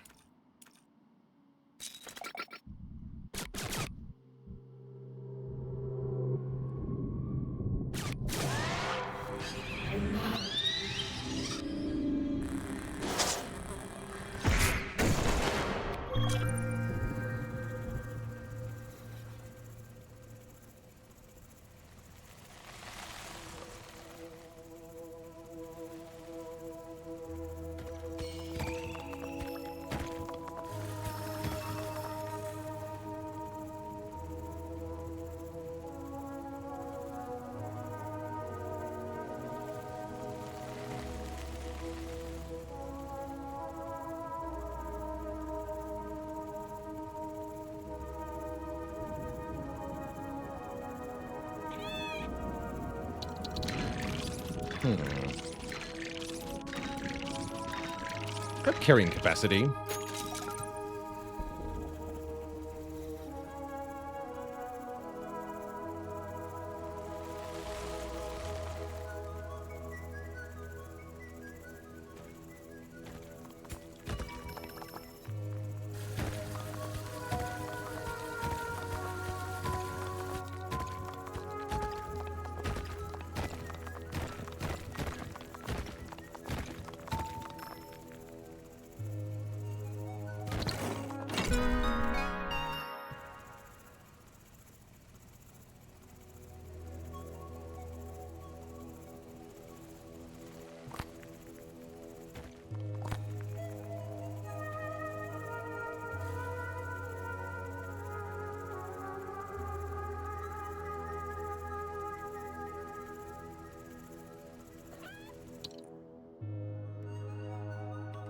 Double laser. With the added bonus damage, that's going to let us engage threats on both sides of the dome much more easily. That's got to be good as well.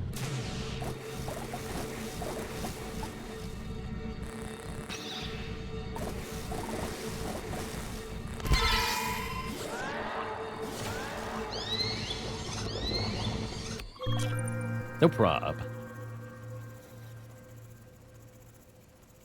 How's it going, Kausa? This is a game about resource management and survival as you, in alternate gameplay phases, you dig through this tile-based underground area looking for resources.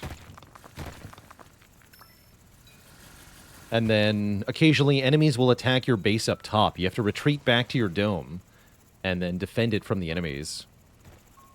Pretty cool gameplay loop. Game's gotten lots of major updates that have made it pretty dang good overall.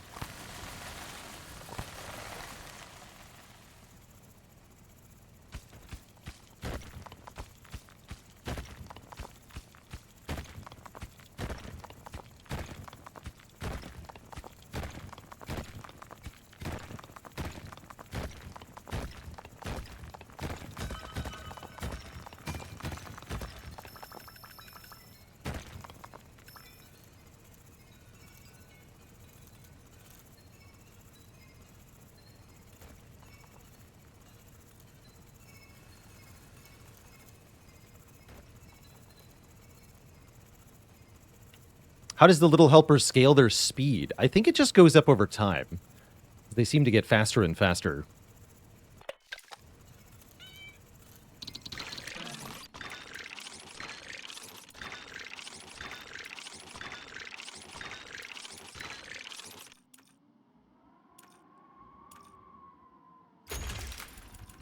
More drill speed. I demand it.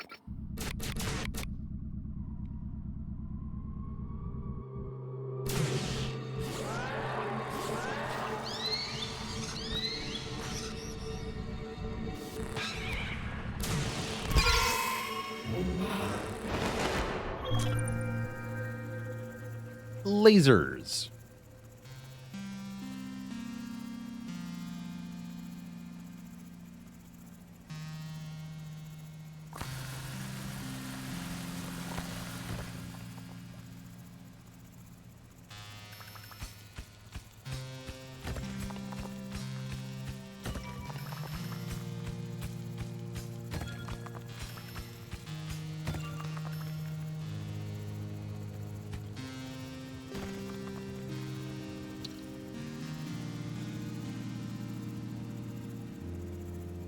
How long does one game take? Yeah, usually in the 30-minute to an hour range. Int82, thanks for 21 months of support. Thank you, thank you.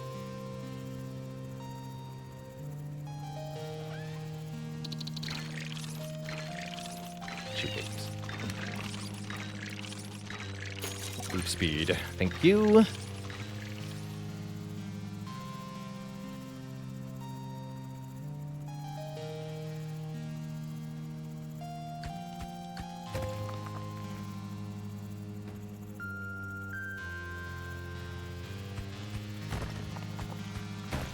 Oh, I see iron over there.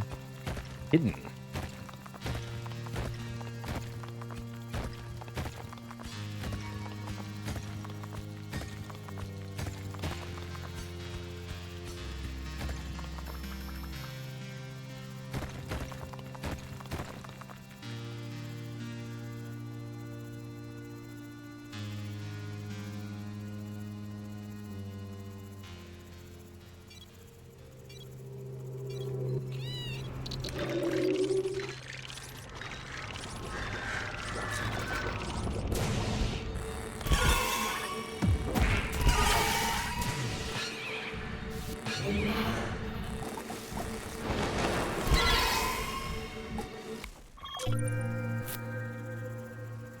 So far, this has been easier than a normal Dome Keeper run.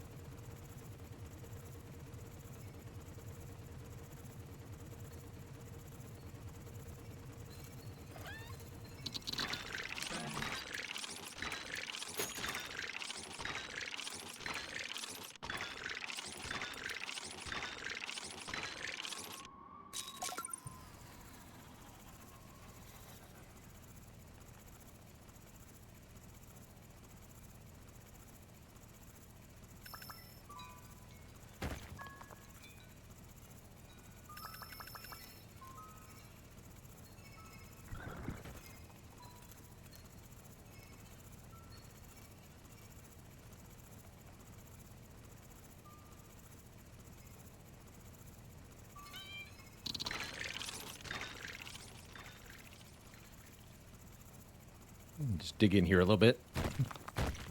With my last bit of time. See if there's anything in here. Nope.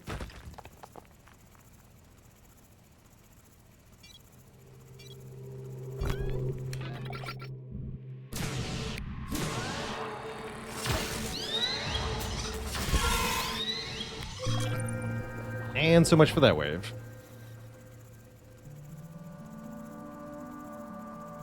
A little too easy, if you ask me.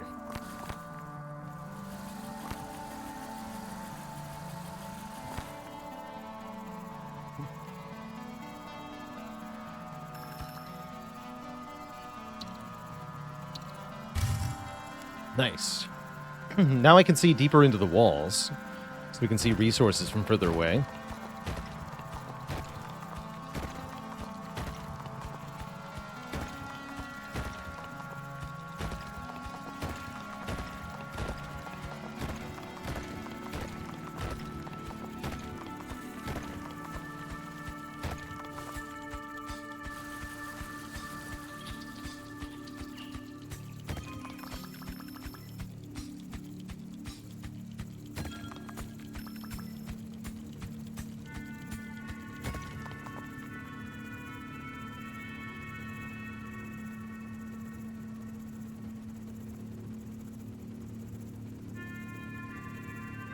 Miklar with the Prime sub in the 3 months.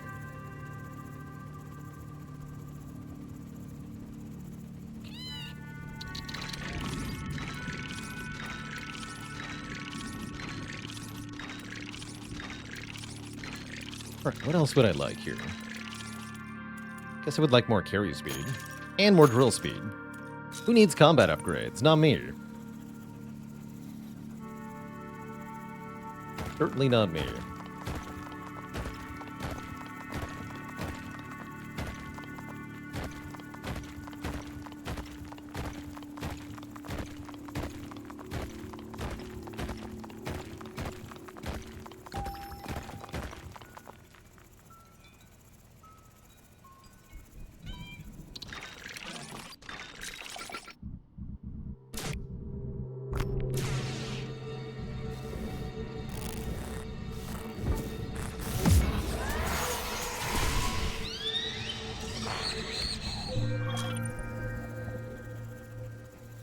Good invuln use. That actually blocked the Shrieker's attack.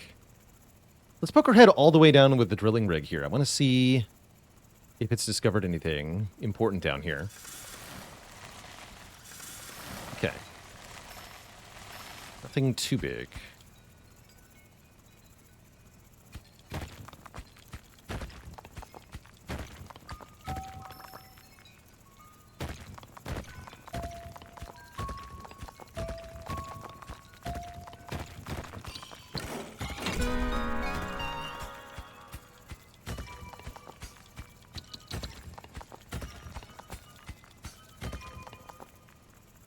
Move the side driller again. Oh, there.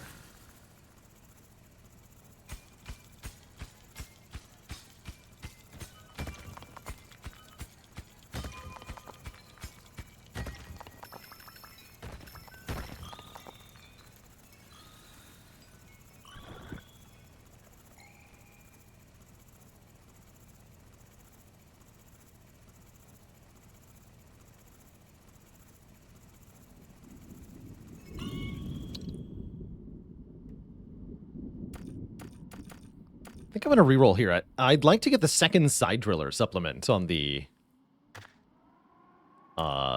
drill thing. There it is. And now that we have 2 side drillers, let's make them transport minerals. I've never seen this in action.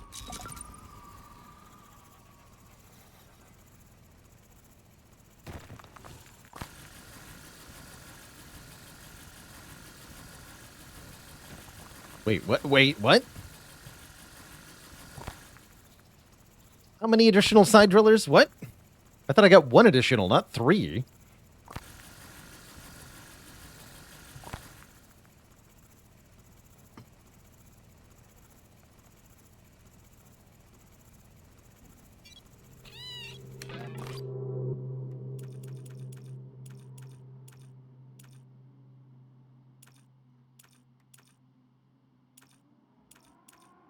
Cool.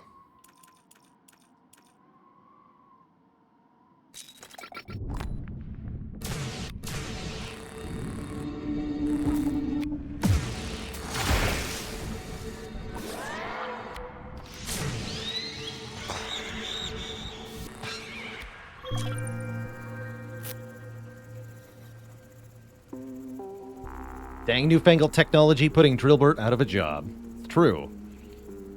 Drillbert's a hardworking guy, but not hardworking enough to catch up with the machines.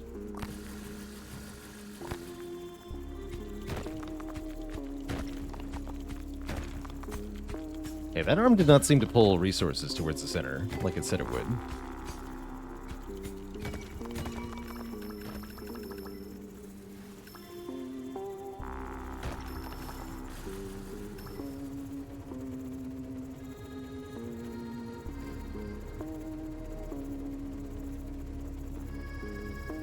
Weird.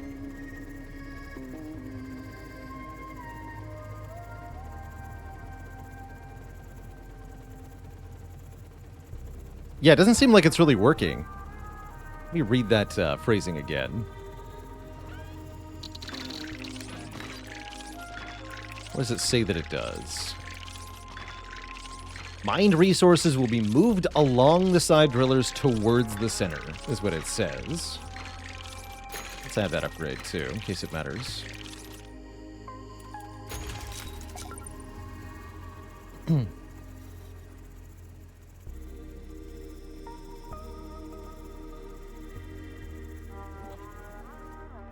Okay, there they go. These ones aren't working, though.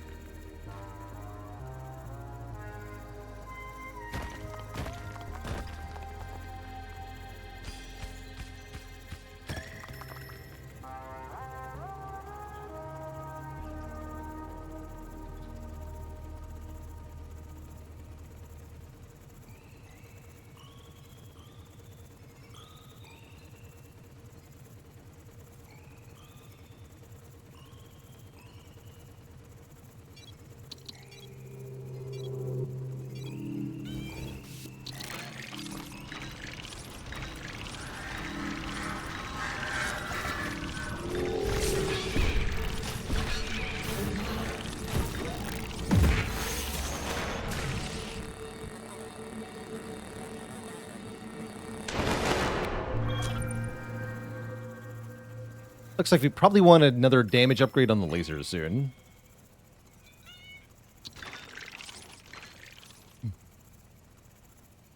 Have I tried the Assessor? Yes, I have, Lord of Blades. I prefer the Keeper to the Assessor.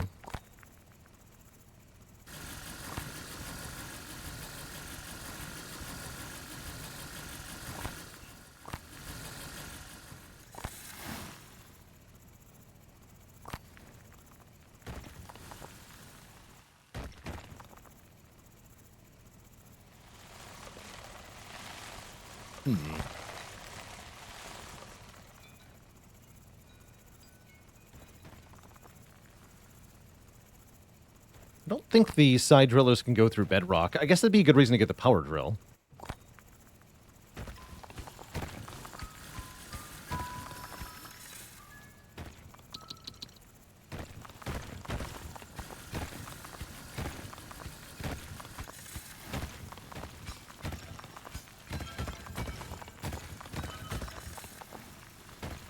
That looks important. Mushroom.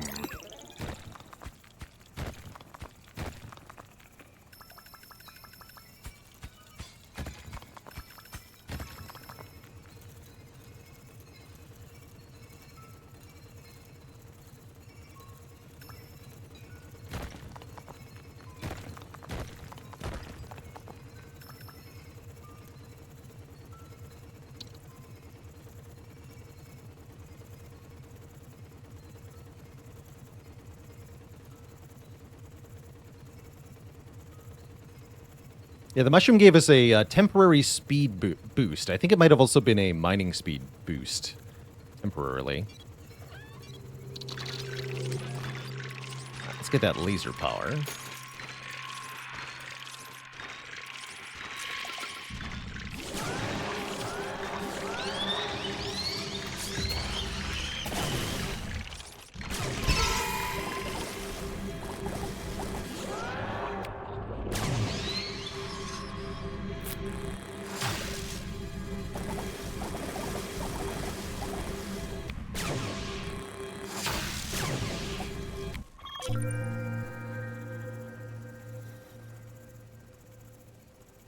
Do you win after a set amount of waves? No, we have to find an item deep underground. in order to win.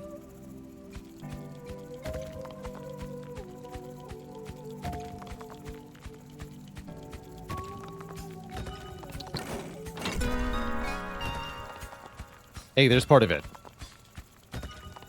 Right here. This will guide us to it.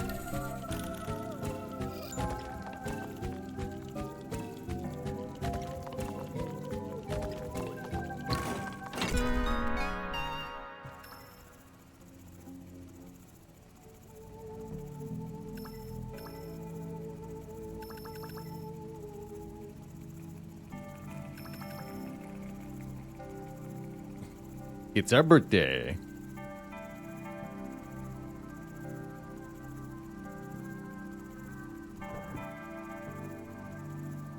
Yeah, I'm not very impressed with the magnetic properties on the central driller. I don't think that part is necessary.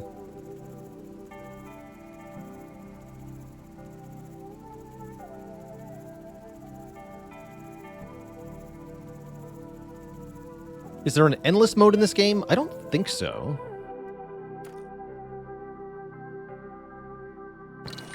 Take the one-way teleporter. Never tried the resource packer. Let's unlock that. Install a resource packer into your suit, which can pack and compress multiple resources into a bundle. Does that have its own upgrades? Yes. 2 charges, bundle size 4.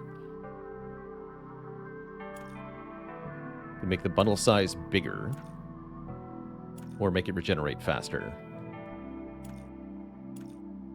Interesting.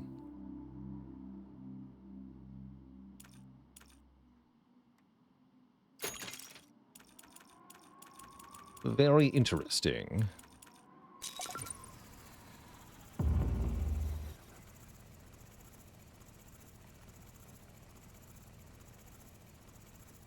See if we can give that a try here.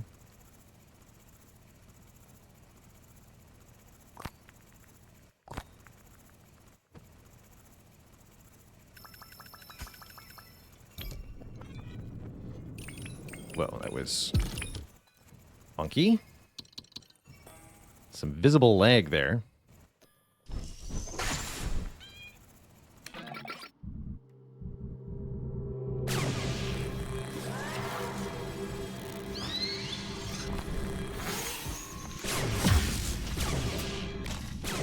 You lived.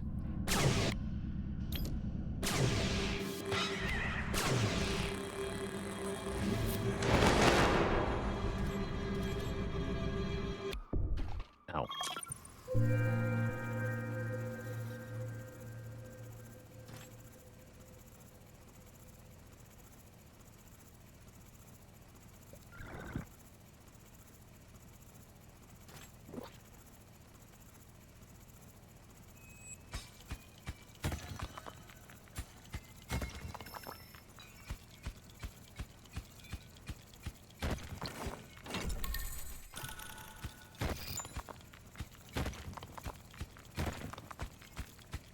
We're going to want another drill speed upgrade anyway.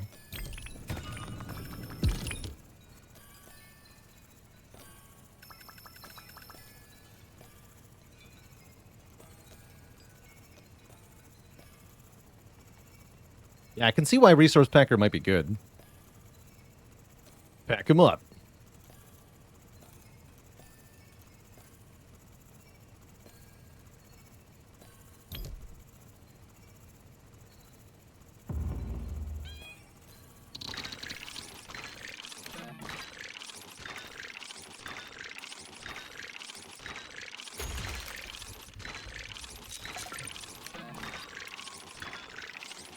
Quite have enough for another speed up.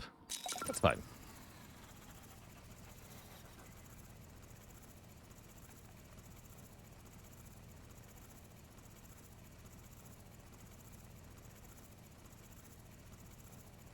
Shield doesn't have a reflection upgrade option. It's mutually exclusive with the invulnerability or lightning effect. So if you purchased either of those, you won't be able to get reflection.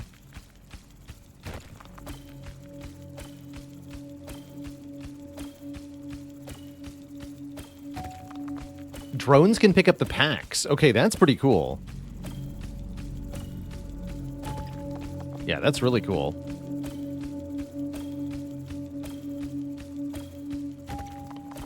So to win, we have to dig out this thing in its entirety, plus we have to activate all the attached nodes. Currently, we have 2 of 4 activated.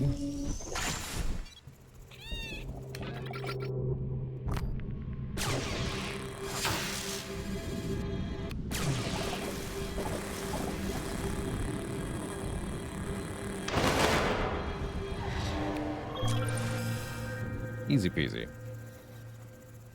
And we have to bring the relic back. That's true.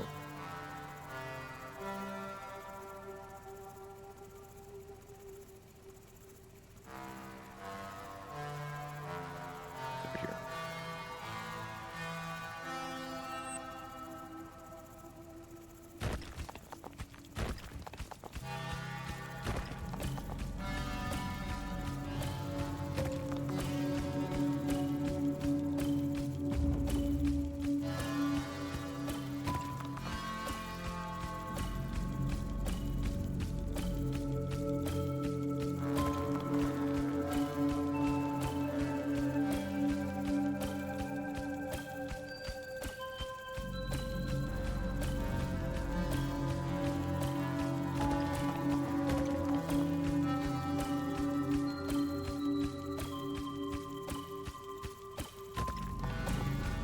There's the 4th conduit.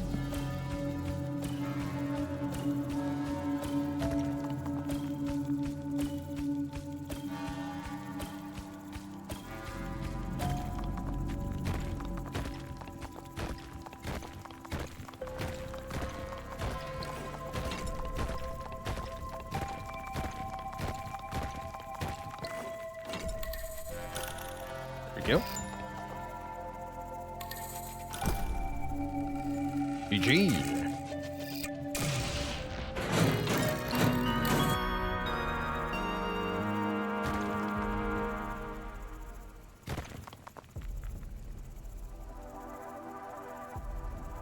Nice and easy, this one. Very relaxing challenge.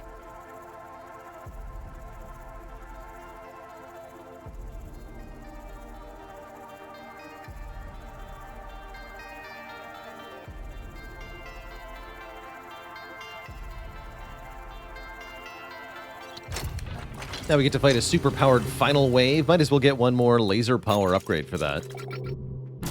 See how this feels.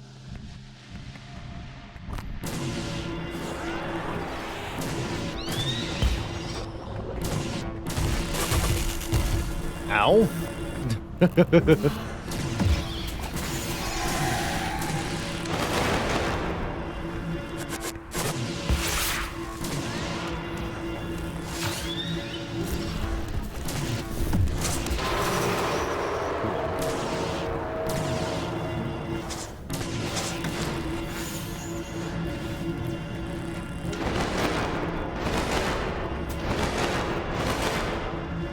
Did cost us some cobalt, but GG.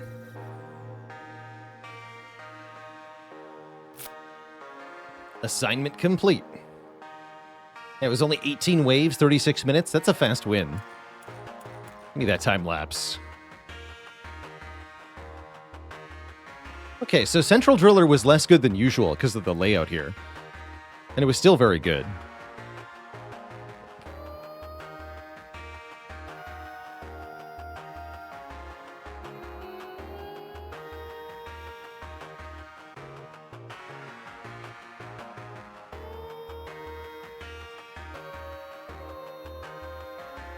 But yeah, all that space under the bottom there, that's completely wasted. Kind of sad.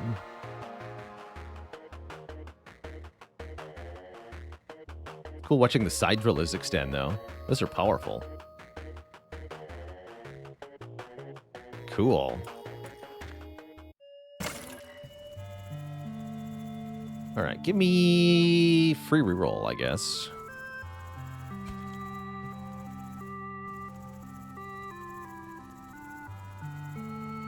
I think normally rerolls cost 1 water or something like that. Someone is asking for tips on this one. Defective weapon. Your dome's main weapon has been destroyed. Let's try this. You get 2 additional starter gadgets. And the wave strength multiplier is less. So you face less deadly enemies on this. Let's try the drone yard. I guess the primary dome doesn't matter? Maybe the health matters. Let's do sword dome. It's also possible we might get the basic tier of the dome. But yeah, we want whatever dome type has the most health, essentially. Also, yeah, if the basic tier sword deflection is available, that's going to be really good. I'll take shockwave hammer for damage. And I would like some other help. Maybe iron worms.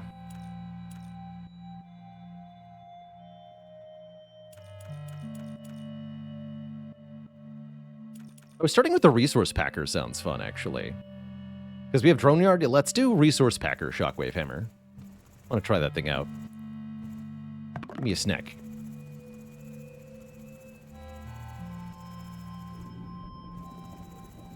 Let's give it a try.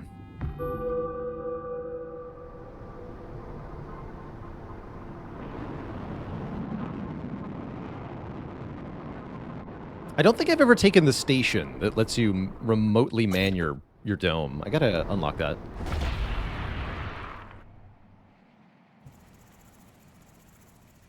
Doesn't look like there's even a sword.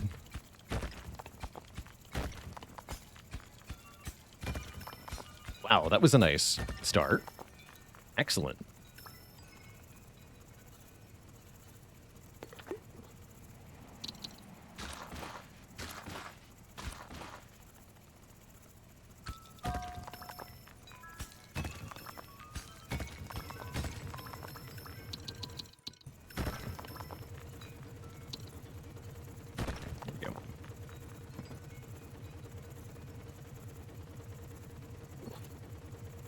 Oh yeah, I should have packed that, of course. Silly me.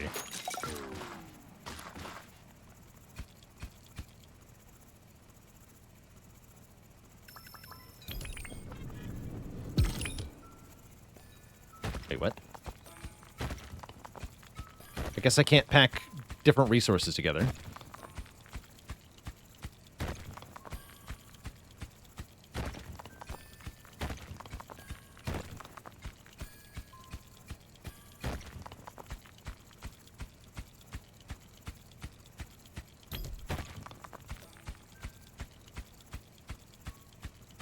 Maybe try not moving.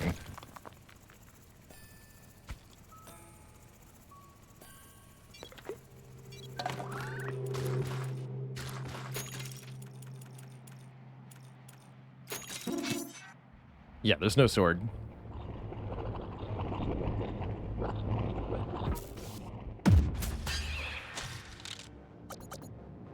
Spooky.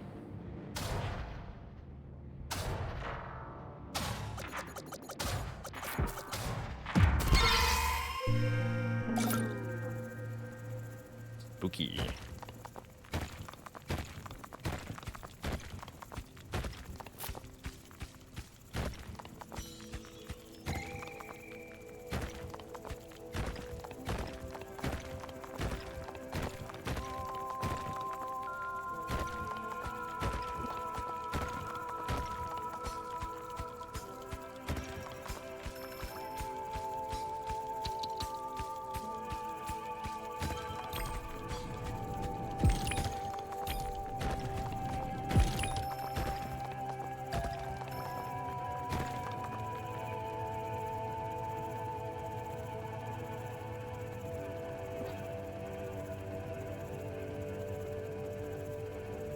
That's pretty cool.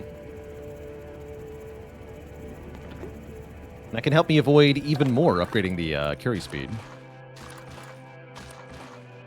Okay, we're gonna need another gadget that helps out in fights. That's spooky. Oh no, we need a battle grid. That's what we need. We need battle grid. And a transport drone. Yeah, there we go.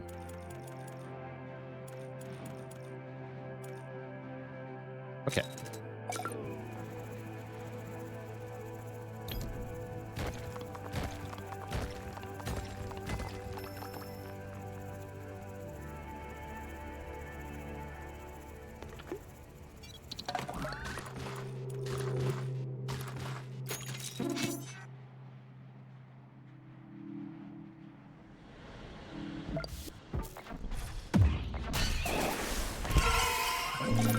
That's better. That's more like it.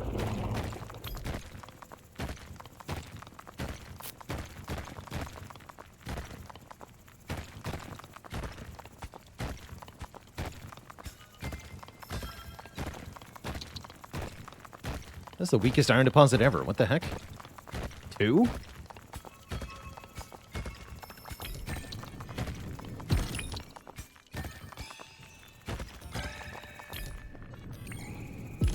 Oh yeah, okay. It can be from different resources.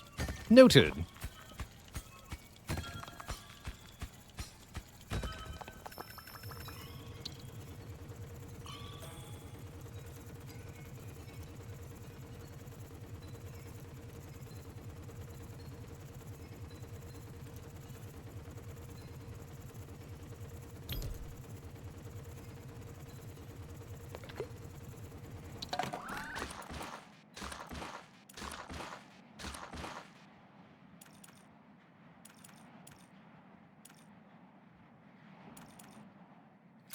Make them faster.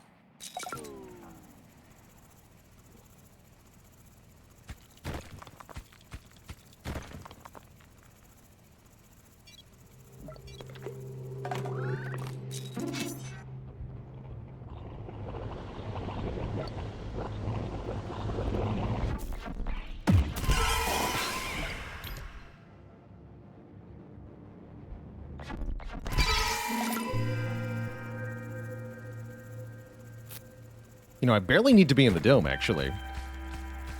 Definitely seems like it'd be relatively easy on this challenge to create a setup where you don't actually need to be in your dome.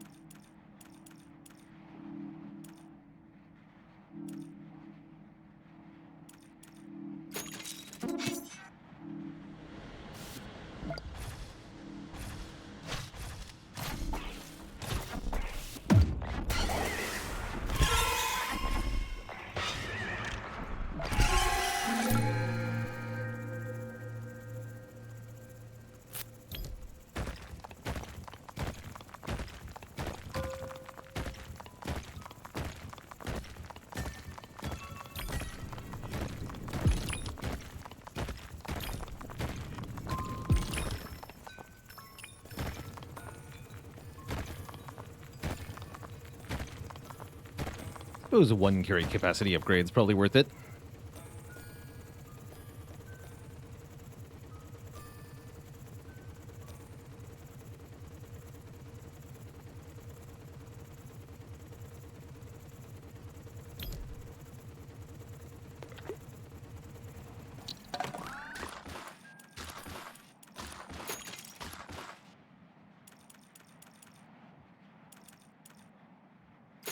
Take more drones, please.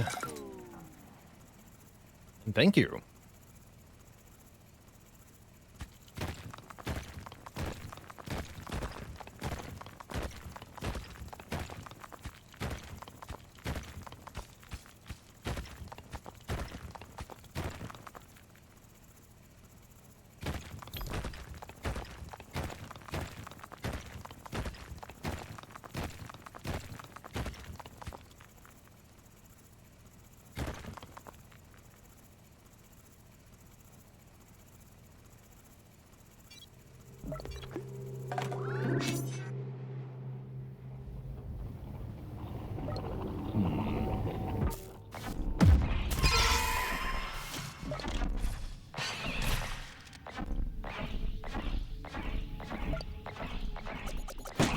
Nice.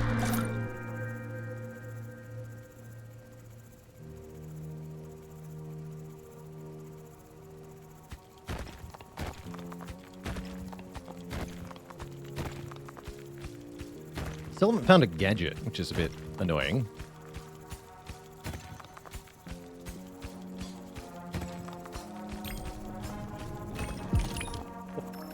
Well, that was a waste.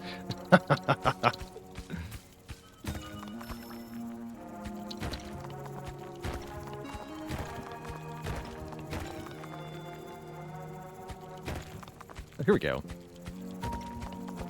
It's a supplement, not a gadget. Still pretty good, though.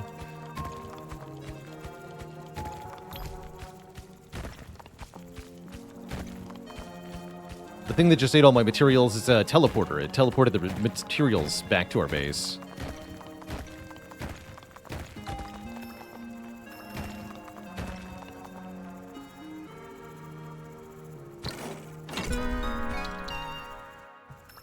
I don't think it works on the gadget, though.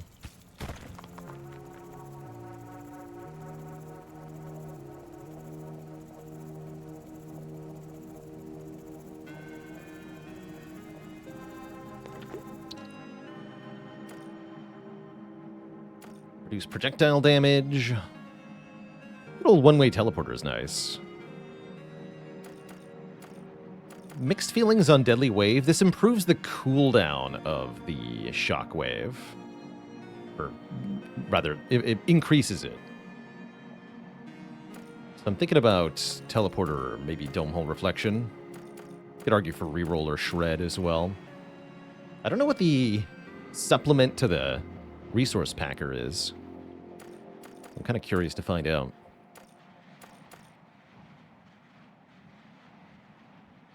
Two and a half X damage is strong. Yeah, but it's 50% more cooldown also. That's the secret penalty to Deadly Wave. It's not as good as it seems. Take the teleporter.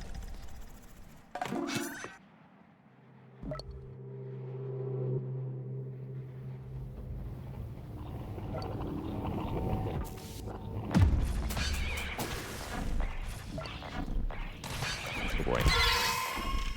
Nope.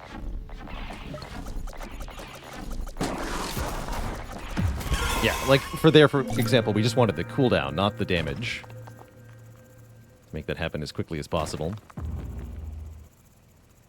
Not quite the right spot for the teleporter, but I just want to be able to get home quick. Should have spent some of my resources. But I forgot.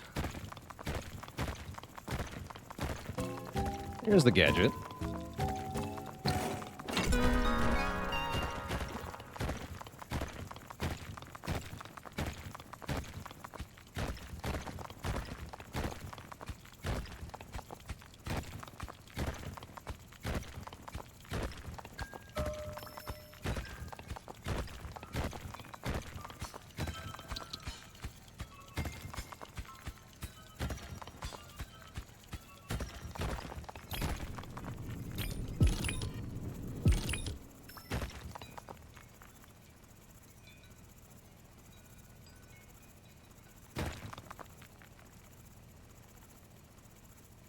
Let's just reset this teleporter.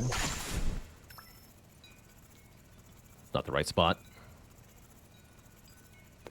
Fix it. A proper teleporter, a Spire, or a resource converter. I'll take a Spire to help out in the combat. Shoot down incoming projectiles. Sounds helpful. There's some cool upgrades we can get for Spire, too. Spire, slay the.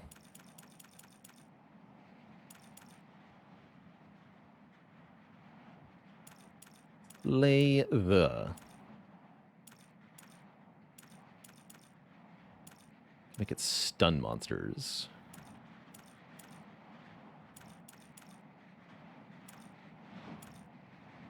No, burst fire, sustained fire. I feel like I want sustained fire.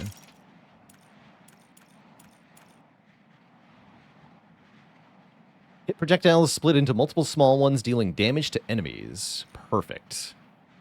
I want that. Do damage to enemies, please. And you know what? Upgrade my bundle size.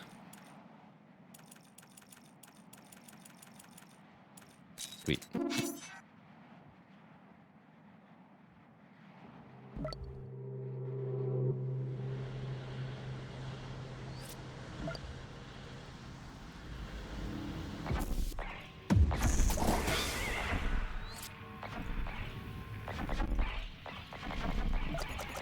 Oh dear. Oh good.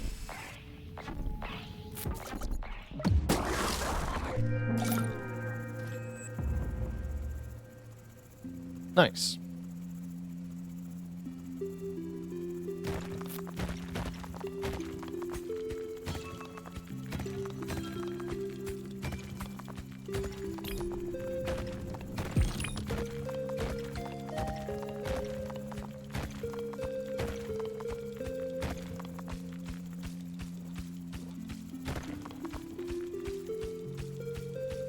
Have I played Wall World? No.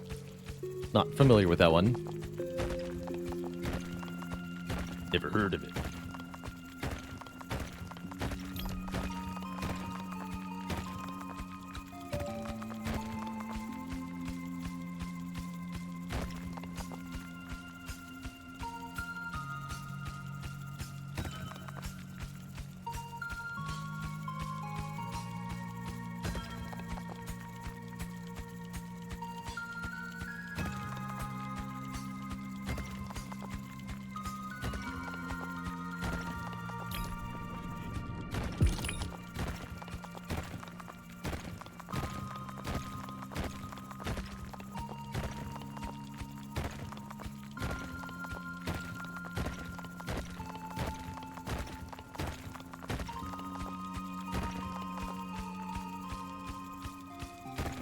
That's too thick.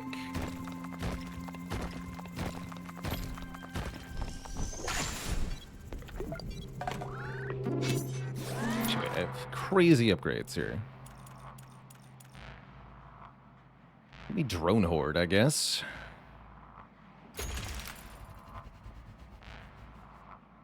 But projectiles are faster and more plentiful, or can go off at any angle.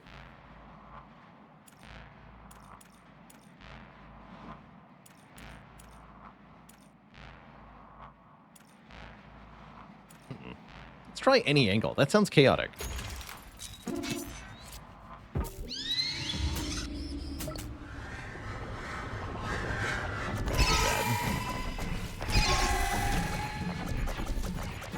Nope. Kill it. Please. Are they missing it? There we go. That was terrible.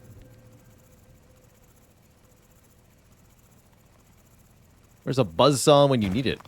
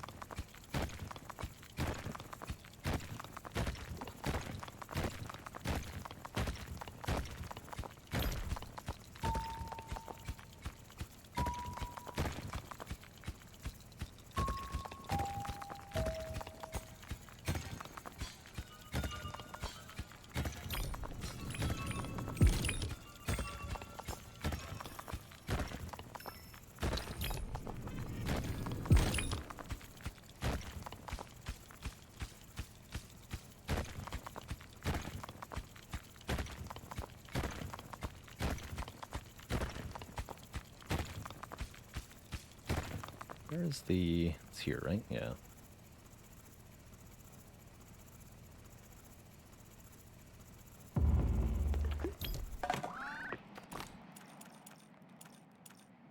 Okay, what else can we upgrade here?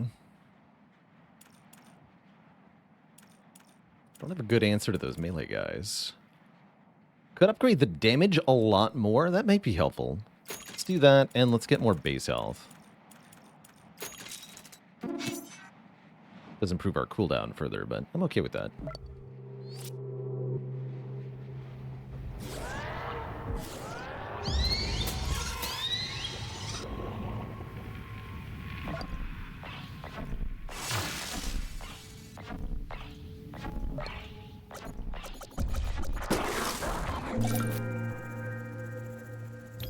Neat.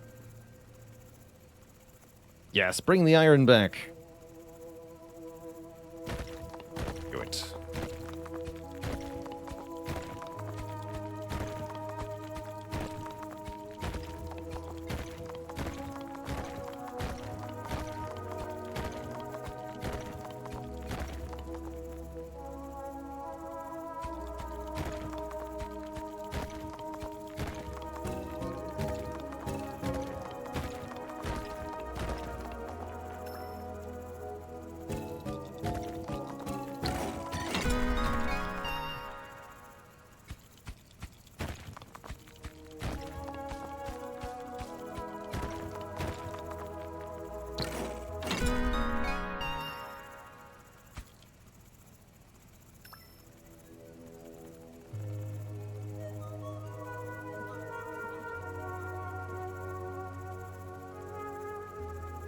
Thing we found is a seed. We can plant it in the ground to grow resource. They're pretty slow, so I don't put a lot of value in them.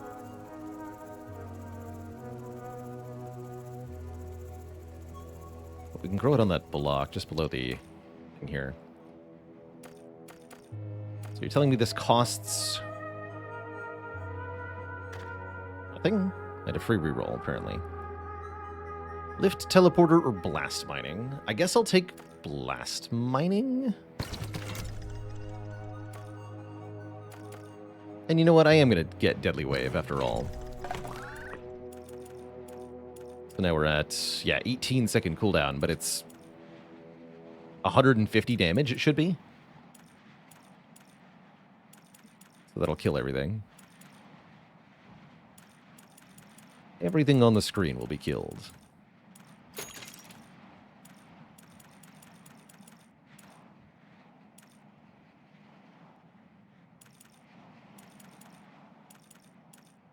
Somebody said something about the autonomy upgrades being free in this mode. The autonomy upgrade for the Spire is not free.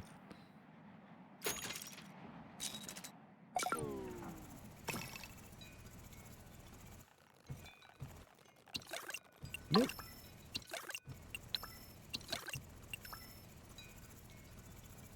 Good enough.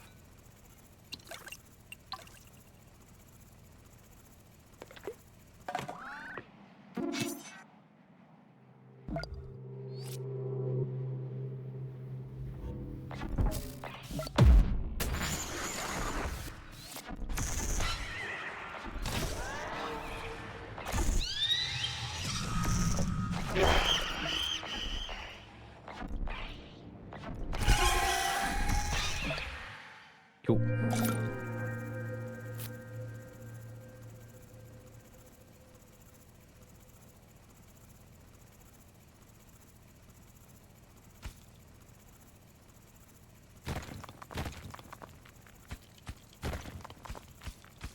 This is easy to dig through. Just keep going here.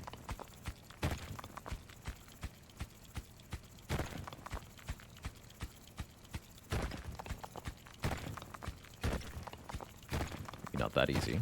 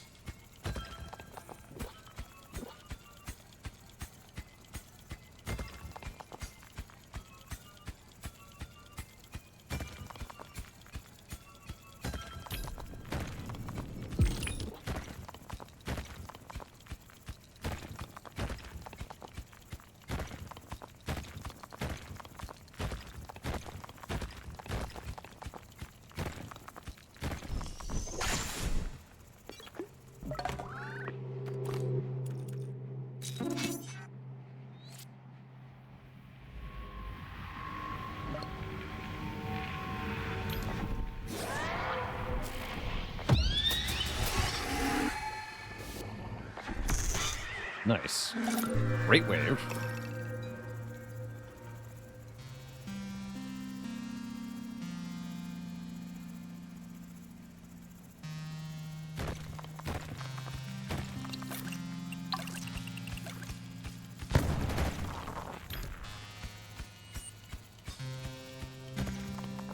Put the teleporter down here.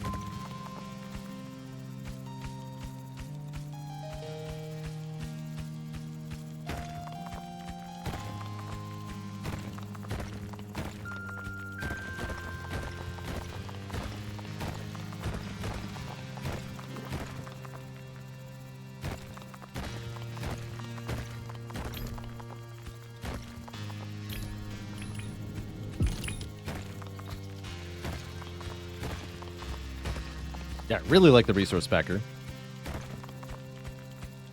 Seems good. We have 36 iron now.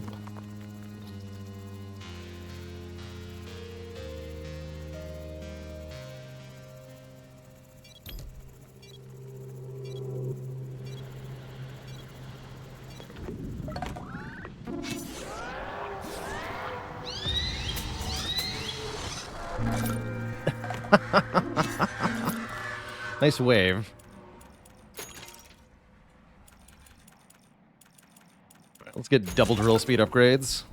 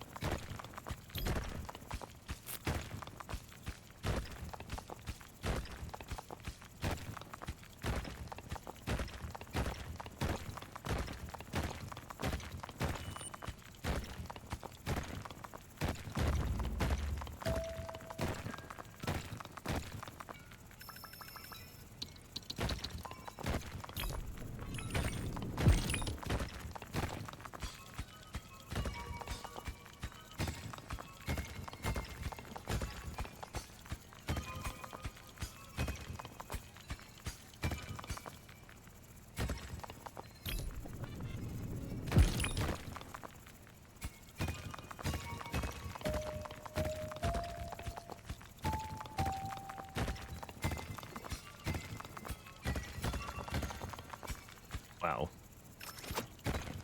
What a mother load.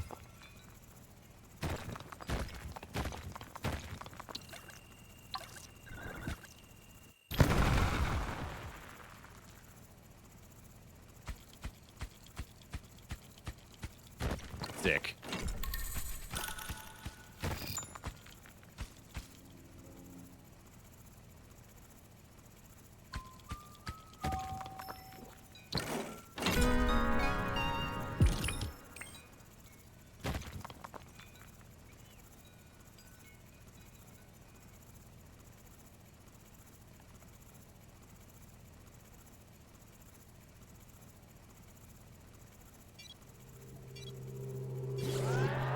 Oh, crap.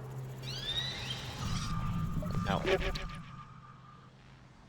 Sure, I'll take a Dome Resurrection. That sounds helpful.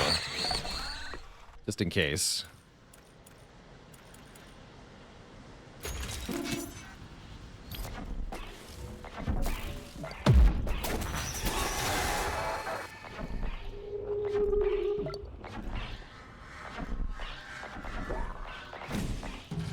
An awful time for you to show up.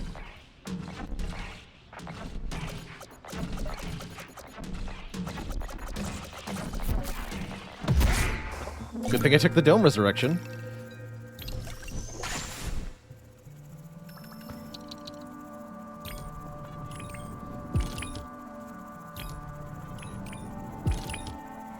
Wait, did that shrink the bundle down into a smaller bundle? See that right?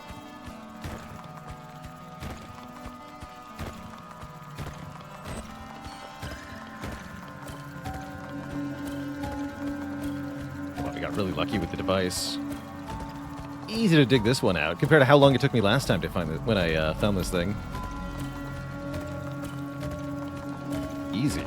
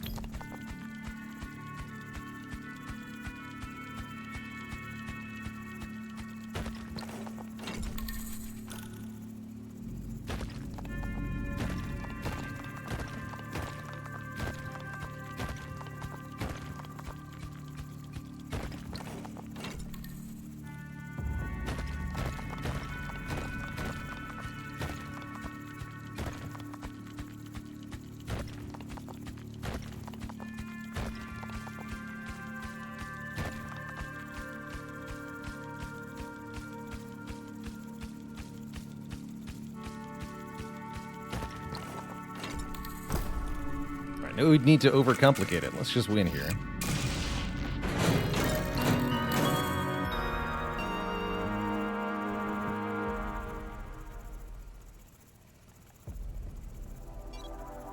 Our dome will get attacked, but it doesn't matter. Does not matter.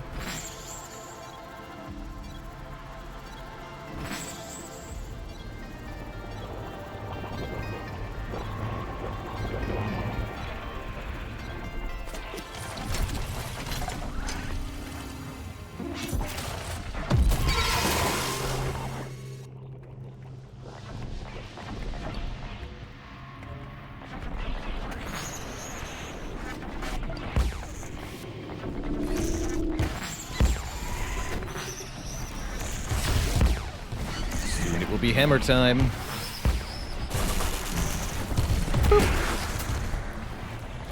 That was not enough.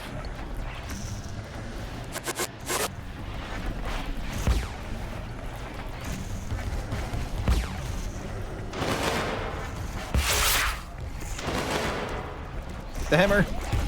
Do it. GG. Wow, we actually managed to defeat the final wave with the no weapon run. That's pretty funny.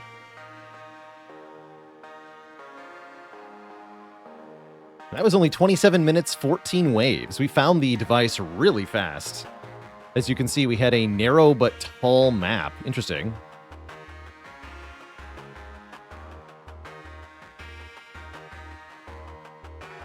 Gotta say, big credit to Resource Packer. I'm gonna use that thing again.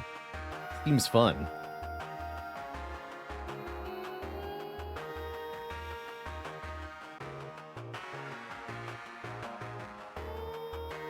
Yeah, the little sequestered chamber on the left side. It's really interesting on that map.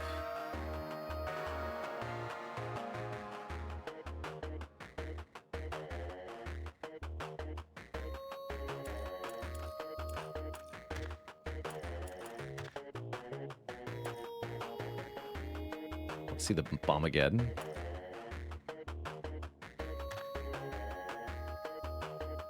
The bomb goes really far. That's nuts. I didn't realize how far they went. Holy heck.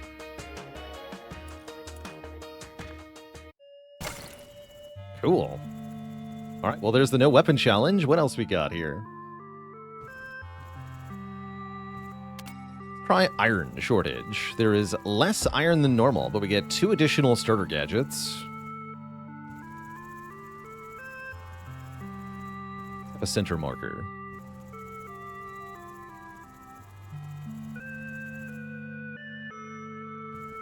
You know, I've been wanting to try repellent paired with furnace.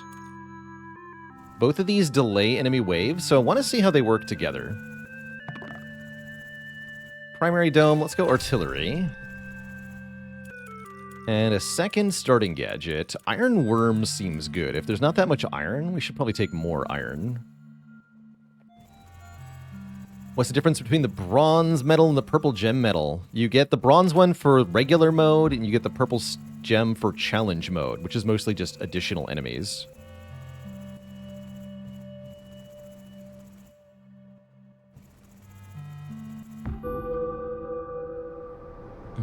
And they count as separate badges, so... you get both if you do the challenge mode. Giddy.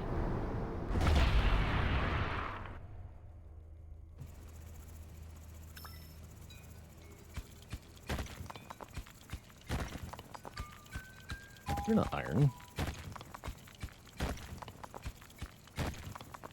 No drone yard for us, notably.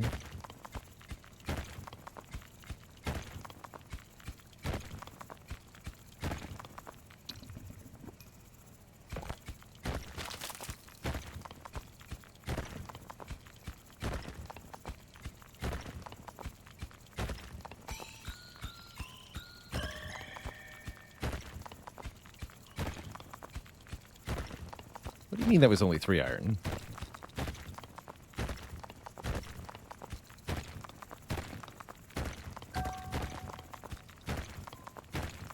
Well, this already seems very hard. Oh no.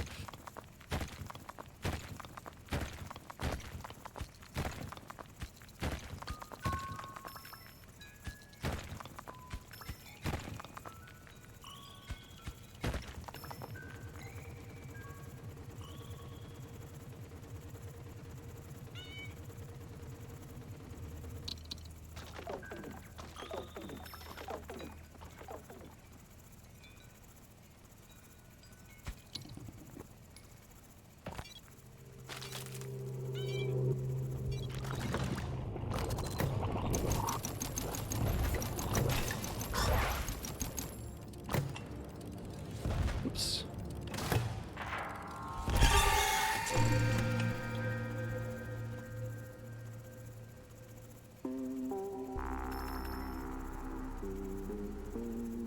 Maybe resource converter was the way to go.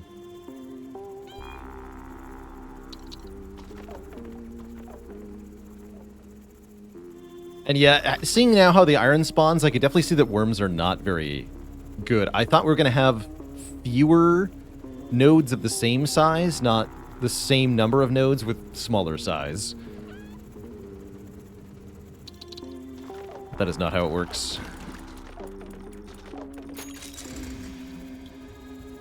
Which dome would I say is my favorite? Either artillery or sword is my favorite.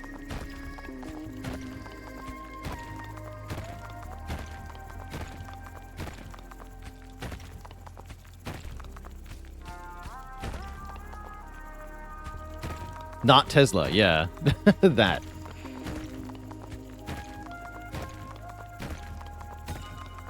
Oh yeah, the iron nodes are so small. Horrible.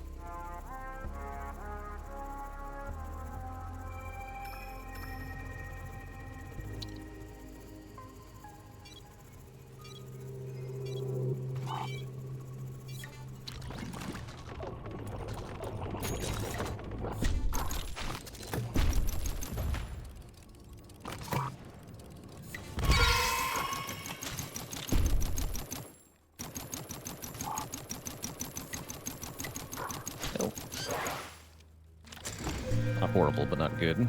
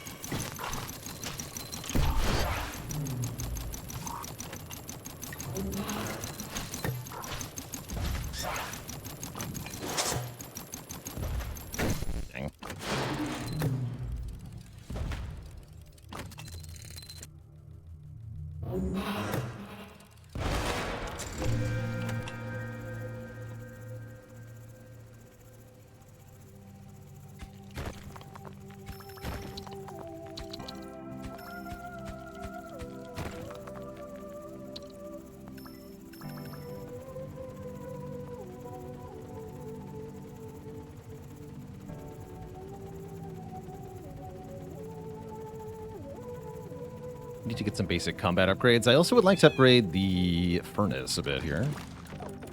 We should use water burning in the furnace, although that takes iron to get in the first place. Heck.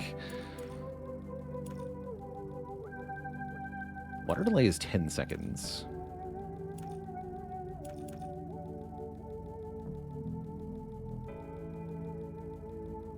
Let's improve the base delay.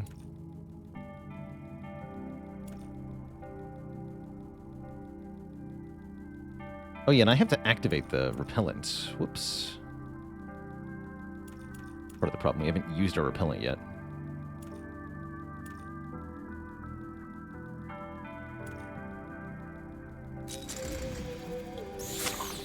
There we go. Upgrade worms to give more iron is not going to be worth it until we find iron deposits that are more than one node. Right now the worms are actually terrible.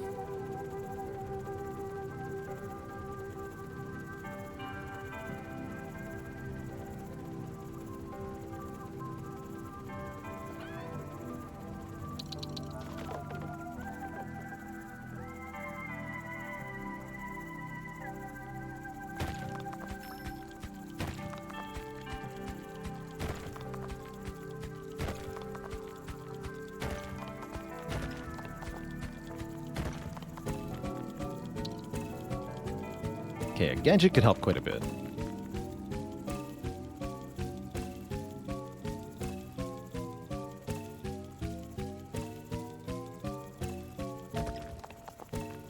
I have to wait a bit, though.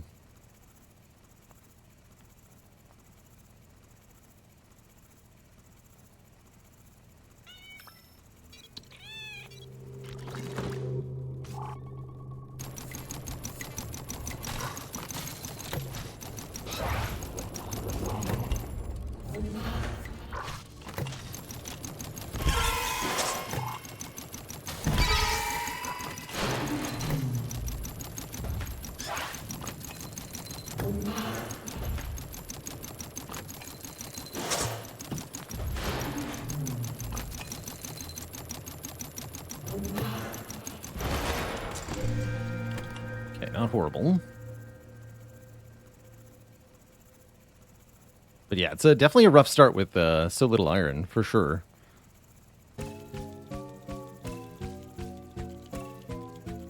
Please.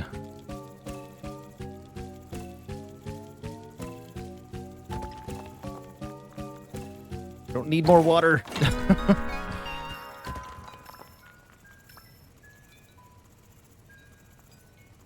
Really don't.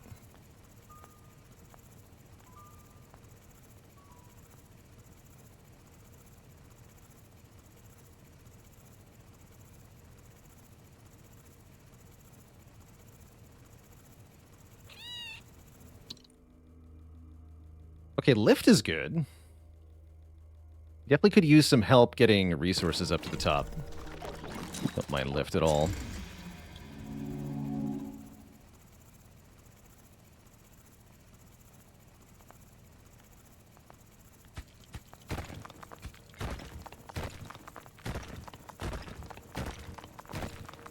Some precious iron.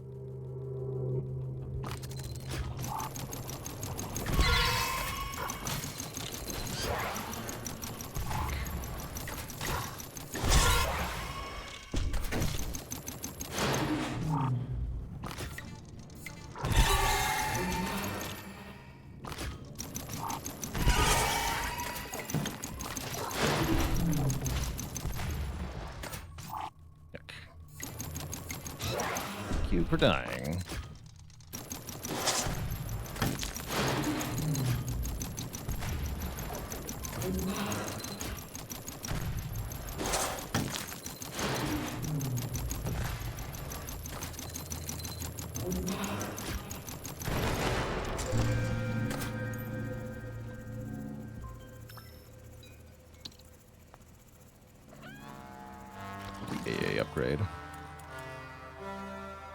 for.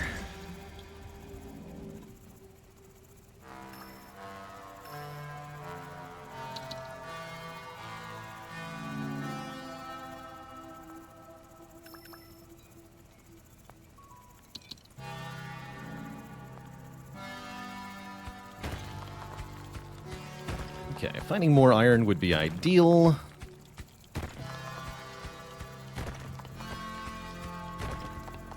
Of course, it's more water. Cobalt's good, though.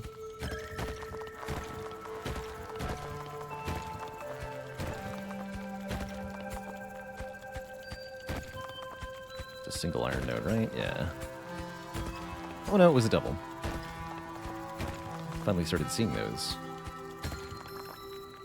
2 Beasley iron.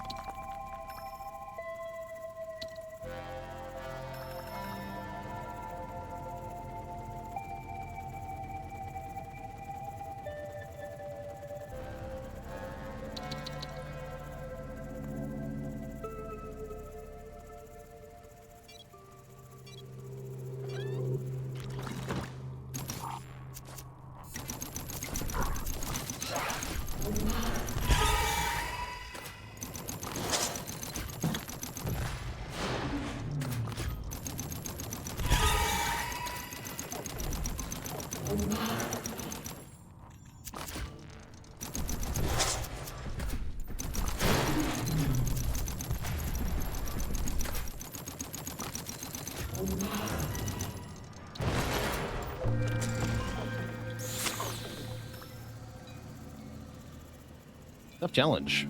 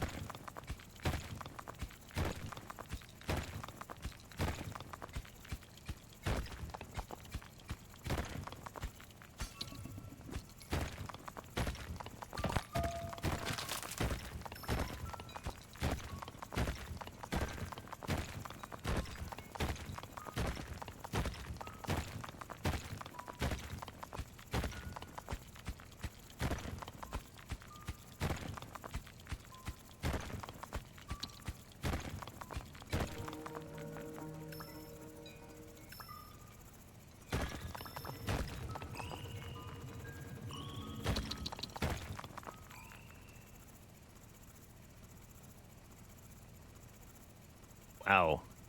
More than 2 iron. I'll take it.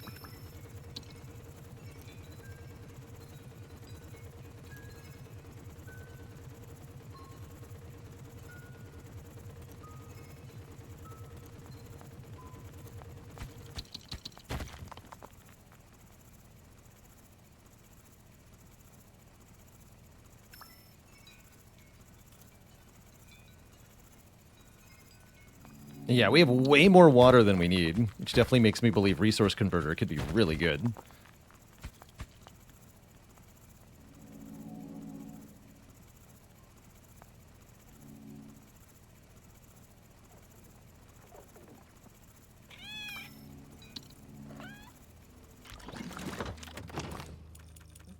Can't even spend all this water. Although, again, definitely good reason to get water fuel for the furnace.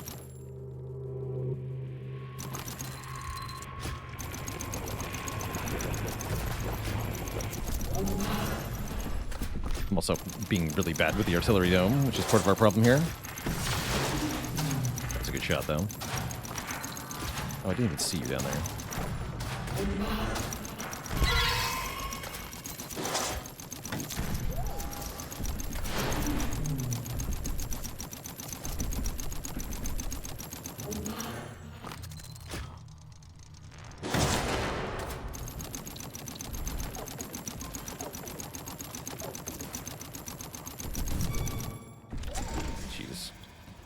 Terrible.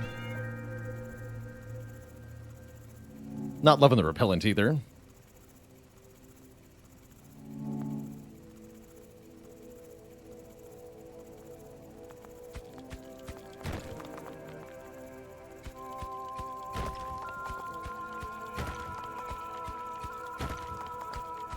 More freaking water. It's so bad. I don't need water.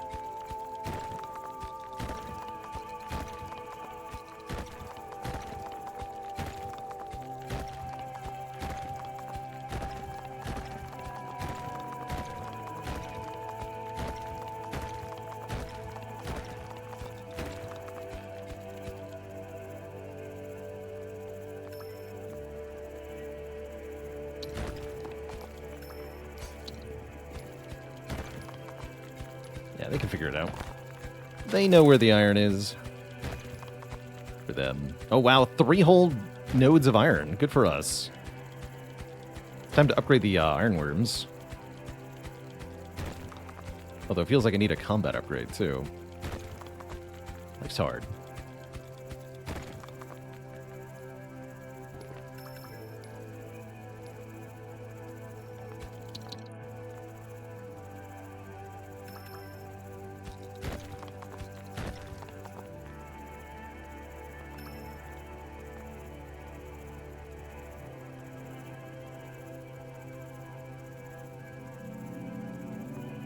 How do the worms work? They attach to iron deposits and extract the iron within it while producing additional iron as well.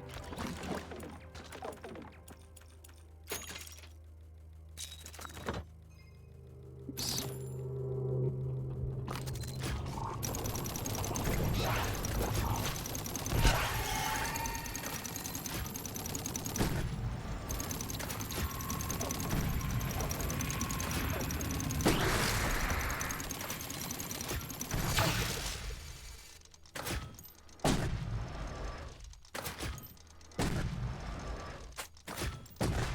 No.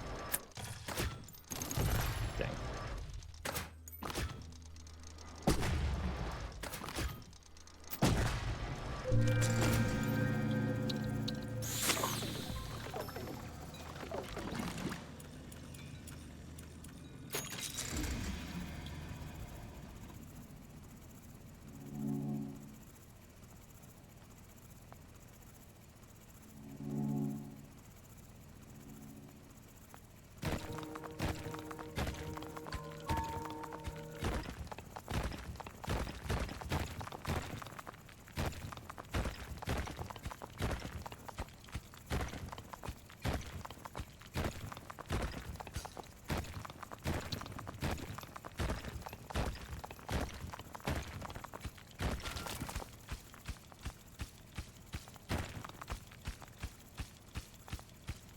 Okay, our next upgrade should be diligent worms, I think, to get more iron per iron.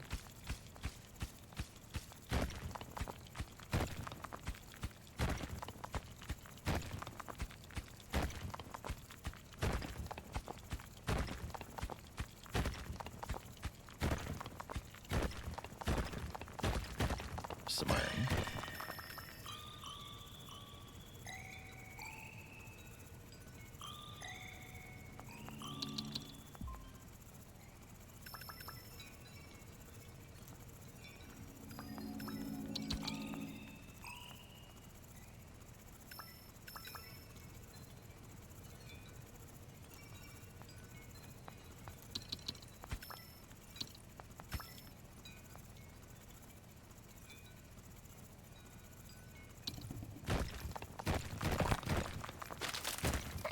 Of course. Would anyone like some more water? Water fuel for the furnace is also a good upgrade to get at this point.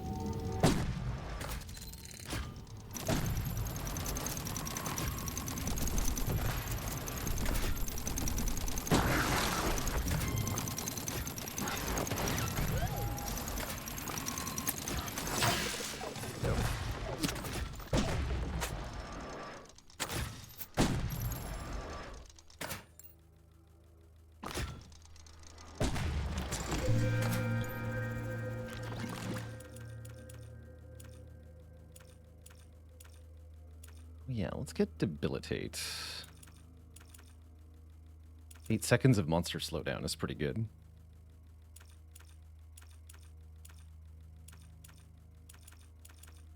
Oh yeah, and I can use water to overcharge this thing. Also important. Let's get Diligent Worms first, though.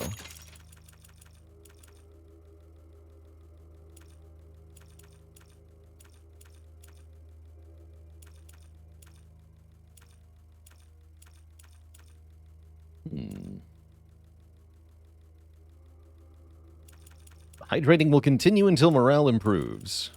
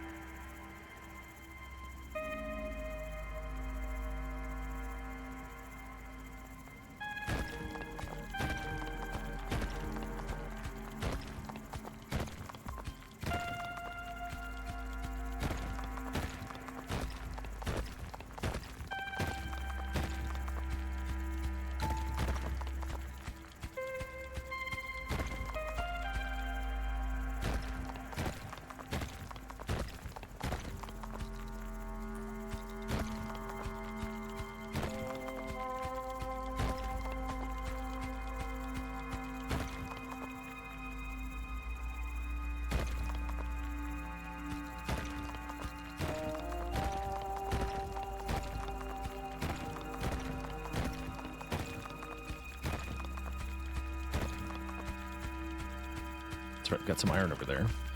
We should go get that. Oh, hey. If only I could find some water for this supplement.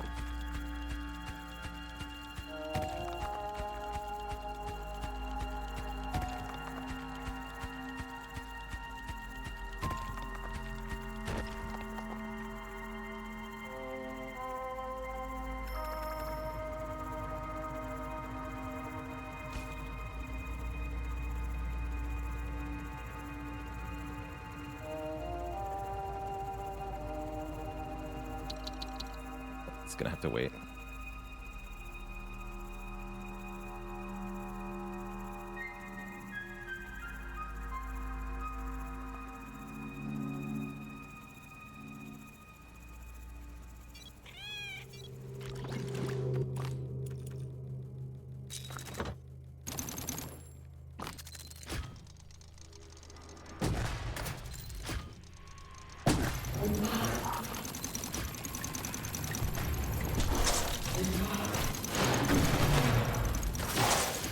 Dead.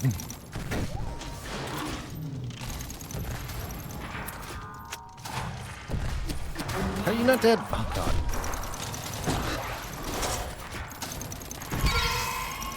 Not dead.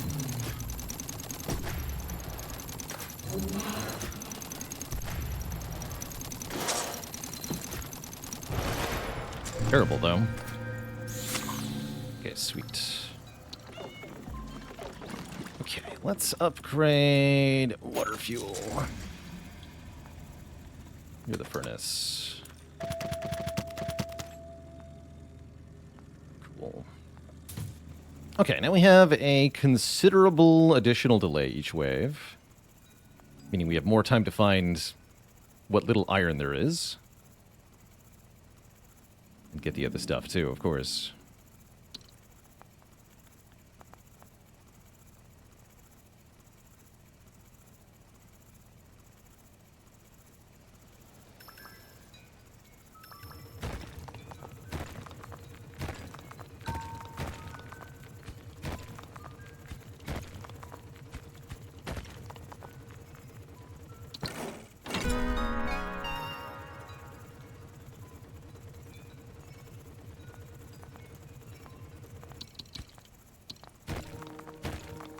Life without logistics upgrades hurts. Oops, crap.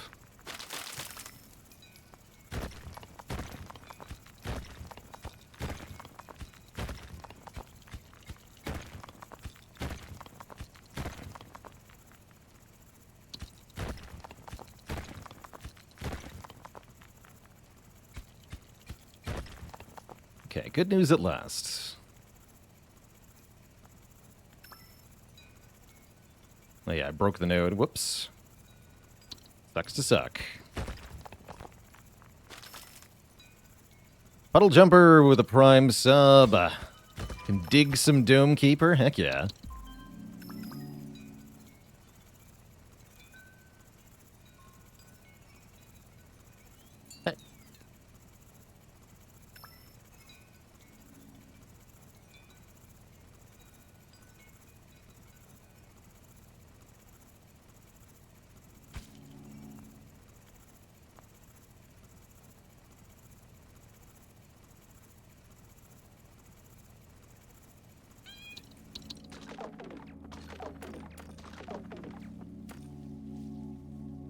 Add a toxic component to the fumes, numbing the nervous system of the monsters and slowing down their movement. Let's try that. What does numbing fumes do? Monster move speed 70%. What, just all the time? That seems great. And let's get Debilitate so we can intentionally slow them down further.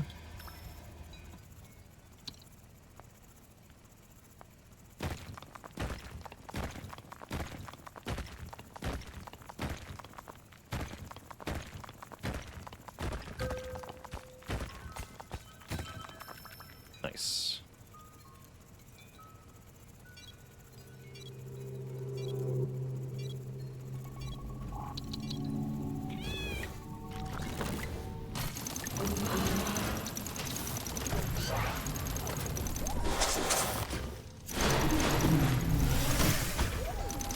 No.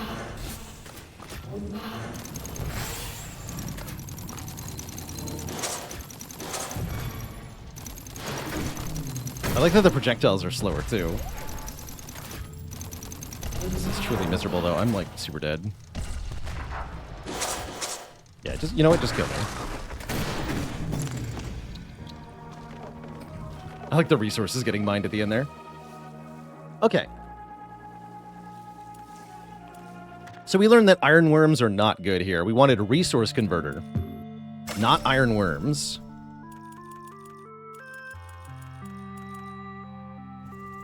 I also really didn't feel good about furnace repellent at all. I really didn't. Let's go with the old favorite, the drilling rig. Drilling rig, drone yard, sword dome. Sounds good. Let's give that another go. Should be a lot easier now.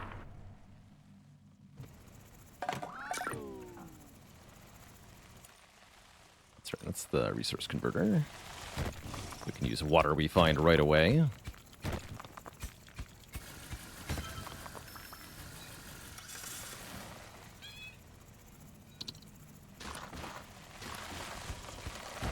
Yeah, imagine turning all that water from last run into 3 iron each. Or more than that, if we want to.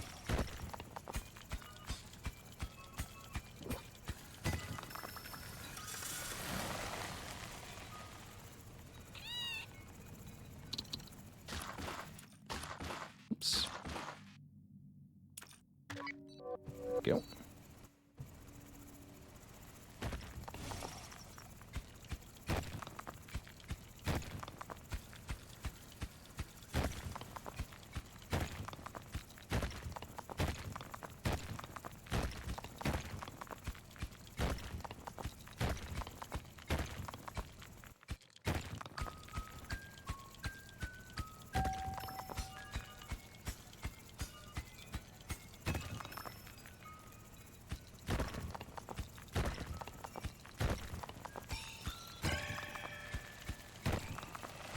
You can also turn cobalt into iron.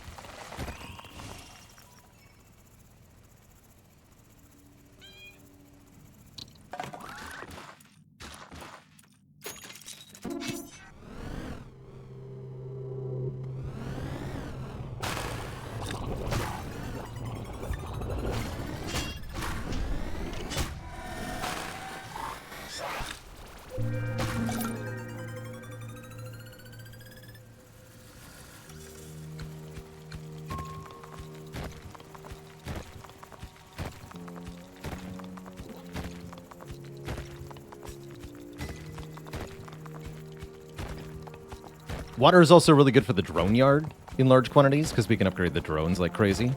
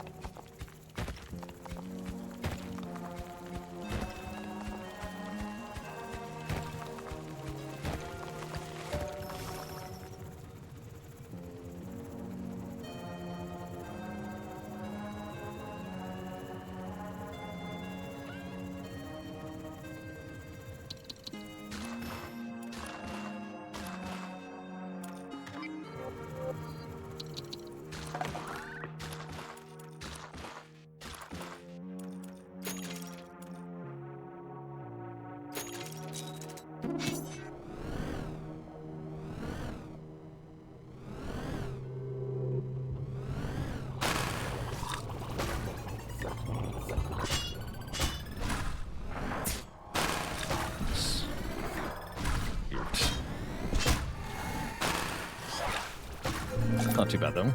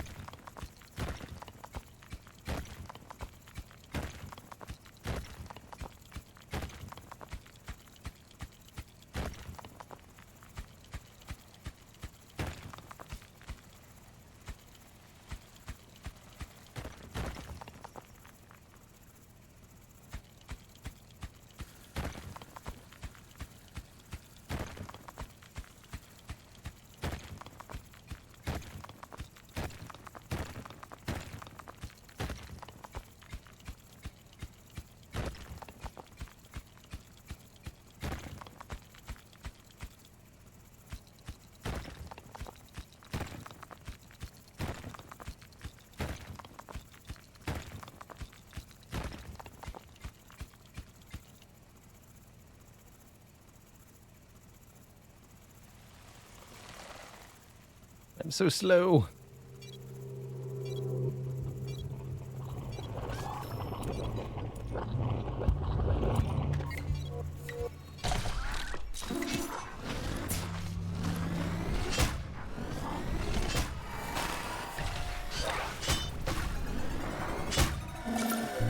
Sweet. Oh, I don't have the basic drill speed upgrade. No wonder this is miserable. That makes sense. We'll get long stab next. Hopefully before the next wave. We'll see. Easier said than done, unfortunately. Although the resource converter can probably just do it.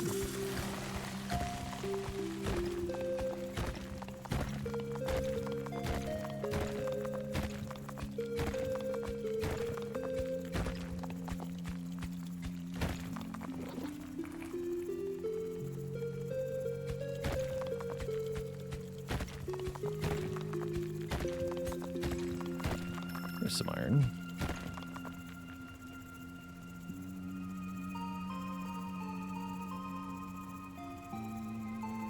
What are the converter upgrades? Good question. Let's have a quick look-see here. The resource converter. We can add cobalt conversion, which only costs water to unlock. Convert cobalt into iron and vice versa. And we can even make it more efficient and faster. We can efficient water conversion. 1 water turns into 5 iron. And then we can further improve that. Change the water conversion into a lengthy process with great yields, or make it way faster. Although that'll cost 8 iron. 3 and 2 for efficient water conversion seems worth it, though. Get that right away. Oh, cool, and that instantly gave me back 2 iron, basically. In fact, that's worth just waiting for, so I can restock it immediately. Oh, no, it lied. Okay, never mind. Still worth it.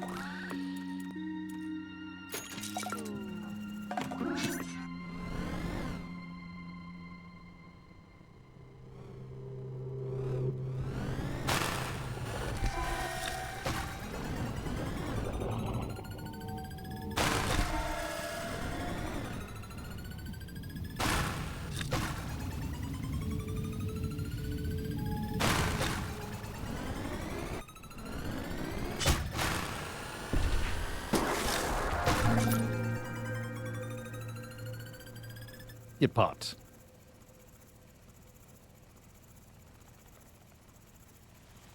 Oh, nice find, drilling mine. Big. Work.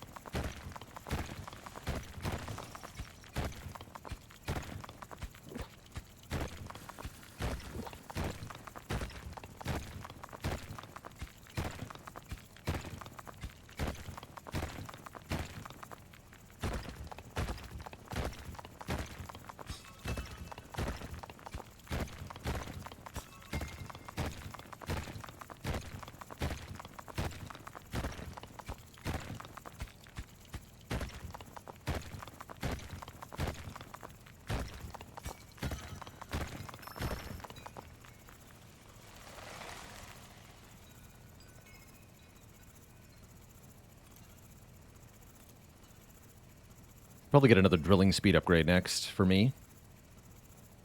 Wait.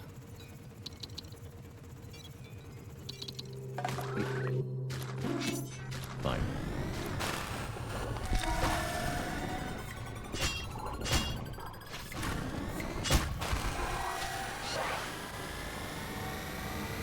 Heck.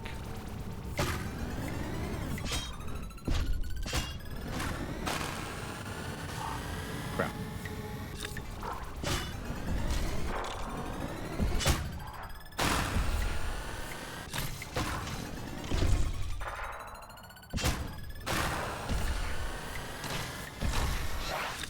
No.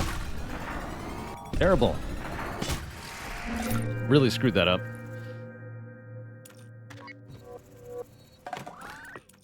That was bad. But we can redeem it, though.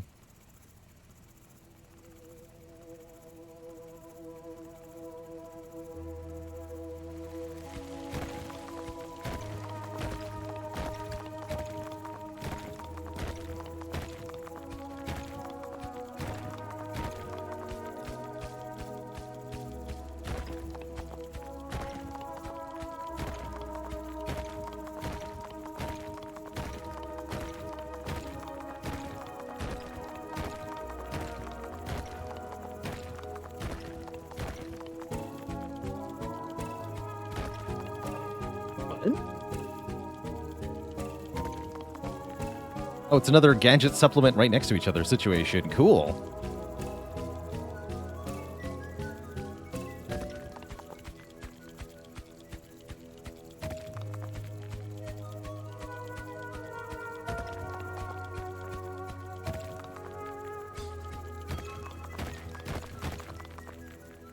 Connect this, though.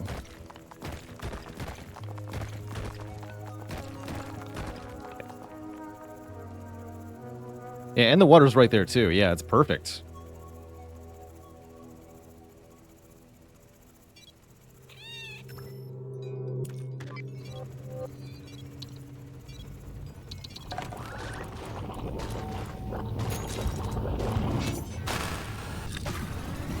Crap. No. Oh, bad. This thing with this thing is not good.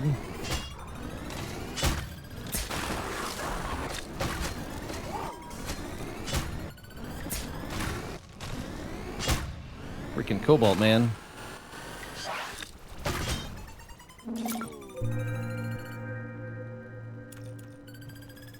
Spooky.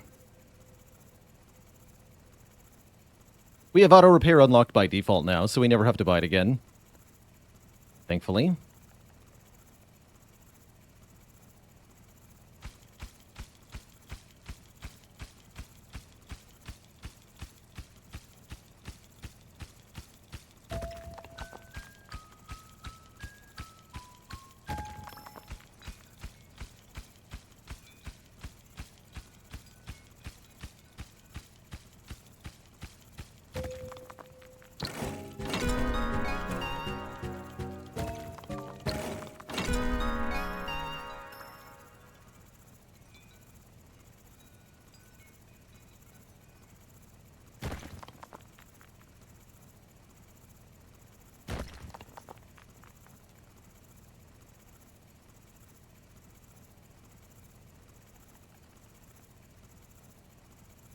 And yes, it did activate during that last wave. That's correct. I have to upgrade my health now. Hopefully one of these gadgets can help me.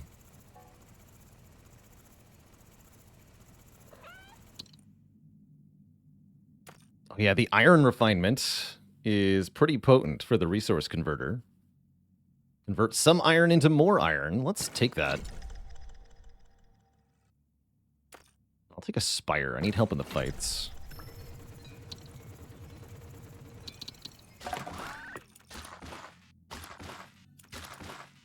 Give me more health.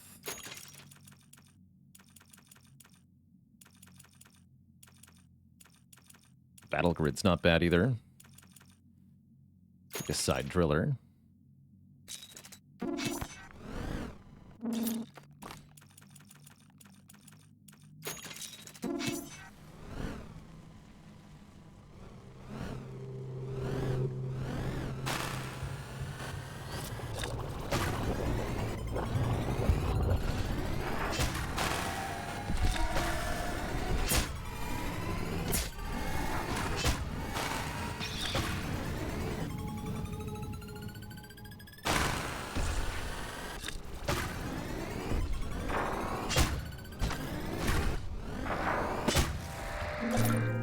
Definitely could have been worse.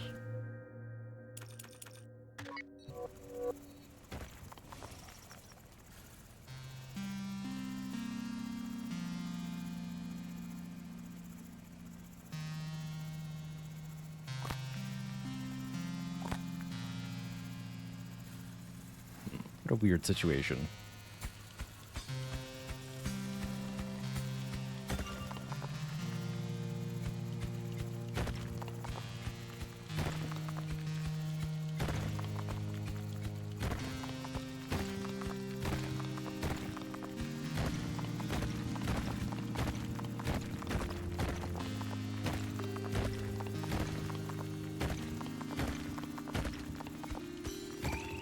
Okay, 3 cobalt is life-saving, potentially. Another supplement, too.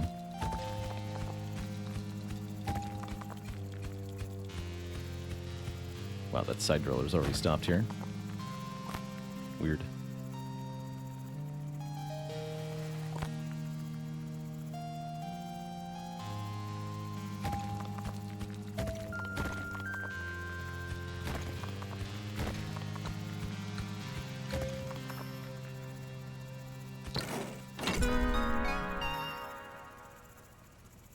I don't know if I can make it back in time. We'll see. No, not quite.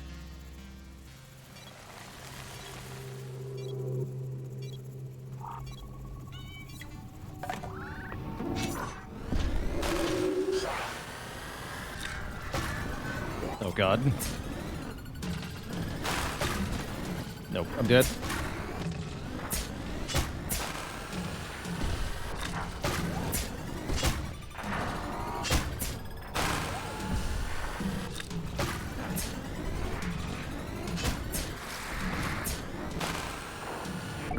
Challenge is hard. I do think Resource Converter was on the right track, but we ultimately... Well, that was only 7 waves? Wow. The enemies get nasty really fast. I'll try again with the same configuration. This feels like the hardest challenge so far, out of all of them. Yeah, many misplays with the sword contributing to our death there.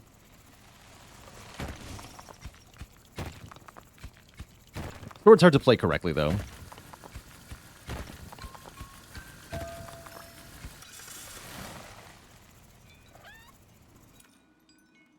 Right, I have to...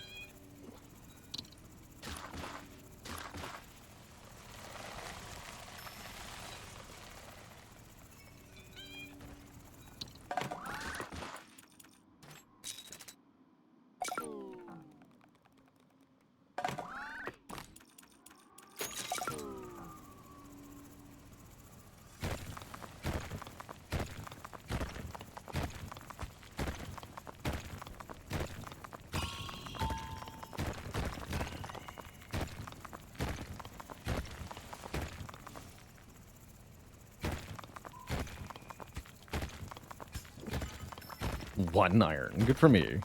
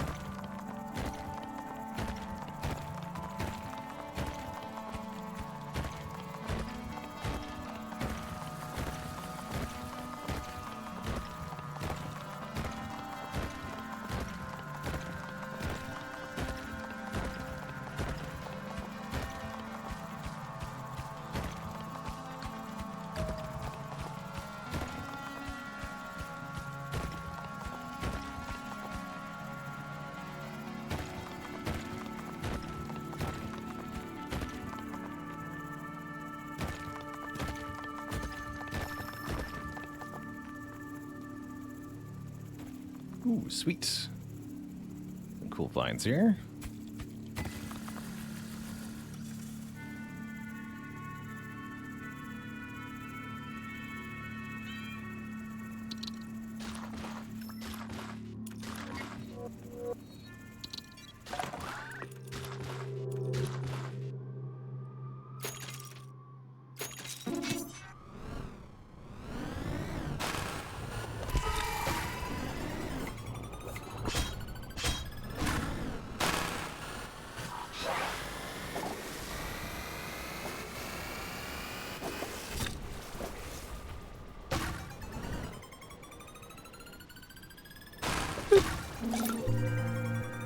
Okay, better, cleaner start this time. Why long stab? It's my preferred stab type for the sword. It just does a lot of damage for relatively little investment. So it's really good for taking out the tougher monsters.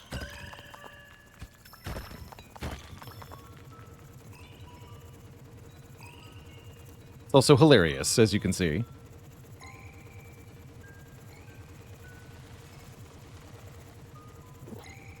Different stabs for different jabs. Yeah.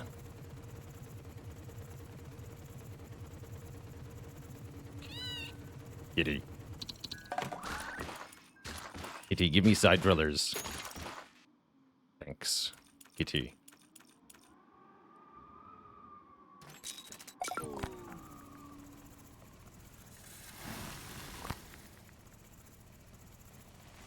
Go to work.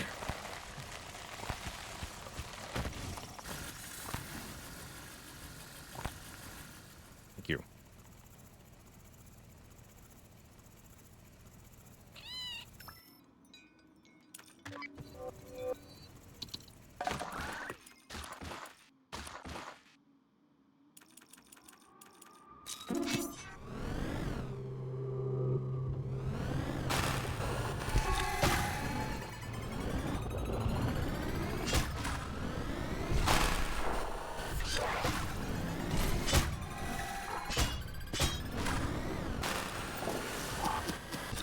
Oops.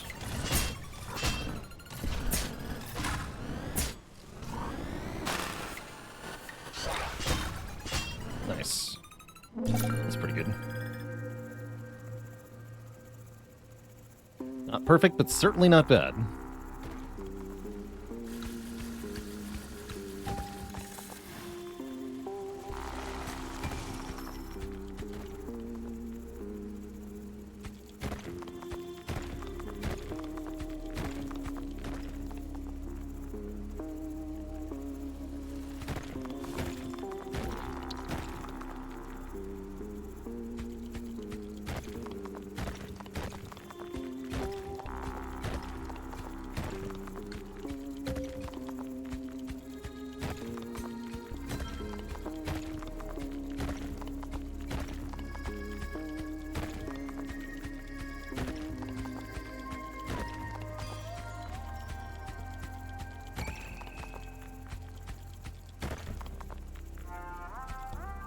How's it going, Code Green? This game got a huge update, yes.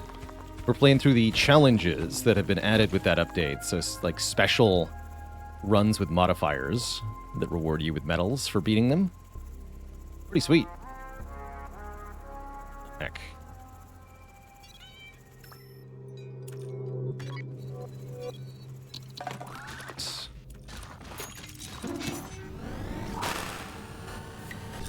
No.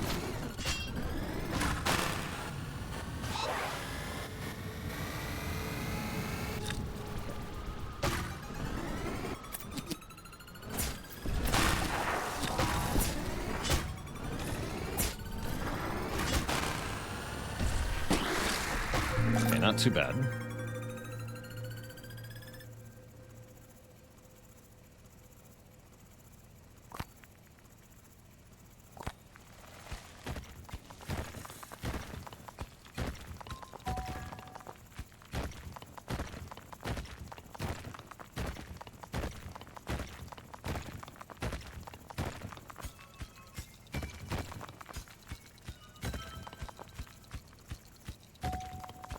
Supplement get.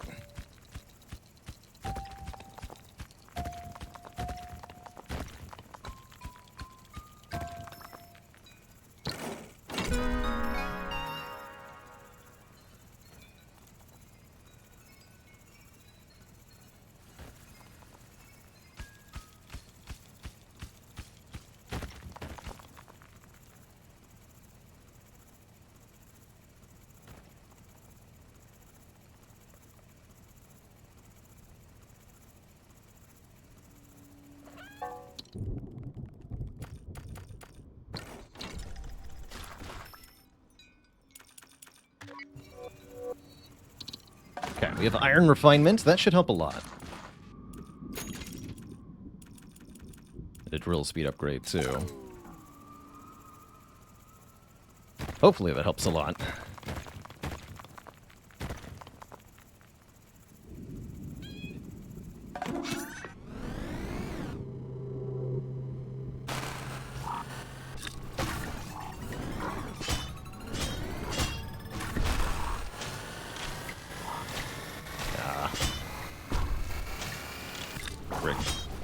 That was extremely bad to miss all of those.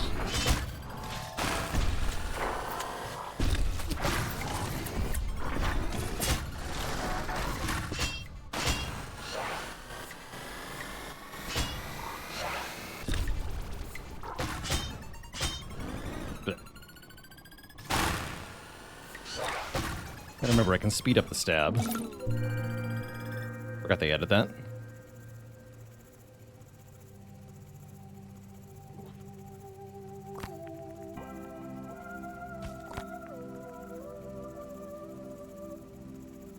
More stuff over here.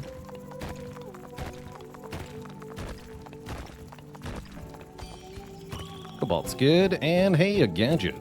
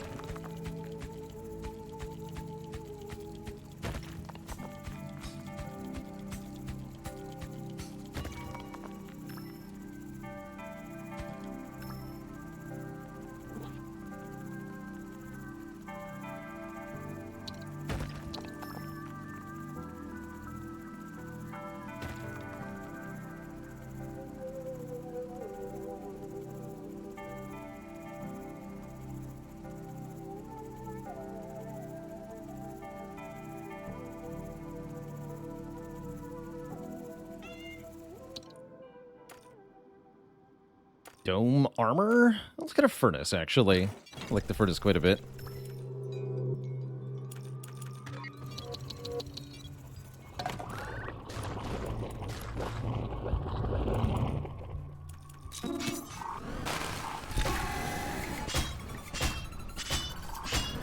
Jeez.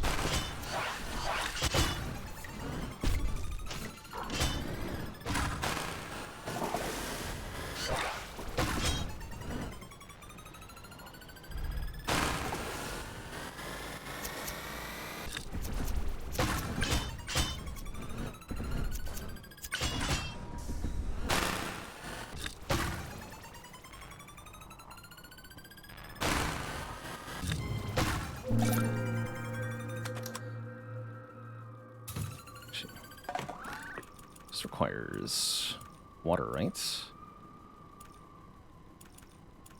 Yeah. Iron fuel, enhanced iron fuel.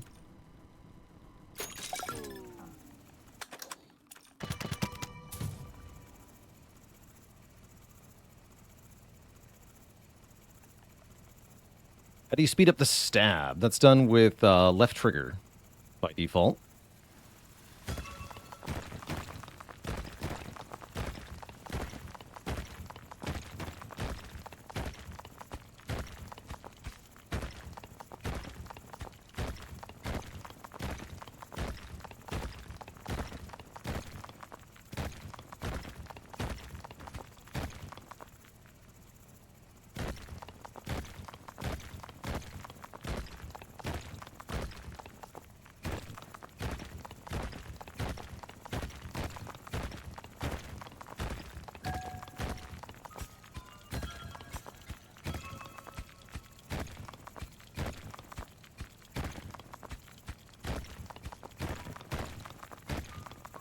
Okay, 7 waves is where we died last time, too. I need the better sword again. Thankfully, the iron conversion process should make that possible. Octopus on the left. I definitely missed that. Have another look. Would love another helper.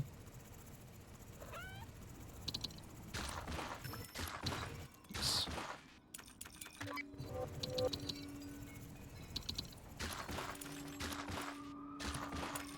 Let me grab the iron, thank you.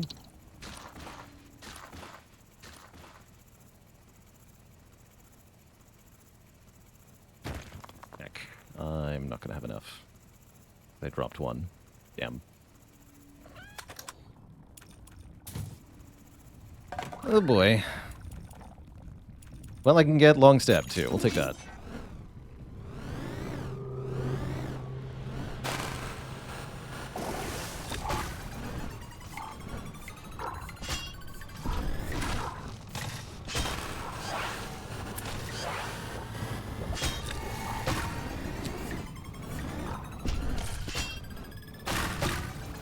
What, you're not dead?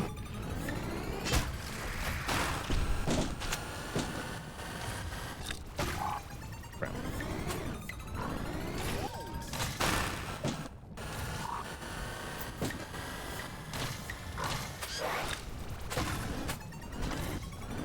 Ugh. Definitely need the nibble blade.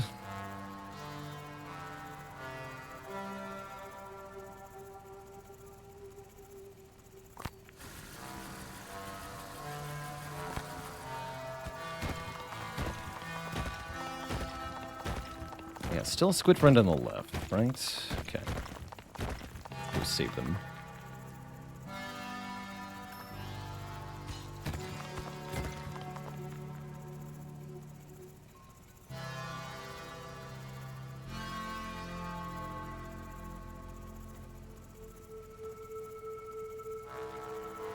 Where?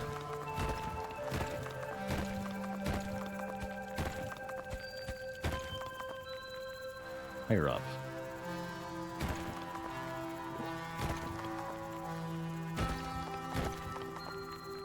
There they are.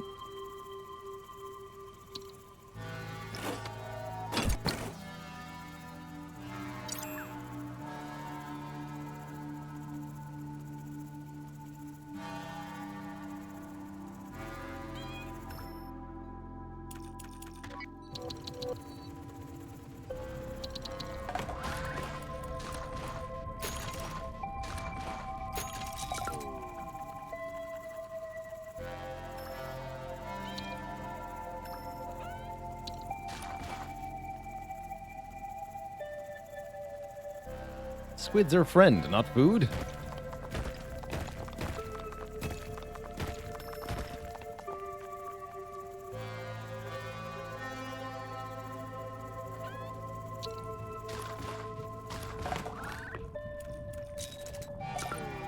Spooky.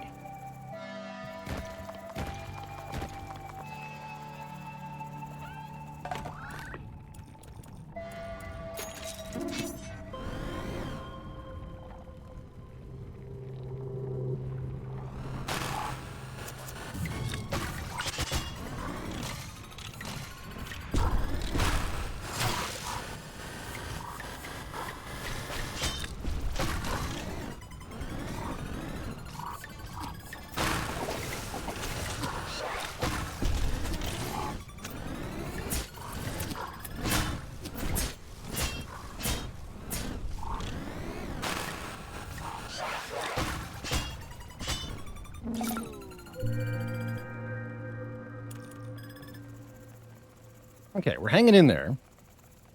Though just barely.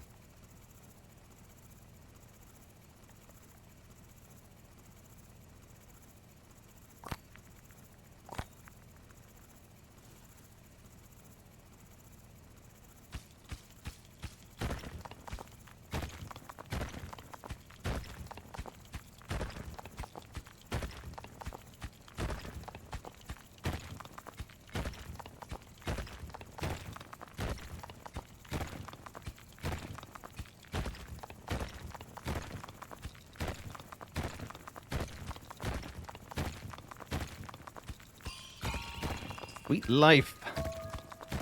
Cobalt.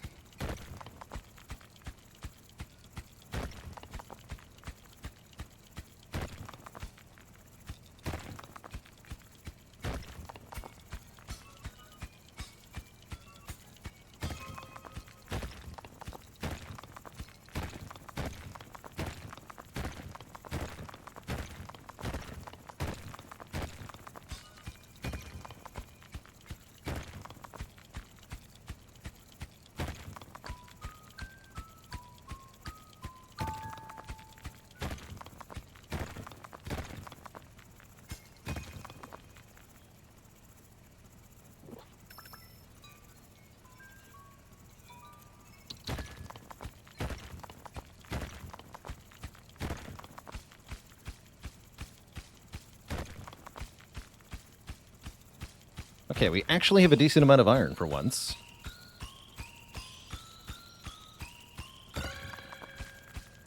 And we just found a bunch of cobalt.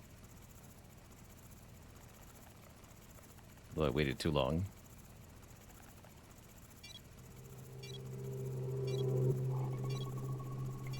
Oops. Oh crap, I'm already getting hit. That's kind of lame.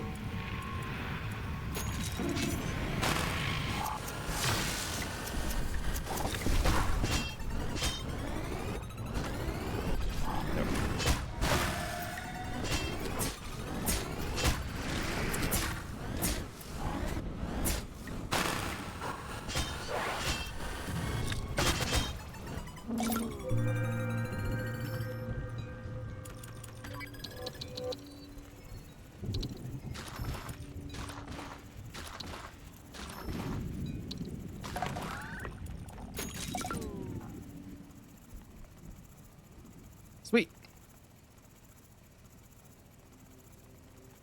I think we're gonna make it this time. Why are you so garbage?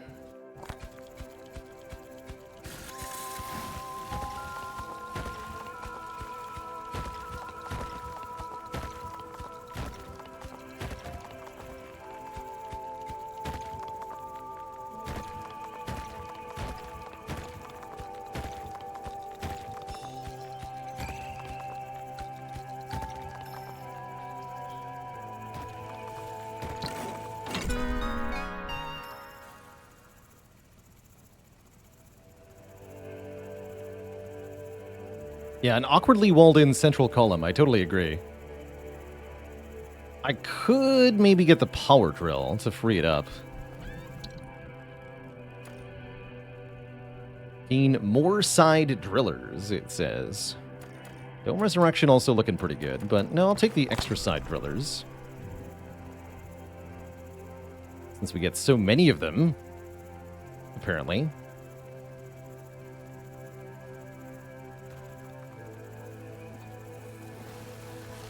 Yeah, look at him go. That's fantastic.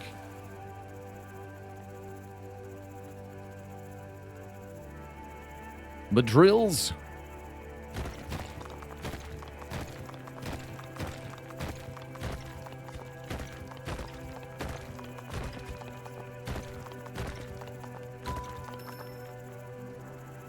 Let's try to get home in time this time.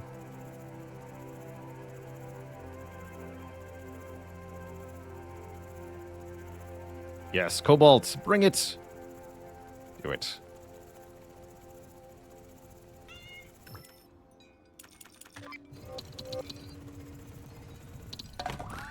Should get the auto-convert upgrade for our thingamajig.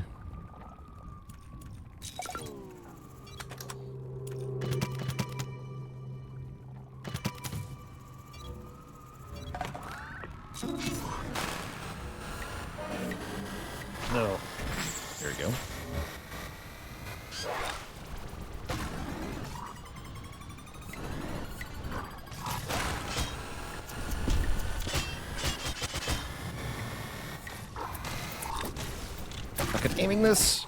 Terrible.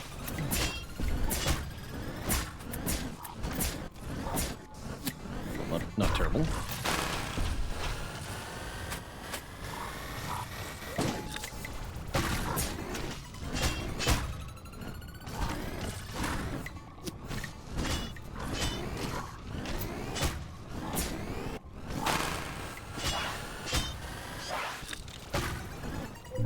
Okay, that could have been worse, I guess, but definitely could have been better.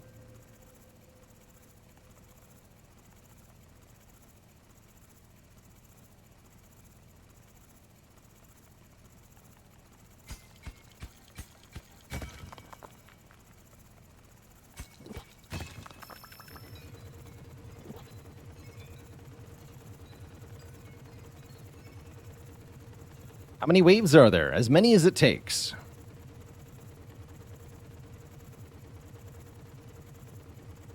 We have to find a treasure deep underground.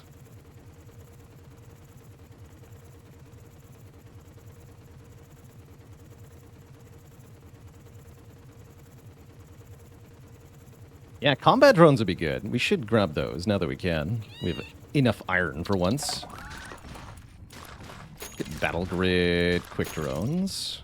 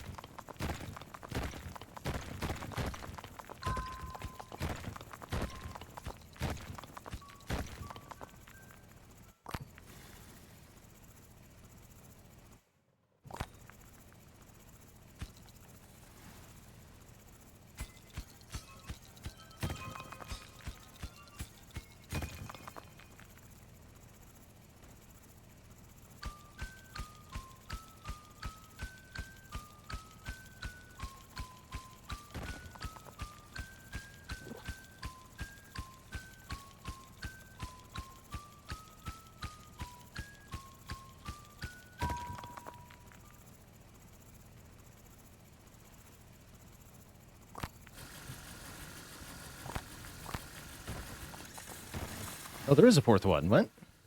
Were they overlaid on top of each other? Weird.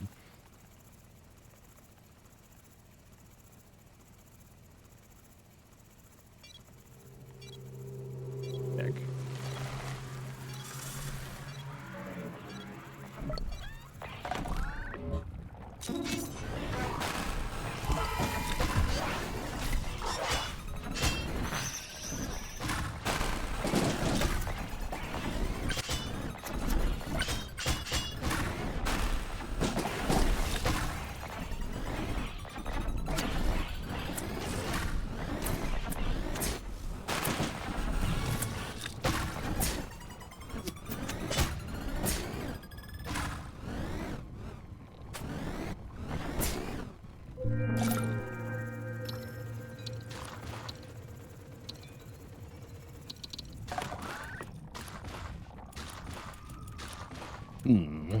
Let's grab more drill speed for us. You are not converting.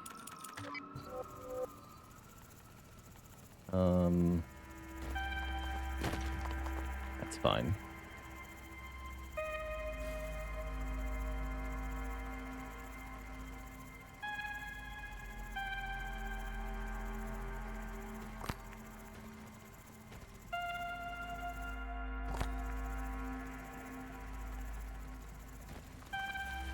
Poke our head over here, see what we've unveiled.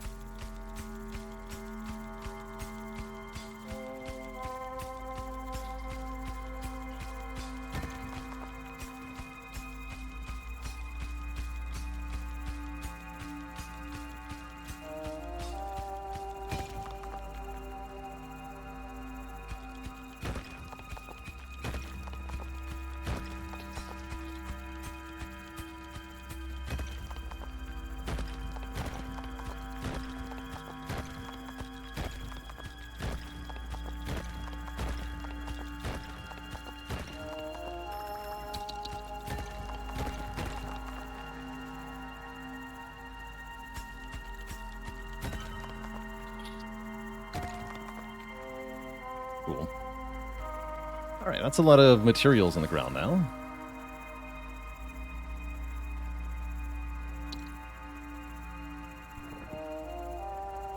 Let's actually be in the dome this time.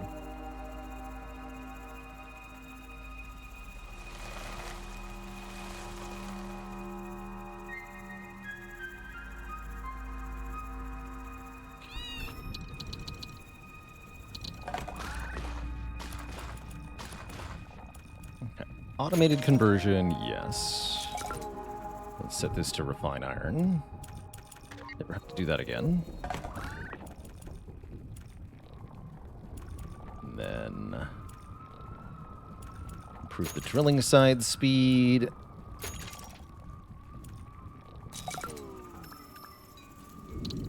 The drones.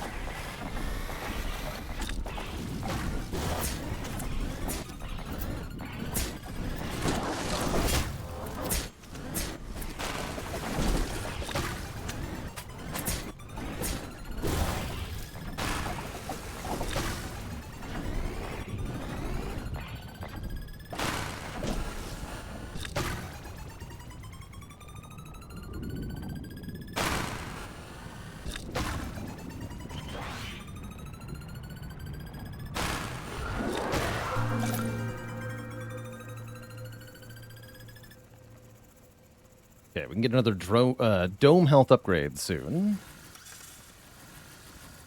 Seems important.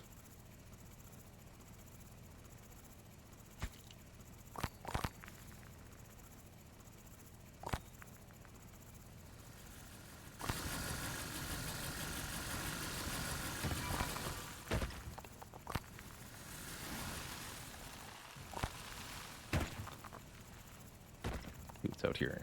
Hey, stuff. Might even shred this into cobalt, just because we need more cobalt pretty badly.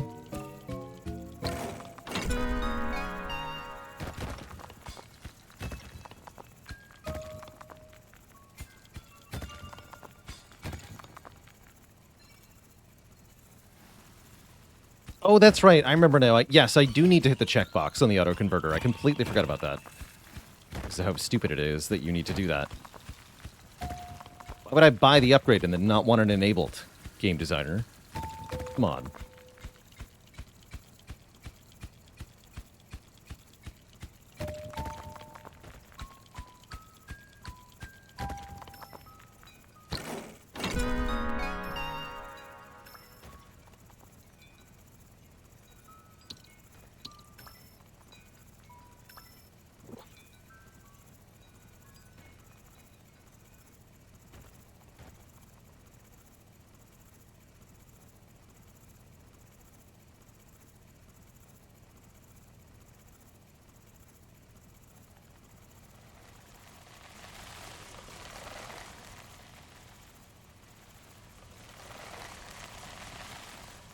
Yeah, I think there should be a checkbox. I just don't think it should start empty. It needs to start enabled when you buy that upgrade. But that's a minor nitpick. Excuse me.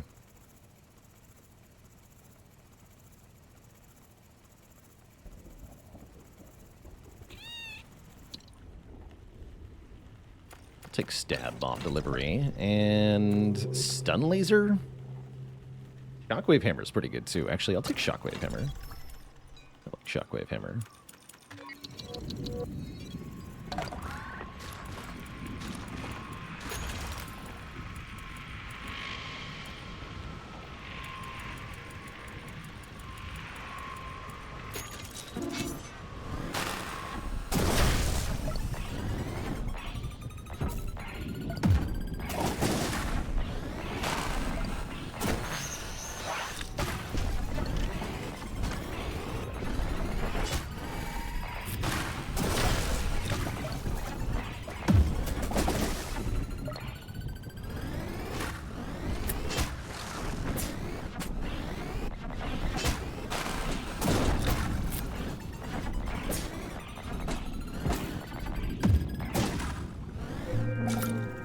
Sweet. Okay, yeah, I think we're stabilized now.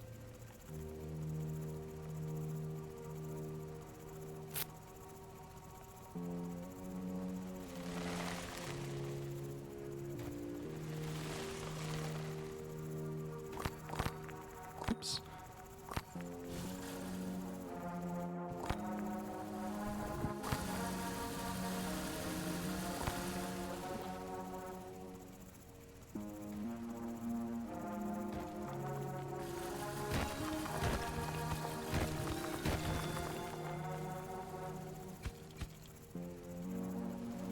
Side drillers have done an incredible job.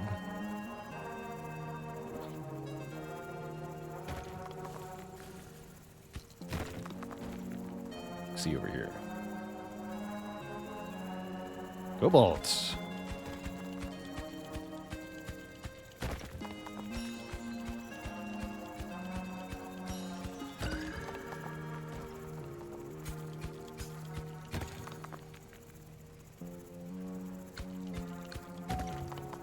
Oh, wow.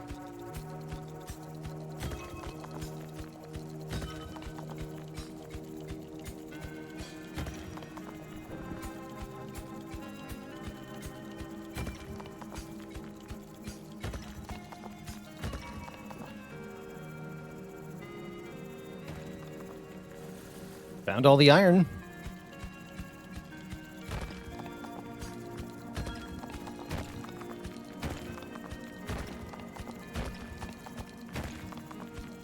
Get back to the dope here. Might need a few more squid friends.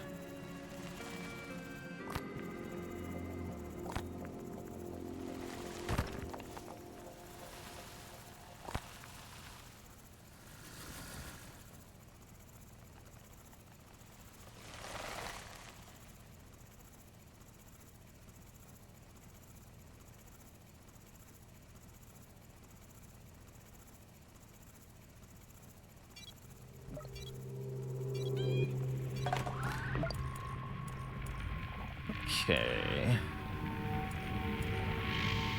Got long blade too.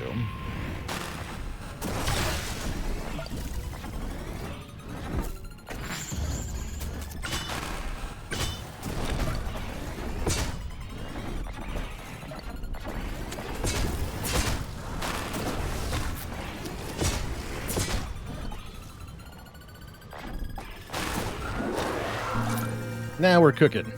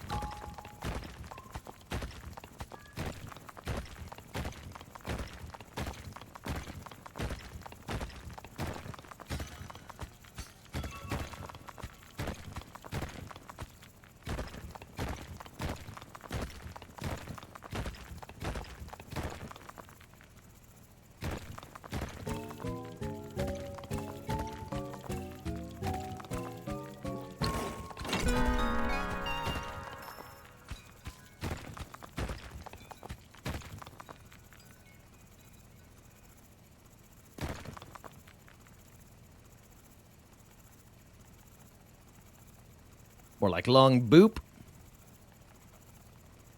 That's right. What's that furnace doing? It's doing fine. I'm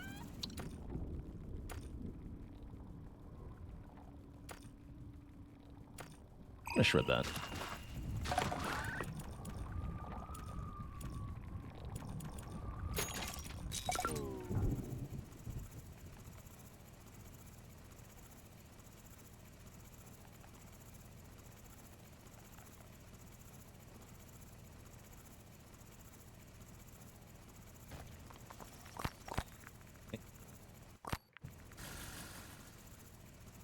Oh, they're all stalled.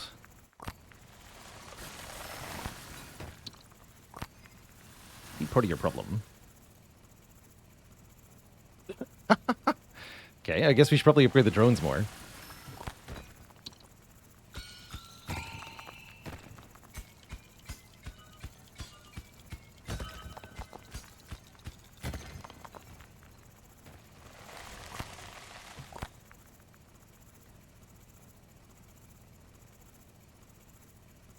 Yeah, I guess Resource Packer would have been good.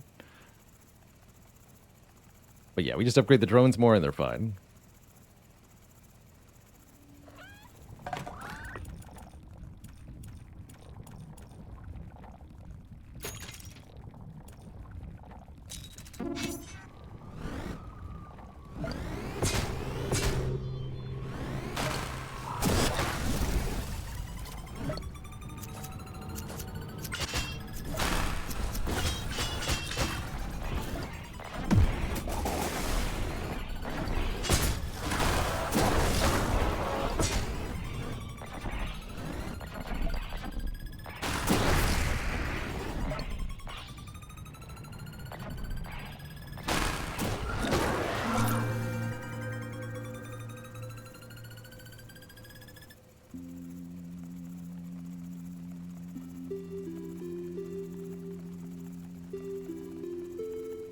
Go, my drone friends.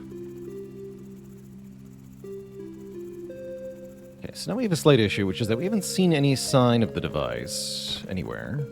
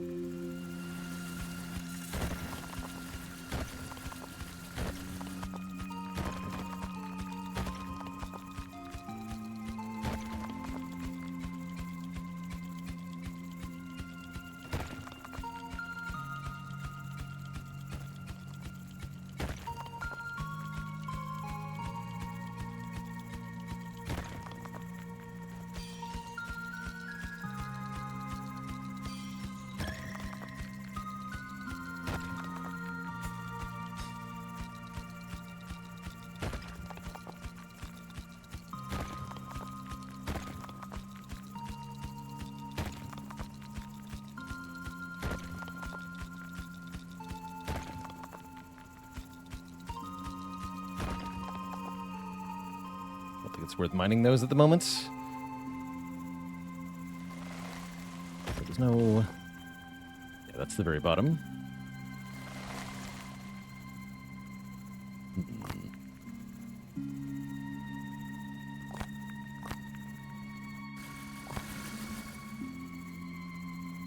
Back to the dome. There are boundaries in every direction. There is a limits to the map. And the device we're looking for is somewhere in the lower part.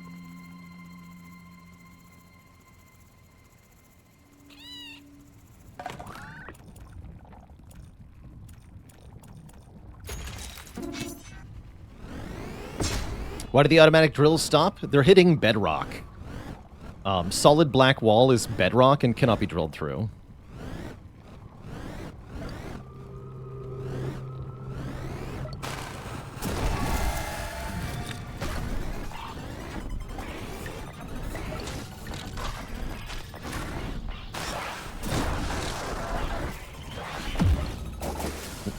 Bad.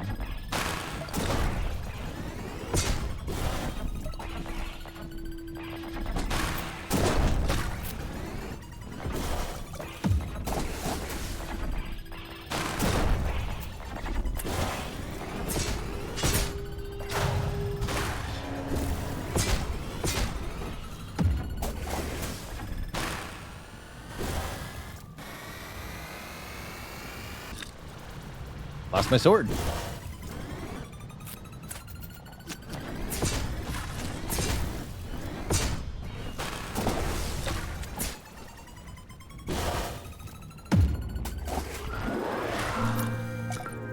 Amazing.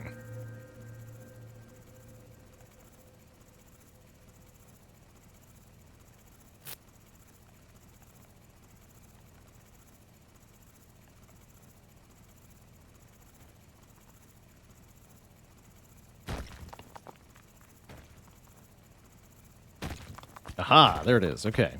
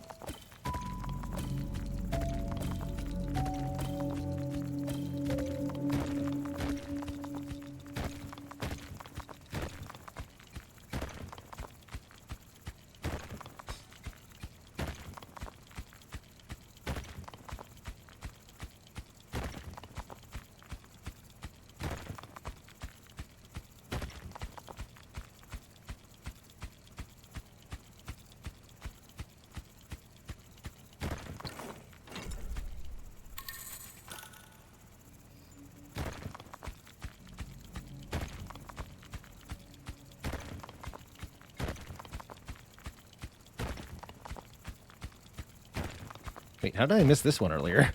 It's like right here. Foolish.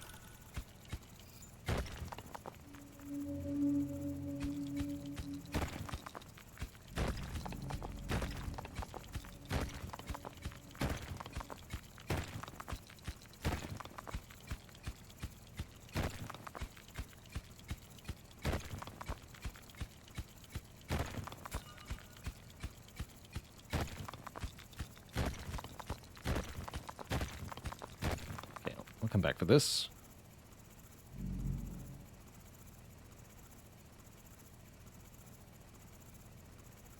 Yeah, see, this is all bedrock, so the side drillers can't go through it.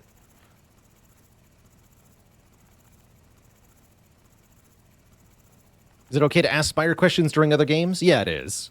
We're a very Spire-centric channel, so I don't mind answering Spire-related stuff all the time.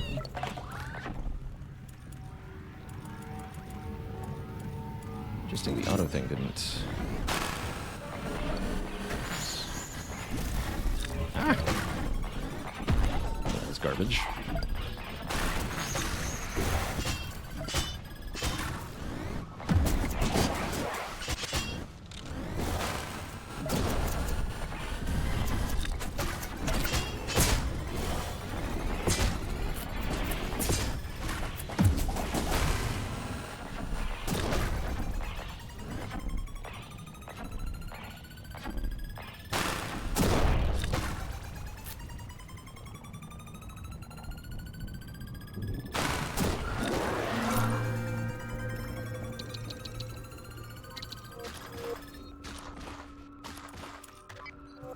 Weird.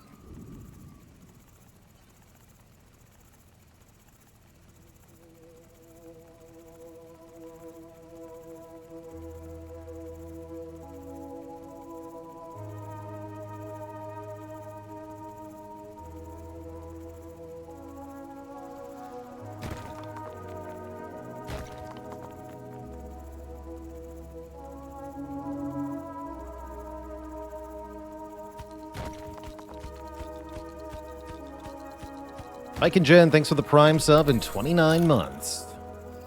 Subports.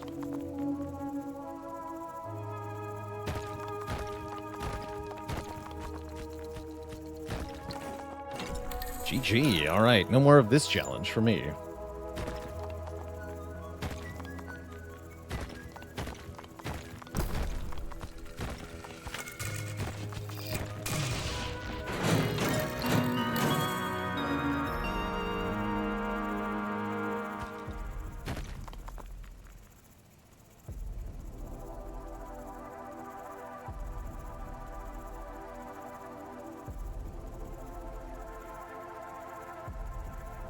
The Factorio build, yeah. Drones fetch all the stuff. Automated driller mines everything. It's pretty good. Auto everything.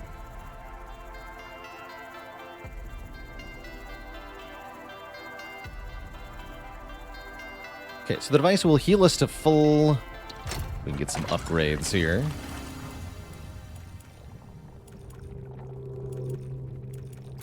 The electric blade, and I guess I'll take better shield pad. All right, bring on the super wave. What do you got?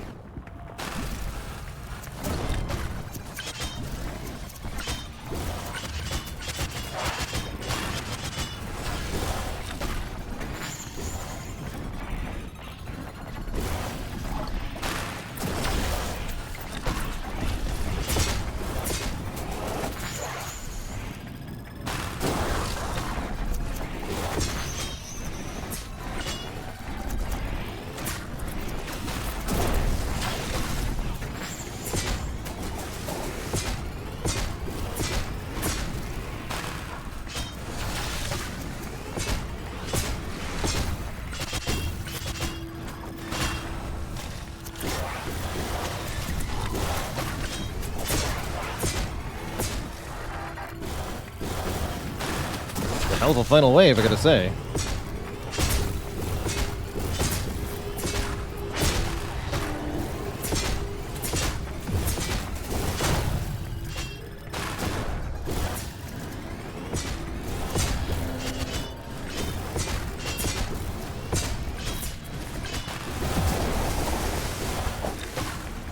Didn't even need an eco wall. No problem.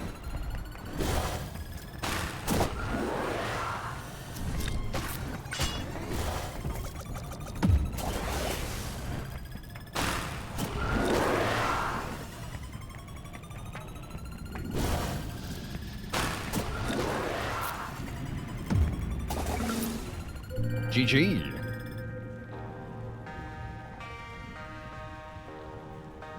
Easiest wave of my life. See the time lapse on this one. Oh, look at that layout. Spooky. No wonder the side drillers were so bad with those chambers in the middle. Yeah, the main driller went right through the middle of that. Ugly.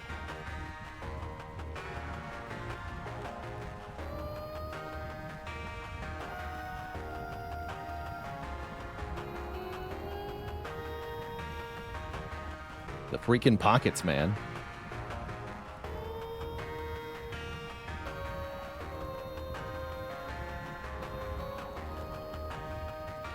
It's crazy how effective the side drillers are overall, though. Wow. Factorio build indeed.